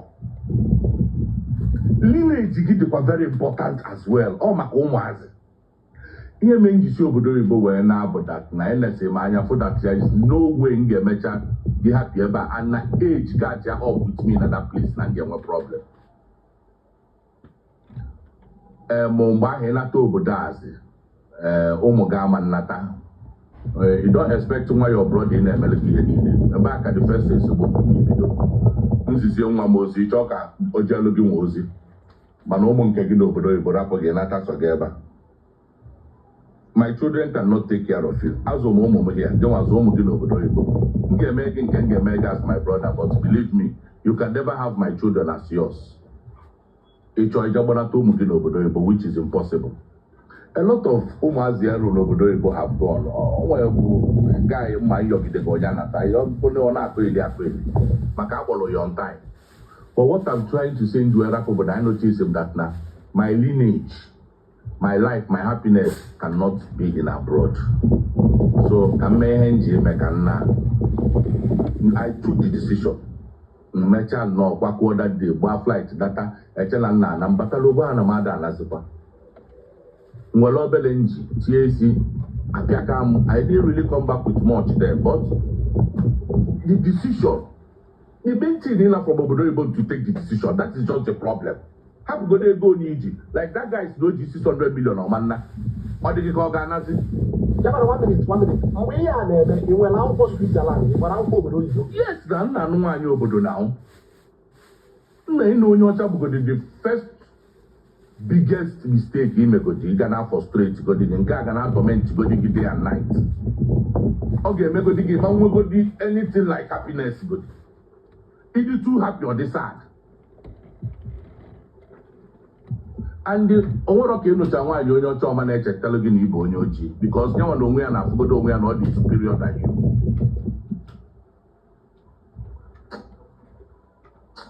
In fact, he had the complicated. Oja oji adali. All the complicated. Now, how will you be to get him as I can see out one again as a drop boy? I have put me on a pioneer bomb and expire.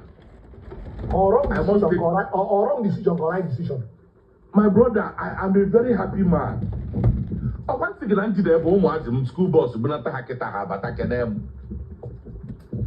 Monuna bank attack is the Miketa Friday. Messana and Chiriki, Bojet and Aliana, so a bank attack with people. Papa business, where update or whatever.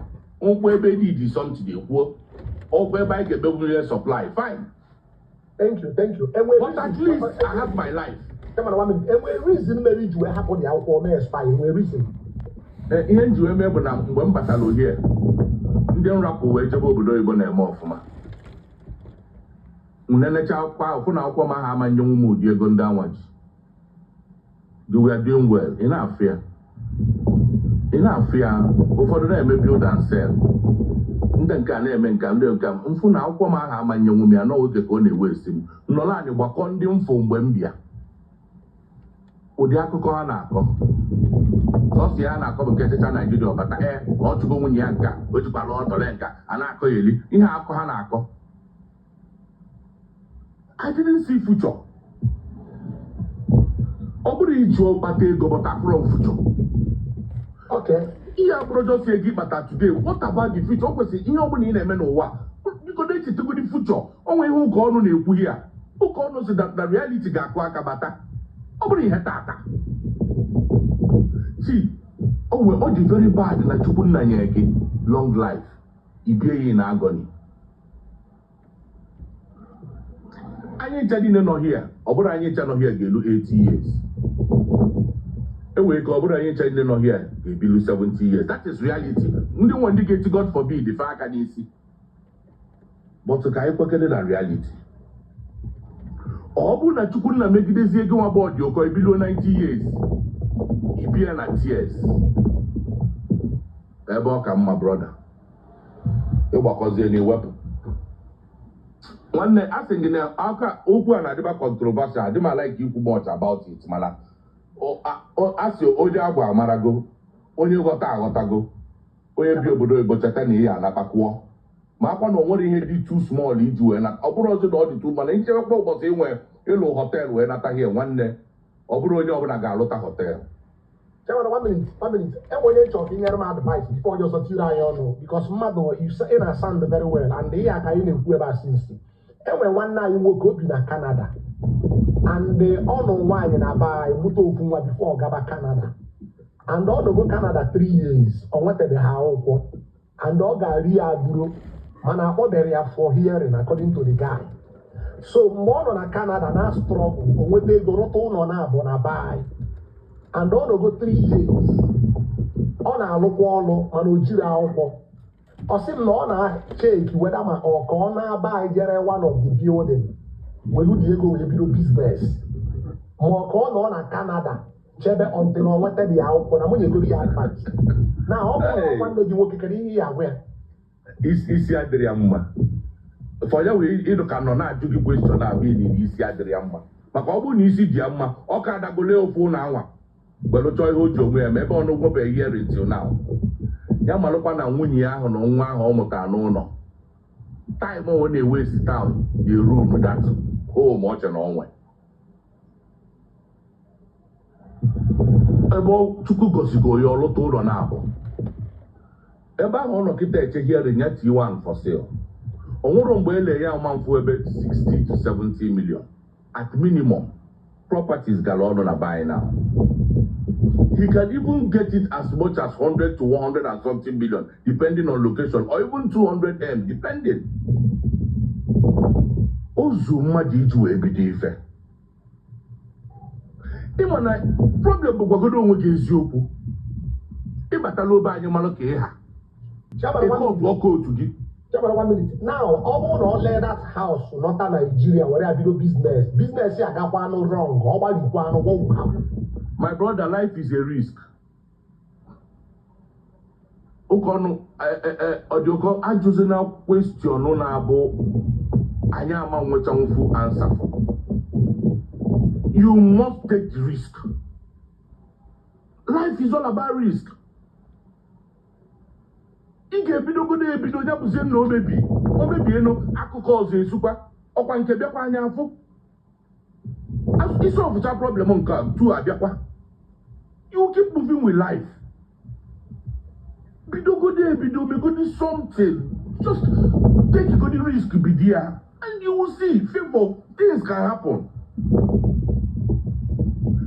Can see this online this thing oboro konga ke afa nke ọzọ. Jumia. I met that young man. When they put that thing together, I thought he was a stupid person. Look at him now. He took the risk, even as much as when he started, it wasn't easy. On one point, you go 1 billion in a door that business of the don't want to get the fees. You want to Google say I don't know go see. I say get a hotel. When you went hotel, it's a go hotel, give up 100 million go moto. Hotel I had another. But you go hotel, they rotate with hotel. Main thing about hotel, but no, here let me every day raise the capital again. And you know, but the omoge can see about 1 you can keep your life going. But no bros bank care. If the same normal can you hotel, you see a work where you go 100 billion, you go hotel, it's a go moto. I can make it a travel sheet in the Madija and hotel one day. They got what fuel. And where you go now, but up on a hotel, back age around your naka. So, the money puts no go as if no way easy. Only it easy. Life don't we had easy. That guy, you couldn't get family or not one, you want you get able to go home and take care of everything they can never go. Don't you get na Gozigiano? All the told on about you can't sell one, billion a one. What do you go bido? Sip on part of the money. What to go to 5 billion? Keep on when you are busy with business. When you are there, you take care of more little things. Why you pay the major bills? And then you go into something. You must plan yourself. When it gets your brain, I think you need higher and so like them. Challenges, even if it comes with challenges. My name is business. I'm quite doing it. People are going to so like it goes. People are making money. And the people who got also not buy now. Even now, here the bad no, but not danger. When the buy Japan on a business now, people are making money. You understand? So, all young way you put to that guy as an advice, as you say, when you check here on that, can you be okay? You go to be for sale because on Abraham elect in a day.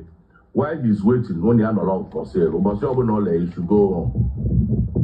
Obodo Igbo will not be for everybody. Okay, Chairman, thank you very much. I appreciate it. Thank you very, very much. Thank you very much. All right. I appreciate it. My regards to your family. Thank you very much, my brother. All right. What the baby join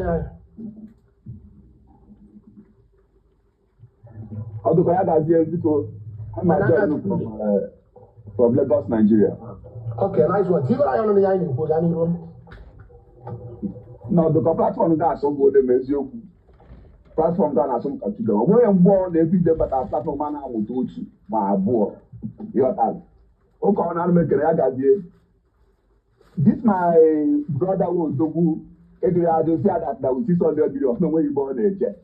Don't have a British passport. Okay.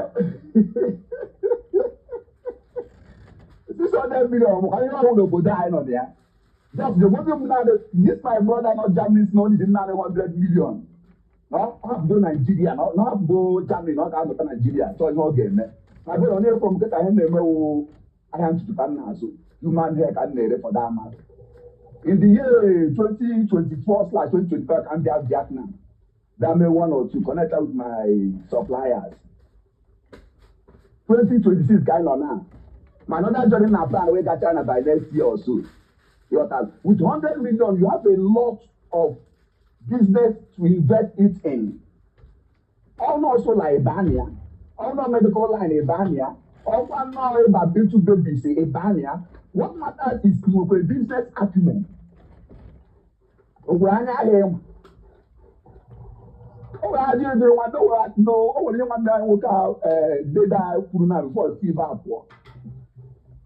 That now, what's that now? In that money, no may invest, no may invest na business na or work.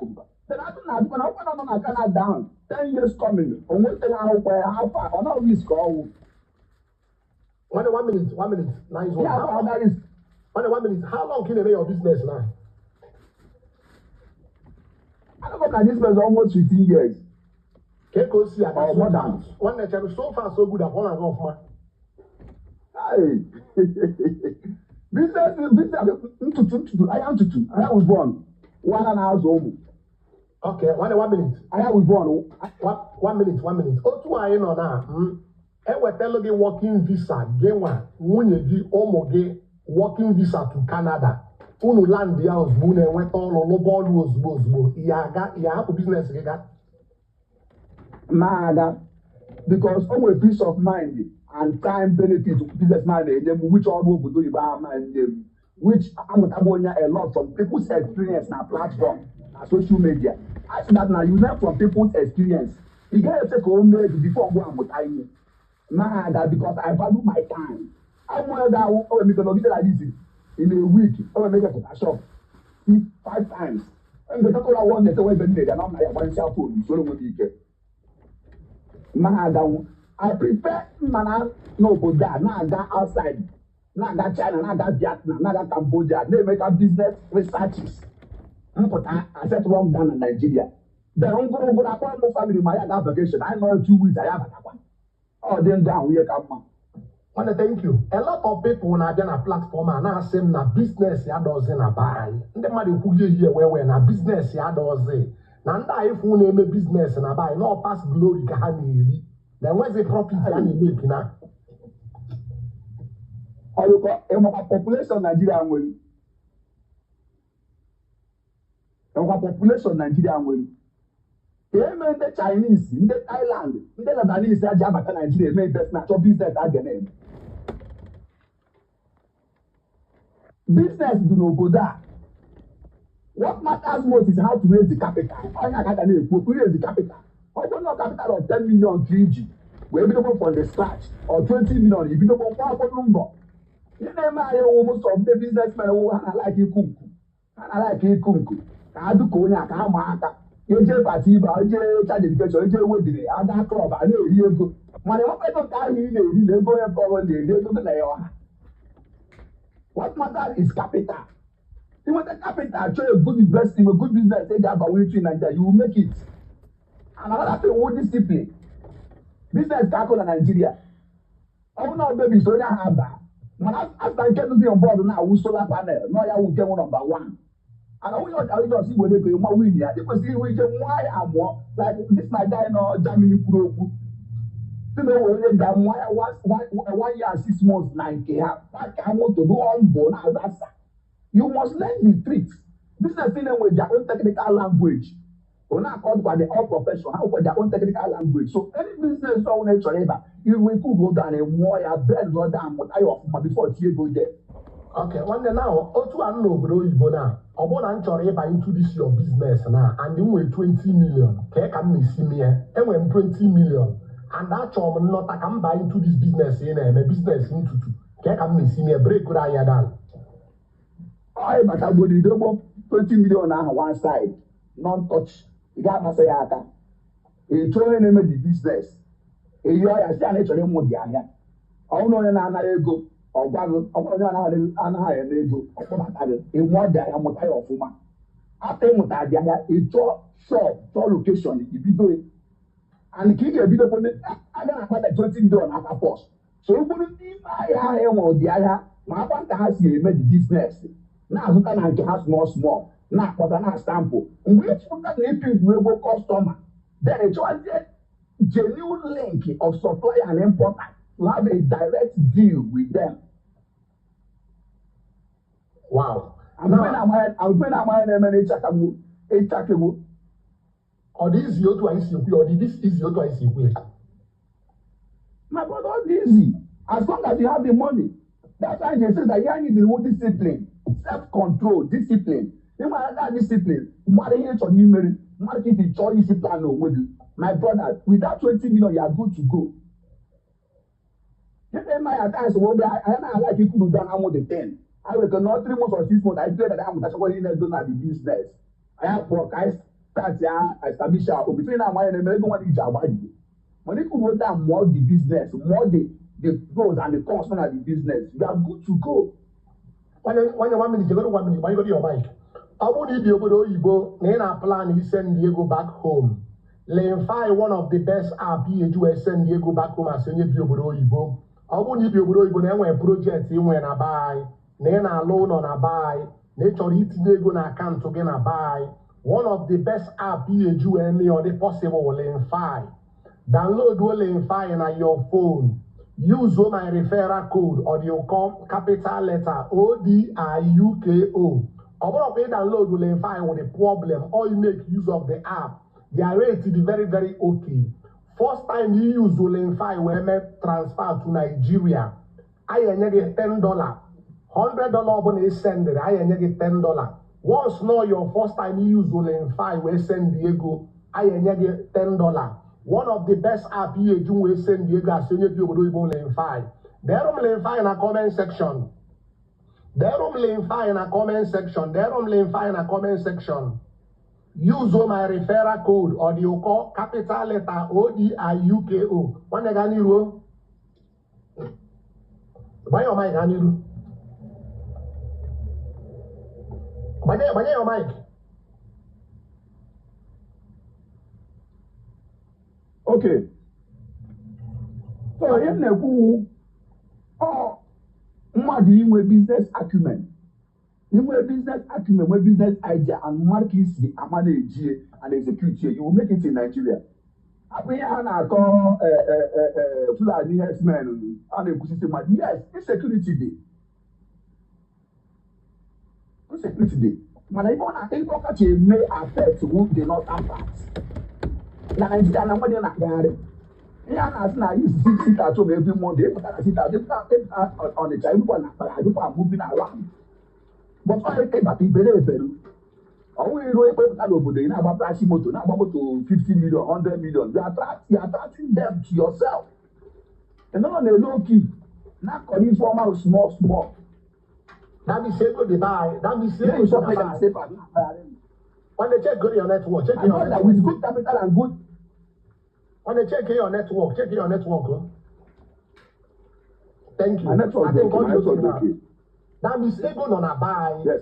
Which I go to Nigeria with good capital and investment. They go to Nigeria. They been investment in Africa.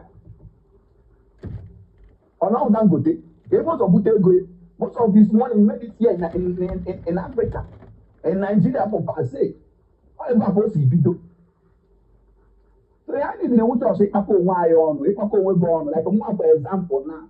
Before I can wear the zeal It's actually do obodo Igbo. I'm not do obodo Igbo. But I've changed my thinking faculty and my mindset.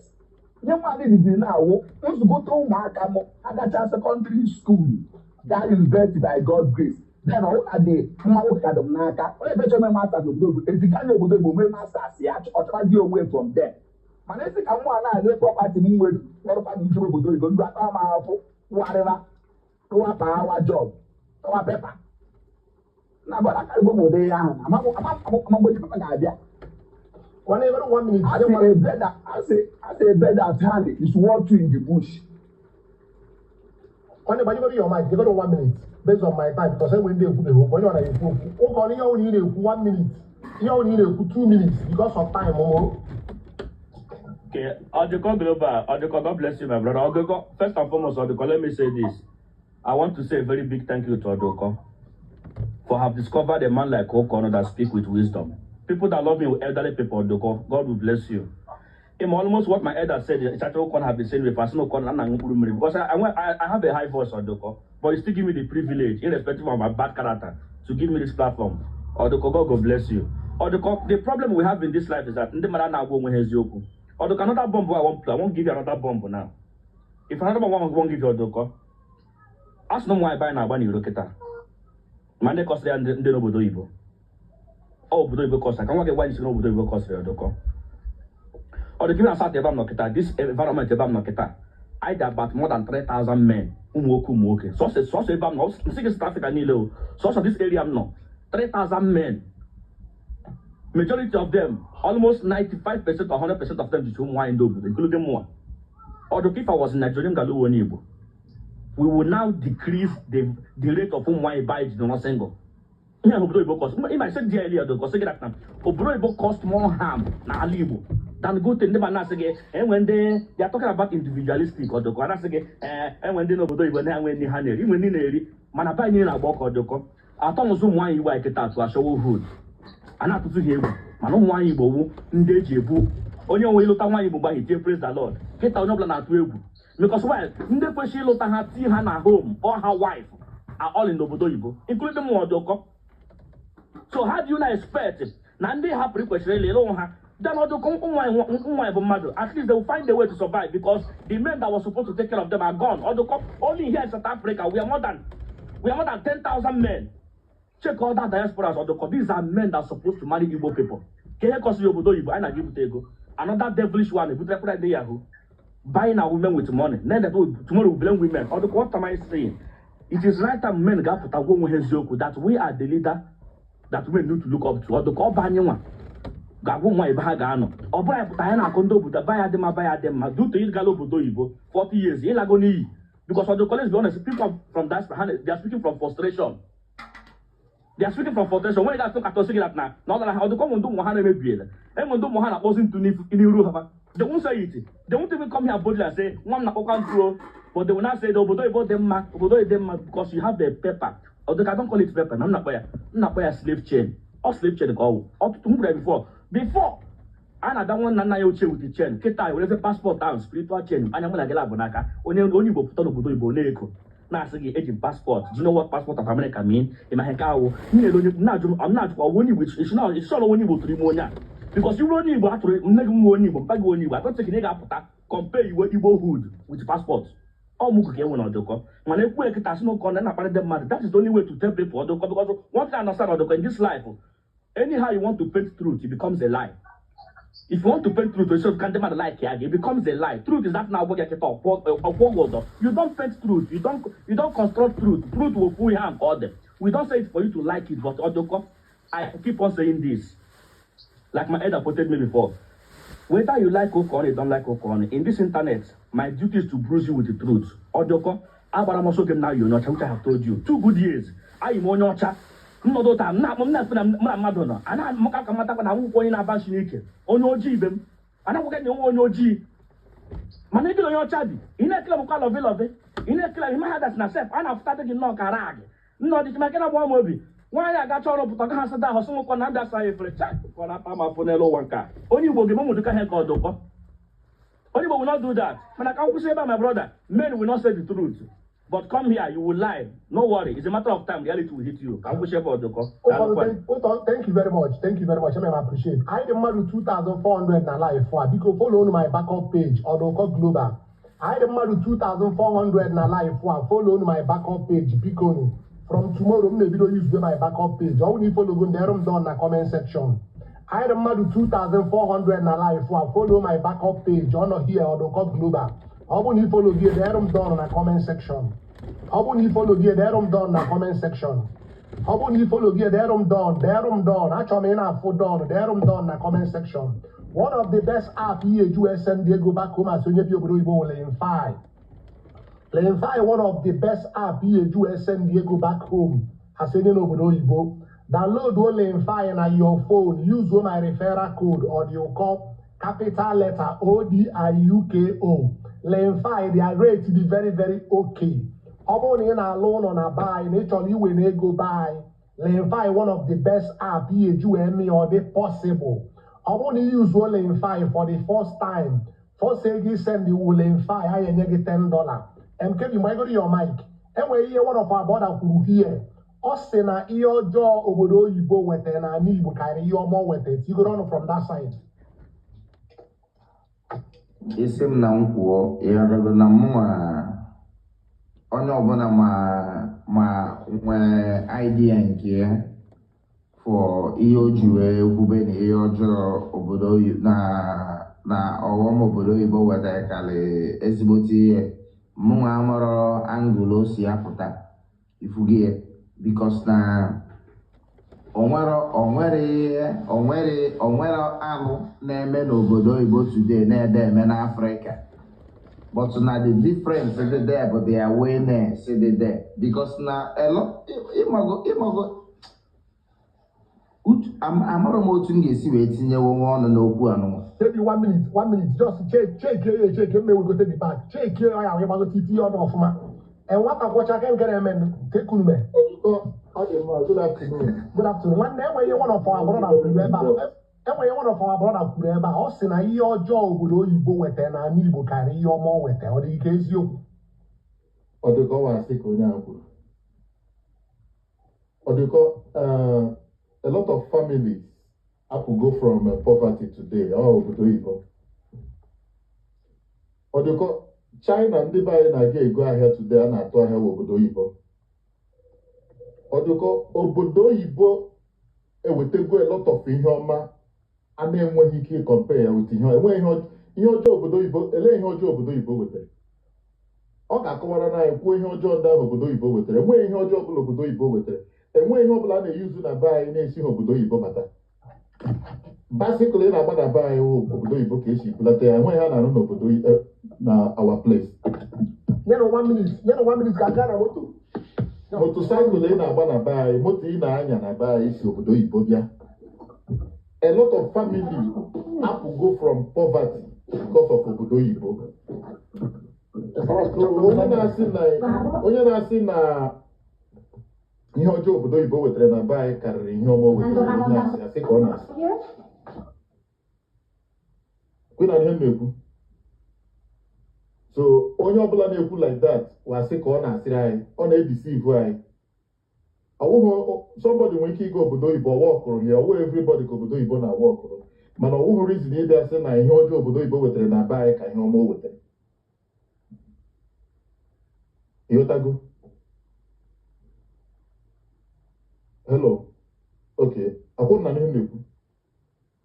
So ọ dị mma onye ahụ onye ahụ bịa ya kọwara anyị ihe ọjọọ ndị ahụ obodo oyibo wetara na be anyị. Then ka anyị gwakwana ya ihe ọma ndị obodo oyibo wetara ka anyị evaluate echeke ha abụọ mara nke ka mma. Enweghị ihe ọjọọ ọbụla obodo oyibo wụ ya wụ onye be anyị na-enweghị ihe ọ na-eme onye na-enweghị ihe ọ na-eme na be anyị enweta o si nweta nwa onwe ya n'obodo oyibo gị hụ ya omebe ọfụma ada omebe ọfụma ahụ ebe anya ya na-anọ be anyị ije develop be anyị. A lot of people gara obodo oyibo today enweghị ha na-eme ụfọdụ ụmụnne ha kpọpụrụ ha obodo oyibo mana ha eruo ebe ahụ emebe ọfụma. Somebody si na obodo oyibo wetara ihe ọjọọ karịa ihe ọma ka ihe ọjọọ obodo oyibo wetara na be anyị. Development emege na be anyị today we ha kọpụtara from obodo oyibo.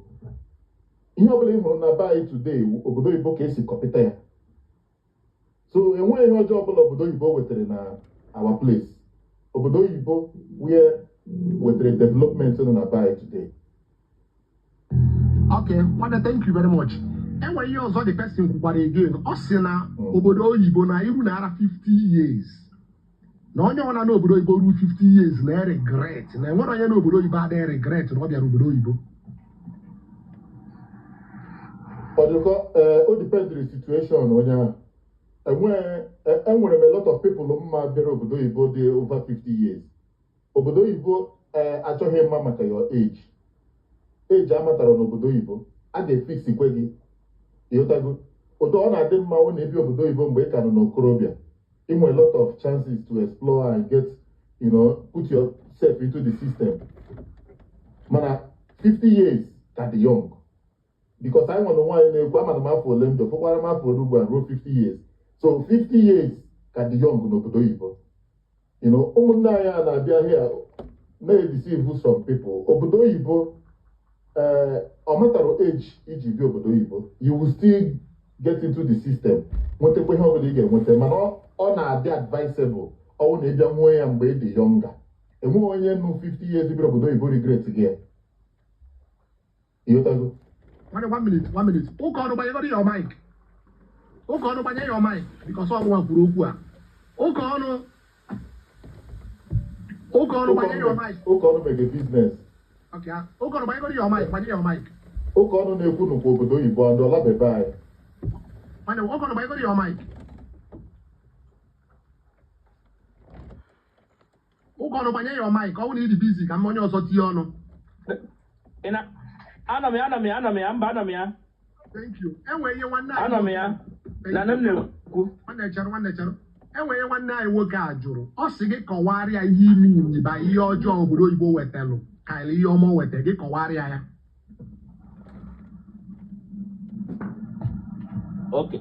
Okay. Ọ dị first and foremost, ka anyị bidogoro from there. Give him time. Obodo oyibo butere ịkpọ n'ike. Nwoke na nwoke ibe ekpọ ya lifestyle fantasy. Obodo oyibo butere nwaanyị na n'ike. Nwaanyị na nwaanyị ibe ekpọ ya lifestyle. Obodo oyibo pụtara ụmụ nwaanyị be anyị gba n'iro. Obodo oyibo pụtara onye Igbo ịkọmpeyi nna ya with obodo oyibo dịkọ. Obodo oyibo na-aga onye ọzọ rụrụ ya. Ọ obodo ndị ọzọ dịkọ ka m jụọ gị nwata otu na nkịta nwa gị tolite tumoro sị gị mpa ihe megbukwa gị ka ebe ị na-ebe Dangote na-akpa ego. Ị gasị nwa gị dị wicked, ị gasị na ọ dị wicked, mana ọhịa ka ị na-eme kịta you are condemning the land nna gị dosara gị the way na compo obodo ndị ọzọ you are now promoting obodo ndị ọzọ while you are diminishing your own father's land. Nwa gị mee gị tomorrow ga-adị happy, you will not be happy. Mana aka ekere sị m ọkara ọwụ that direction ya that's the direction ọdụkọ.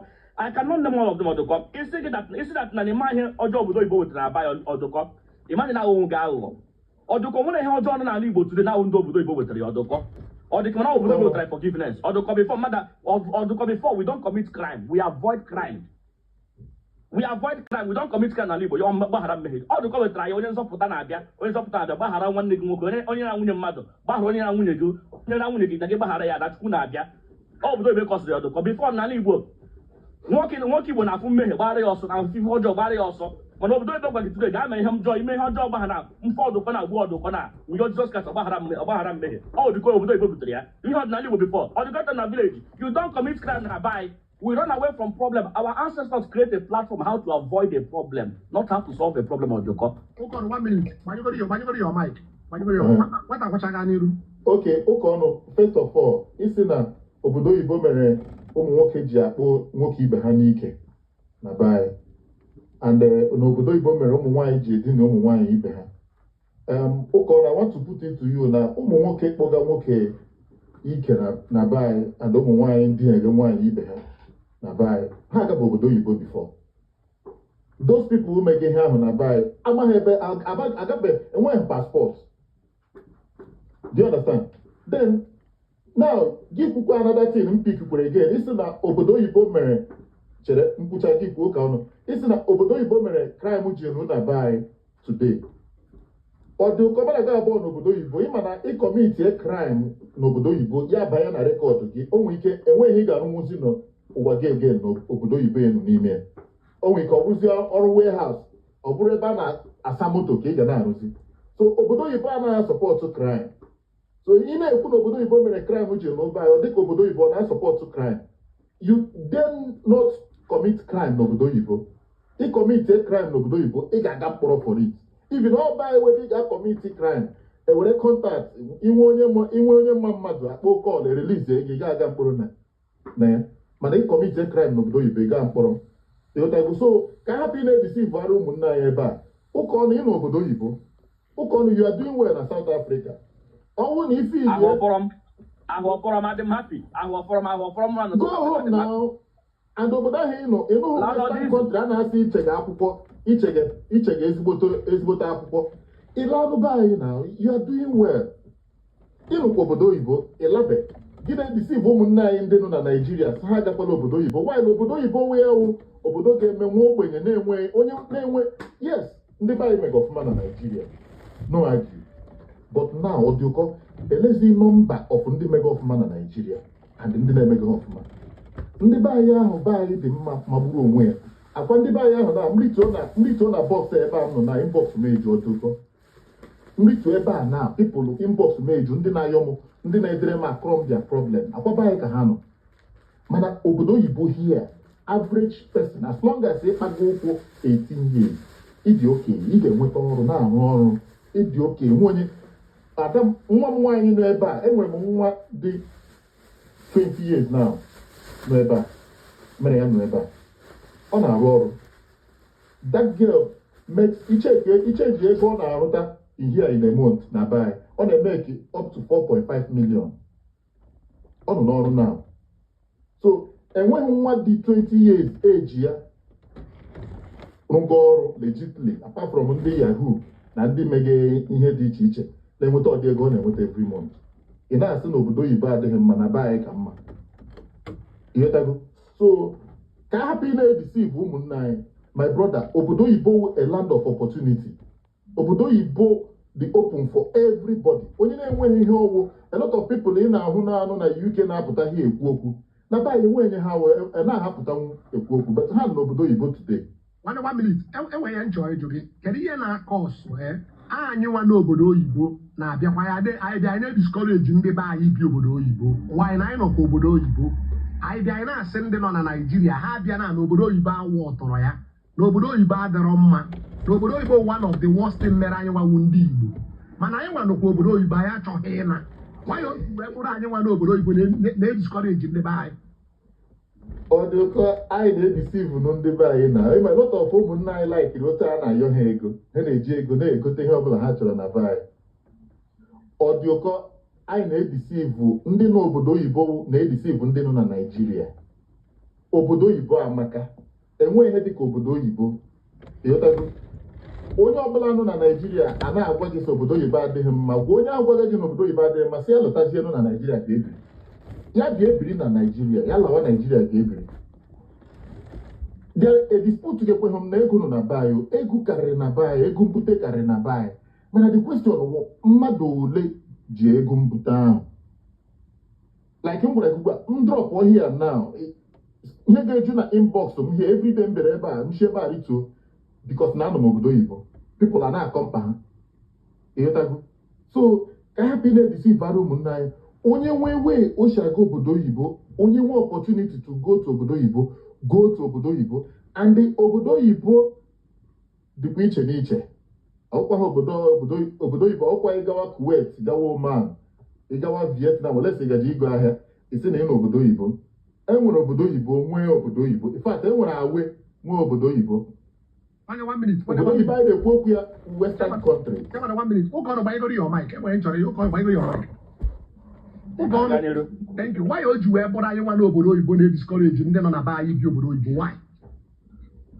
Okay, ọ dị ka iwu ọcha fim a na-akpọ Billionaires Club Petro Desha rabatara adịbaka ndị okeke na the club rabata ya na the society a ga-akọrọ gị na ọ na-atọ ụtọ ọ ya bịazi agwazi gị sacrifice ị ga-egbu mba ka igbu mma gị ndị n'obodo oyibo dị ka ndị gwụrụ ọgwụ ego fa ga-achọ ndị ga-efu ka ha si wee fuo fa na-achọ ka ịbatazie then ifụzirat n'obodo oyibo ahụ a nọ dị ụkọ na agwara gị ya na ọdụ ụtọ nọ ịbịazi ịtọnụ na amaghị na ọnya na Oduke, obodo ibo di konye gworo ogwu ego, anaghị akọrọ gị fafụrụ. Ọ abịa kacha, must bring member. You are a member. Ndị obodo ibo ndị ọgwụ ego, they are bringing members. Ịbịazi ọdụkọ, ọ maghị otochi nwa ma eze, makwa ma nwata ndị a na-ekwu okwu obodo ibo, nwata ndị a niile, but they will not say it ọdụkọ. All a matter of time. Fanny la afụ ya. Ma mụ ọdụkọ, m na never adị m happy. Onye n'obodo si adị happy ọdụkọ, mfonye am neze onye akanshi, onye witches a wizard. Na dem ọdụkọ, let's be honest here. Unless you have sacrificed, decided that you only Igbo, then I can agree with you, Odoko. But if you want to understand, even now, Igbo, that you want to still maintain the Igbo-ness in you, Odoko, if you're Igbo, you will lose it. 100%. 100%, Odoko. You're going to 1 minute. Are you on your book? As again, can I have a good evening from this side? One of those, the cake, no, I'm your family.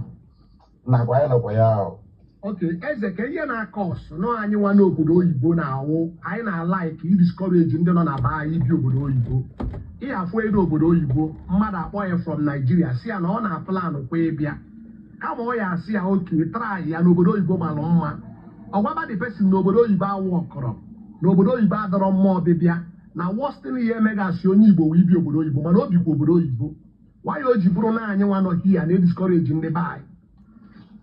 Okay, thank you for the audio. Because my topic, I don't tell them to read this topic. Okay, and I see you. Everyone on the boss, I see you. I know, I'm giving you the okay, I'm a game, I'm a okay, is a content creator. So, but don't worry, I name I've been on social media, I am not the main mother effect. Only guy reached out to me, some non actually go with you, but no 21 meters, you go with you. But no getting your corner. No chalk a generation ya fuefu. No ma mo be the business na buying or what you boy with you, but no Ogaya Duria do chaya. So man I say that he will be the biggest loser to reinvest that money and expect his return of investment in 5-10 years. They are born one. No matter what you dear man, ya will get no chore obudoga banye. Ogaja obuda on cruise he can always invest in Nigeria. Investment in Nigeria na also. Or you can from here. Anyone know where the biggest hypocrites we have in every mankind? Majority of us know Obodo are the biggest hypocrites. In Obodo 5, 10, 15, 20 years. First year, Obodo Yibo work on Elabe. Second year, a work on Elabe. Not 5 years of work on Elabe. Then your junior brother or your village people in a village and to area say, "Na I want to say, "Matter me be Obodo Yibo, you see, and you overhype, ever work on." One day you are a hypocrite. You are as a hypocrite. Because guess what? Every time, most of us don't know Obodo Yibo. We can no longer give them the fish. We can no longer give them the fish. Even when you go change I'll get Messi appreciate because guess what? Also not get part of the fish. Also not get part of the money. Also got a good life. You know, every the healthcare system is working. And I say not the overhype, no walk around. In Ebo, you don't have to queue in 3 hours, 1 day, 2 days in a fuel line to get fuel. Get him no walk around. In Ebo, in a 24 hours electricity as your right. Get him nobody you buy walk around. In Ebo, you can drive 3 hours, 4 hours, 5 hours without fear of insecurity or pothole or any issue with cruise control. Get him nobody you buy walk around. In Ebo, again, I got school that after I got school, they can compete internationally. This is nobody you buy walk on. In Ebo, that every system, like a hospital like this, everything is happening. They have MRI scan, and then you touch like a male operation. This is nobody you buy walk on. You know about hypocrisy. I wouldn't want to use you. About hypocrisy. See, in Obodo Yibo, not Obodo Yibo, your mentality will be different. But all the so unfortunate now, some of us know Obodo Yibo, our mentality is no longer different. Let me be a lost generation with my children, but they will never go through what I went through in Nigeria. Let me be a lost generation of Obodo Yibo. My children will never sleep and watch over their shoulder. Manama, is it robbery or banditry or kidnapping? Or because I'm buying a tolite. Oh, Mbondoshi, and I got from house to house now, but Nandoshi. I'm gonna rob from house to house. I rob, police will not come, nothing will happen. Do you know that it still left a trauma in me up to today? It left a trauma in me. I don't want my children to grow up in that situation and environment. Let me be a lost generation that my daughter, with a certificate here like this, I'll go to Hala University with a certificate here. Nobody with a certificate from Nigeria can compete with her in any international universities. Let me be a lost generation that I can drive anywhere or do whatever I want to do or get the best medical health care I want. Anytime, any day. Without one gear, but I ask him that na ever give my operation, they walk with a flashlight name me operation at 2026. Or you go life I live in a bongo, who life will not have 100 years ago. Life will not have 100 years ago. Or life I live in a bongo now. Give some one opportunity. Come over here and see the good life. Come to oversee. Or any kind of Cambodia. Or Malawi. Or all this rubbish. Come to Western world with human rights and see that what you call a privilege is actually a right. Come to oversee and see that your human life matters.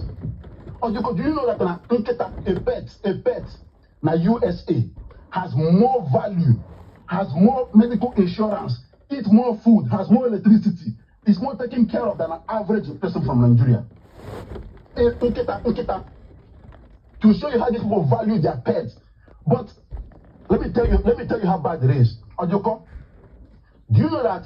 Let me tell you how bad Bongo is to let you know how to get out. Do you know that 200 people was fired in Bongo yesterday? Do you know? 200 people were fired in Bongo. It is story as usual. 200 people. One minute before I got outside. And when you somebody who here, nobody will worse than Meranywa Wundibo. Nanywa Wundibo, now the worst thing Mera is so far with Oyibo, the case you. Oyawala put that thing, eh? First of all, he's not an Igbo man. Our Igbo man, other man, Igbo and migration of the same culture. And I don't know if we make him man, why he couldn't Igbo land. From the Iri culture, Igbo has always been migrating. Igbo at one place. Igbo. Baby, it is mandated by culture that you leave that place. And I banolo. Igbo people, when they couldn't, and they put here the history of Igbo. In Ghana, when I call him the history, na Harvard University. Any country you go to, you don't see an Igbo man or Coca-Cola. Leave that country. Any country you go to. It is good. Even Jesus Christ migrated the Israelites from oppression. We are marginalized over there. We can't get to the top. I'm telling you, even if Jesus Christ can migrate the Israelites from oppression, what about you as an Igbo man in Nigeria? Leave. And come to think of it, anyone know nobody Igbo has more impact in Nigeria than even in Nigeria. Your biggest private investors are not in Nigeria. Landed property, Airbnbs, landed, private school, private hospitals. Hello, Igbo. Over 17 million Nigerians abroad. We have contributed over $23 billion in Nigerian economy. That is more than the Nigerian foreign direct investment of 1.8. That is almost Nigerian oil revenue. 25 billion.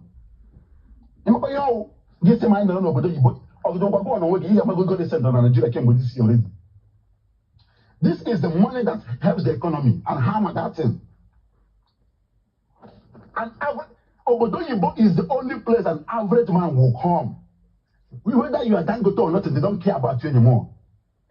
Because in Lamborghini, nobody cares about you here. This is the place that gives the average man equality. Open in Nigeria, classism, which are in Nigeria. You are nobody. You are somebody. And because of Ego, every young person will do everything, no matter your job, to make sure they have that money to become among the class. You know, I don't want insecurity and character. Classism. All you know, Nobody.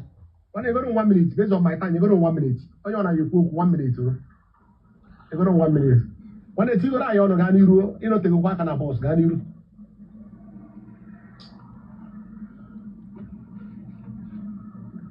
Gbanye your mic. Ọdụkọ ịma ịhụna ndị na-abroad na mgbe ihe a na-arụ apụtala kwụ okwu. Nwanne tọọ ya dịgo kamera ọnụ one channel. Ọdụkọ na ịhụna some people na abroad mgbe ihe a na-arụ apụtala kwụ okwu ịghọtara ịma a na-ekwu abroad eme ndị nọ several places ha efile na abroad. O nwere ike ọ bụrụ maka na South Africa ụka ọnụ mere ihe ọ na-akụ. O nwere ike ọ bụrụ maka na South Africa. Ịgwa South Africa bụ obodo oyibo.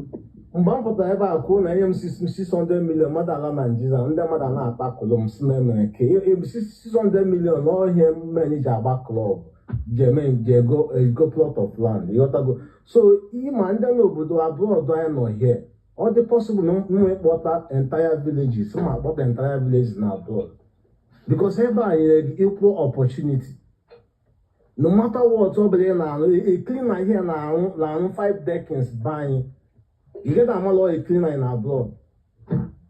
But all na go kitchen to ya here. So here in abroad, here when you get maybe him make an abroad he did not bull. Because if you go business, woman cook here on our sign you say man the good in speaking. You want to go have for time motis and has open Muhammad motis cook. But I demand make it at some point. Make sense because most people will not tell you what they are really doing to make money. I'm from Nigeria, I'm going to travel. But in Nigeria, make business. Soon I know, let me go back. You know go. So many of them in Nigeria, I got back the exact thing you got here go. You know Nigeria, be go mbute. If you are not into ego mbute, or you go mbute, my brother, all delay when you make a real business, genuine business, real work as a Nigerian, also you be any here, even you may not be recognized. Even the office now, you get them 1 or 2 ways to make more extra money. If you're in a business line, most of them will not really tell you what they are really doing to make that but abroad here we make a lot of money. I'm the kind of investment I've done back home since I'm back yeah. But we not do in Nigeria make business. Even for about 10 million from your business to invest, it is hard. I may show you how your shop in my account to work, but at the end of the day, when you bring out like 20 million, shop will get the empty. And now back when you end up buying GML from now, but then no business, hand much like club, I don't know club this, club that. You pack on hand child belagi barrier. You may be birthday, hand child belagi barrier. You know, you make a buying according to the book club. When you belong into 1 or 2 society, I'm not club or go like O2. I put that book one on maybe you pack on one at all like 1 million. I believe that offer. Maybe your daughter maybe wedding. I better go occasion. I feel like on here they can buy everybody no business going into 1 or 2 club, but that financial they don't have it. 1 minute. Why is Okoluji Asena Obodo Ebo one of the worst in Merundi? Why Oji? no South Africa. South Africa in Hata. South Africa, me here I'm going to South Africa. Even South Africans doesn't have job. In the South Africa, that's has people in South Africa because there is no job for them. Our Nigerians in South Africa, what kind of business are they doing in South Africa? Sorry, my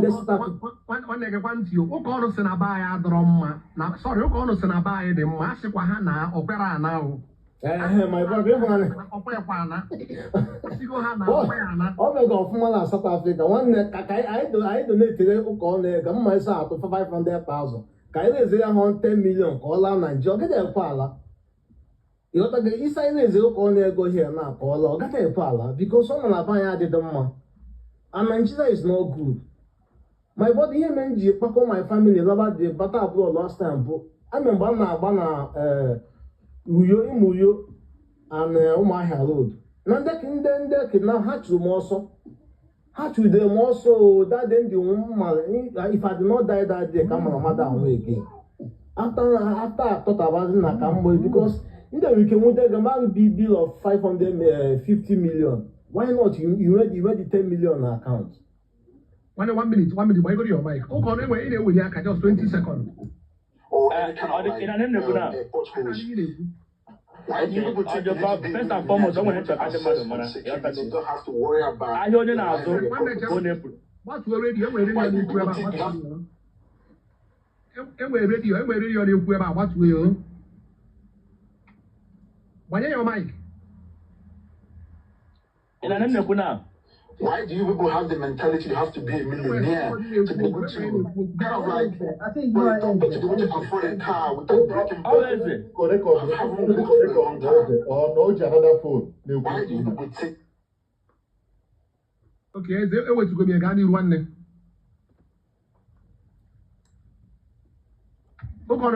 These necessities of life. Because of the level of classism in Nigeria. Ebe ka nke a si bụ ụka ọnụ ndị chọọ ndị South Africa biko nu. That our brother saying here 600 million no ga alaba esom ya na that WhatsApp group. Okay, just 1 minute. Onye moto tigoro anyị ọnụ nwanne good evening. I greet you, Afamboni Motors, based in the US. It's my own opinion bụ ndị nọ Nigeria ha nọ Nigeria, ndị n'obodo oyibo nọrọ obodo oyibo. Ụta nsi na nọrọ obodo oyibo na-ata afọ na-azụ ụmụ m na olu echi na kedu na guys nọ na-eme biznes olu echi ka nwa ya nọ Nigeria na-achọwa nwa m n'obodo oyibo ada m nwaanyị ka ọ bịa nọ ọnụ ya na-aka nke nye ya pepas mụ ama nkwekwa anọbụ obodo oyibo na-ata afọ na-ahụzụ na-ele moto ọkụ ị na-aghọta olu echi na-enye ya American passport nye onye Canadian passport olu echi gị taa ọsọ na ọ na-abịa my village nwa onyi ọ egwu family nwa onyi ya ma nkwekwa. Now, some men are selfish. Instead of not ga akpọgo ụmụ ya na ha go obodo oyibo nweta akwụkwọ ịma na ịkọ nka gwa anything bụ ịkwụ ụgwọ school fees ịchọ proof of fund ịghọtago otu osisi na ọma were ego na-were go obodo oyibo je na-azụ onwe ya oru echi kịta chere ụmụ ya ga-adị happy na ha nọ na Nigeria n'afọ. My wife bụ a medical doctor. Ana m Nigeria je nọ with her for 1 year na Lekki. The house rent is 6 million per year.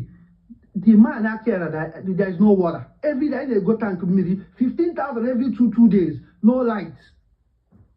And he must make sure he is comfortable to able to stay. Every day my wife got up about 4 a.m. Come we military hospital no Ikoyi. Make sure come 1 year internship here. I was just waiting to make what happen. Okay, Nigeria is a lawless country. Ebinonga obodo oyibo na 2002 as a professional footballer. Ama m ihe Nigeria time off just to go abroad.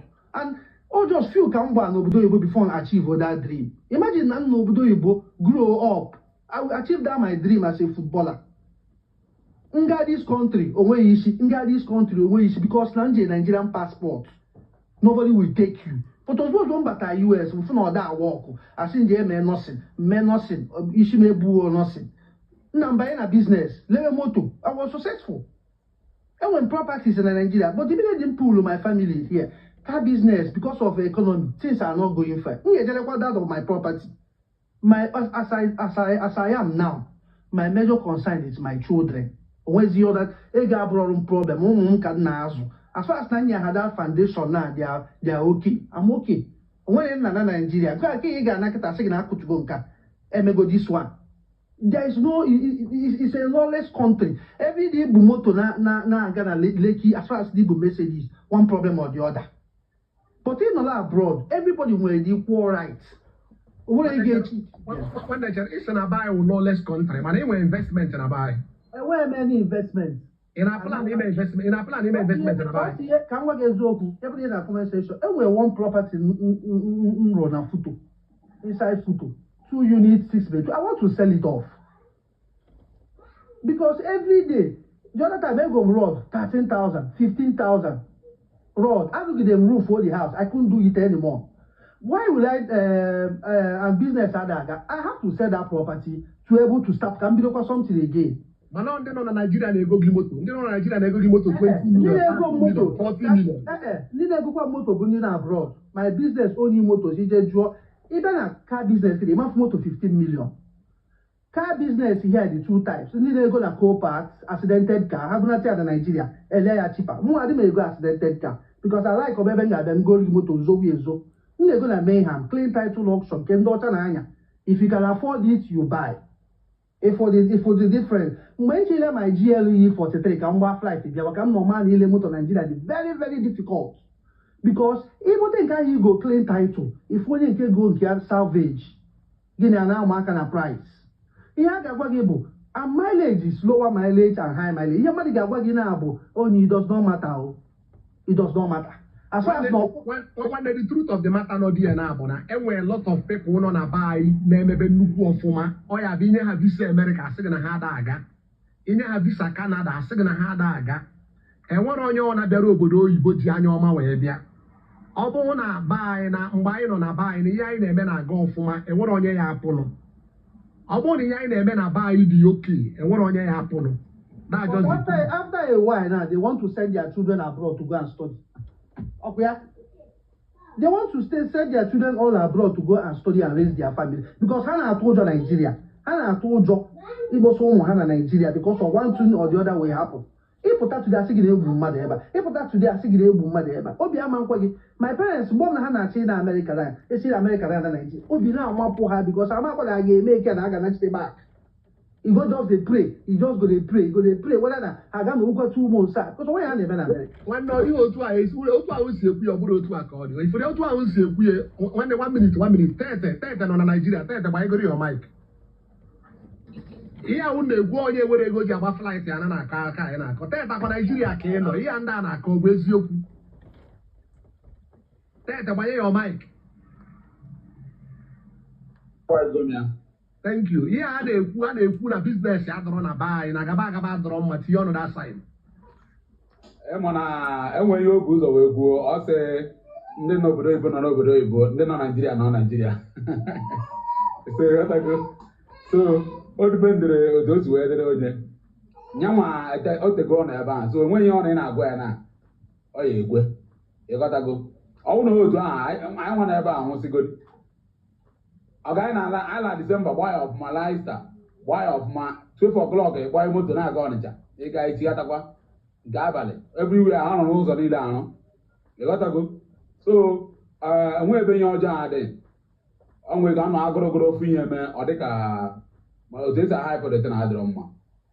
Like the one over a young one, the no that's a security and the hospital Hannah manager of Mobusigo. In terms of what any other thing, you have them enjoy more of more with your all the experience in the modern Equebao. And I do with their life. And insurance cover you, I can take care of you. Obviously, go issue and one over that. And the uncle, when you also, if they can be able to put this in Nigeria, okay, ndi go buy no go. Ndi go business keji mana. Also, here one theater in Nigeria. Ndi abata ya kanko. You gotta go. Oh yes, you can go naka. I went to you go in the way aka. That guy actually when I see abata or follow. You actually to the guy. Ke business on him before. Or that 2 building on it or one.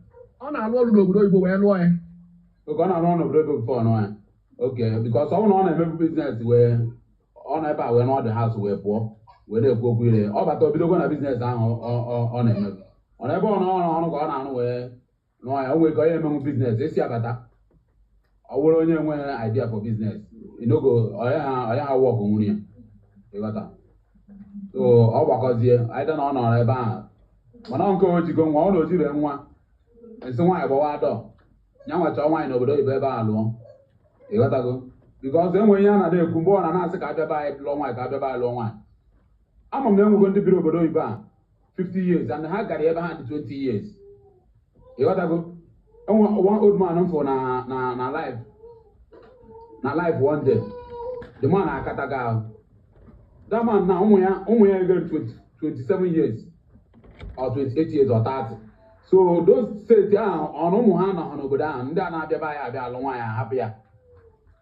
Had you to wonder, and we've been able to make cultural something. Had you ever yet on my hanalo? You got to go. So, Kadatim Belata. I want you long while happy about, or your and people every day. Had all my son about I have from the higher Ludia.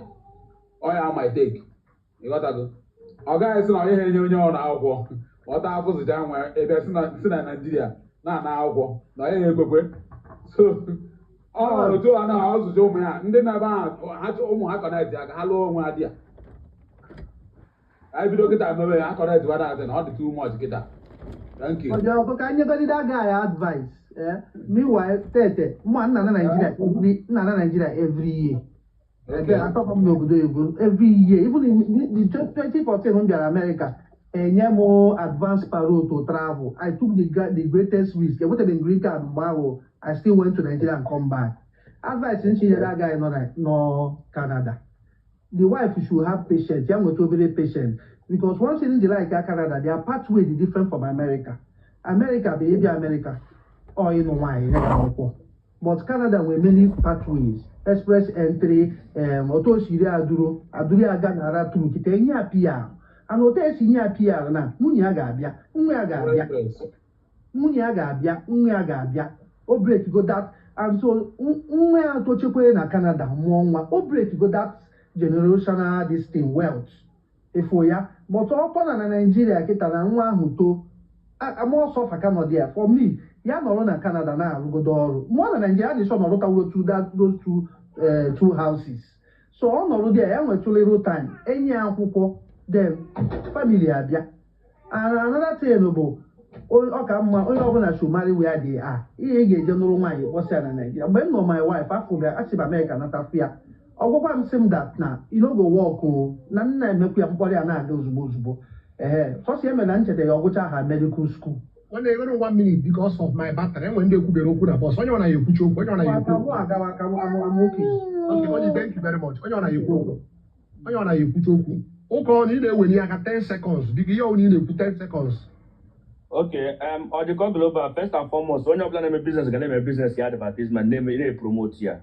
As the agent of darkness, and then name agent, as my guy, I will put it to him. So as you're gonna promote the business, you have to customers, you have to go straight down and look where is it. Or come and go cook on up where is it. One that as I imagine, I'm a man, one that I'm a man of my agent, as our agent.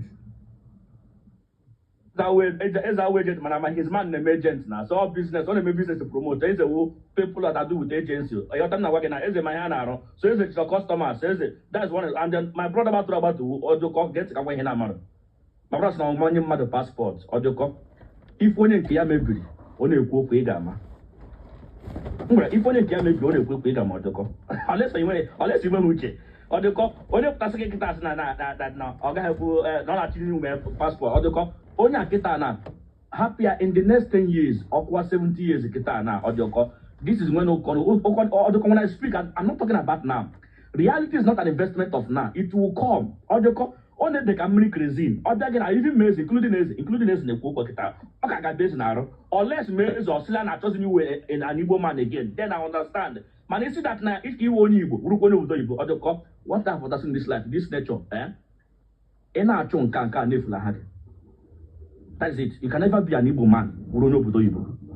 It's either two of them. You must take one. So all the cases other people has actually taken one. But if you say that you want to hold the two, you cannot hold the two. You will never balance it or the call. You can never hold the two. It's either you want Igbo or you want Budo Igbo. Take one or leave it. Can push it on yours or my time or the call. Dialogue one. Okay, as a 1 minute you go just 1 minute. Catch it. You go down. I think it have go before. Adoka, good evening from this side. Why can't get in my man? Can't come on business. Now, thank God, bro. Where you go so far? I don't know me any no kwa ihe Jordan man yota. Business na I go for na buy. The man you could go na the weekend before na the enjoy. I put them na the enjoy because I try to go on over there the anata. Currently now I'm in China yotago. Ndari go ngwafia yotago. Ngocha na otomo acho ku na obodo ibe ga anata kwa Nigeria no why? Onye ọbụla nọrọ ebe ọ nọ ndị nọ Naịjirịa nọ Naịjirịa na ihe a na-eme ndị nọ obodo ebe nọ n'obodo ebe ihe a na-eme ya ọtago ịma na ihe dị n'obodo ebe bụ na one first obodo ebe mara oge arụ onwe ha ụlọ anyị gara n'obodo oyibo nweghị imegide kịta ọnwụkwe na Naịjirịa. That is the honest truth. Ya ọtago ụta nke ọ dịkwa Naịjirịa mara oge arụ. One of the major problem na Naịjirịa bụ inweta that startup capital. Inweta one of that startup capital iji bido something. marry name. And also, when it comes to business in Nigeria, a lot of people are the secret of business. So Nandi boy got through the process of a boy. Yotago. Marry he dinia. Yotago that kind of thing. When bidoro, Naga Lagos down Ojota. Yotago in the morning. Zucha Shana Alaba. Got to Kija Zucha Kwashe. But one night boss then. Natakwa back to Enugu. So life is a process. Yotago. But in terms of business na buy. Once you know buy a business or Marogari, boy, you can name more. That is the honest truth. But open you know however. Now address a business and I got without ETA, go without giving a tada humble with you more the business. Okay, Shagaro, or you thank you. Okay, what the 1 minute is name on a China and we enjoy it. Somebody on a buy in any business or the advisable now we were 10 million. Tinha visa gaba China you can go here or the advisable.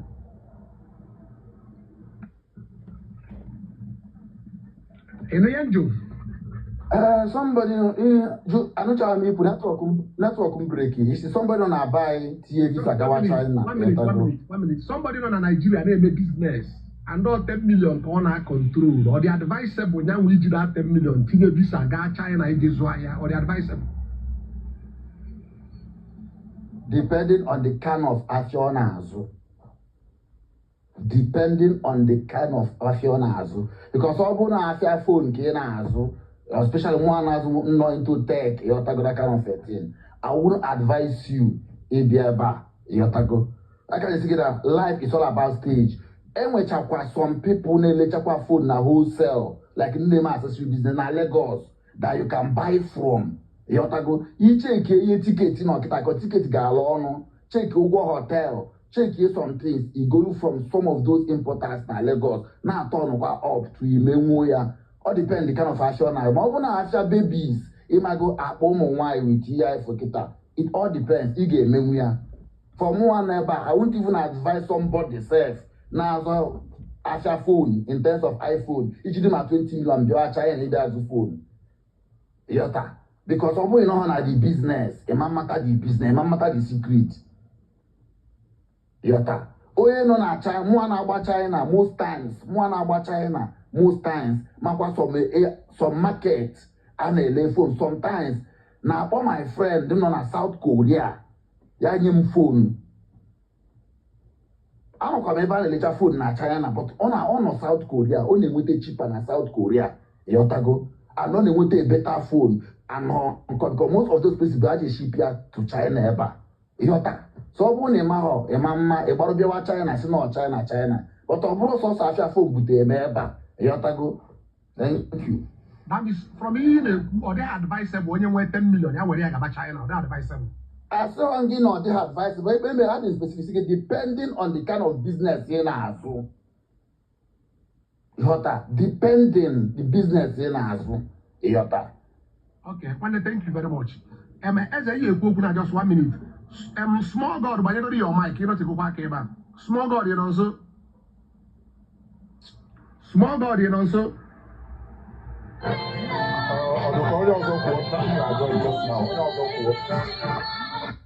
Okay, thank you very much. As a figure, I want to I'm making my submission before my government with a lot of things. First of all, I brought an agent, I brought an immigration consultant. Everything I'm saying is out of personal experience. I can't even do anything agency because I work for the US government. Just to put that out there, disclaimer. Then I asked in Roboto, you was going Igbo. Oboto corner now, but on Friday, I must see Igbo. I get the 2 minutes about that, just see Igbo. I'll call you a champion Igbo. Champion Igbo. Who can you this Friday? So Igbo, 5 minutes. I have 100,000. In fact, I have 200,000 naira for you. If they are please, help me. I need to make down. This night, I have 200K for you. This one. Yes. Me so when you have 5 minutes, give back here. I'm apologize to you, but you. But I can't hear you.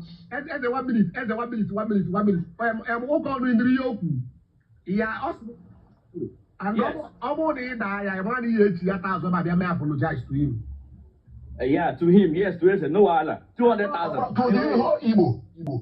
Thank you. Put your mundi. I put some money now, no, but put your mundi. Go on, put your mundi. And not once they are try, once they are try. Ojoka don't put condition. He didn't say the condition. He can't have any people. I have the condition. He didn't say the What the guy try ya Anya wa yenye condition you give because when I see a mass Igbo once he try ya. No problem. Accepted. 9 p.m. Nigerian time. 9 p.m. Nigerian time. Today. Okay, so less than 4 hours. All right. Here's something you call O'Connors, and then when they say be able to you by the age of 40, it's not advisable. I would say it is a very big lie. Especially in a country where she with human rights. I will use myself as an example. My father died in America at the age of 65, and now he's 70. Within 5 years, he has become an American citizen. You may go achieve in America. I don't think he achieved it when he was in Nigeria. This is the testament. I'm a gender. My father made a business mission. He better life. My father he was the master of bakery association in the whole Nigeria. My father makes the business. But where is that business now? Minister of Agriculture frustrated them so much that they left a former bakery, Ijoma bakery, a lot of them, which are business that time, bakery had everywhere in the country. But now all of them are got retirement in America because their children were in America and were able to bring their father to America, not to go through what they went through in life. Only a lot of people made business and everything. Up to today, they can't show for it because the country is designed for survivability, not sustainability. One of our brothers say, "Nasa Nigeria when electricity, when hospital, when those three things in there is what makes human. If you don't have those three things as a country, you are a failed country. Electricity, hospitality, hospital, and I've forgotten whatever you call that, insecurity. If you don't have these three things, it affects every other part of life. In any country, if you can't solve electricity problem, insecurity problem, and hospital, that is the human life actually. Your business depends on it. Any moment now. So finally, him to go, go with 10 million naira.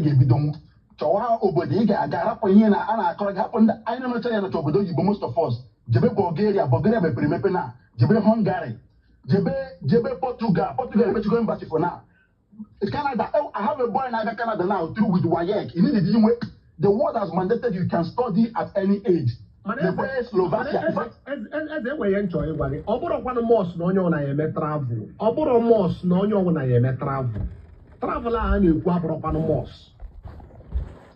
I can't capture every audience. I'm capturing those who are interested, those who have the money now that I'm here, Jimmy, or my main investment, or how when they like in Nigeria now.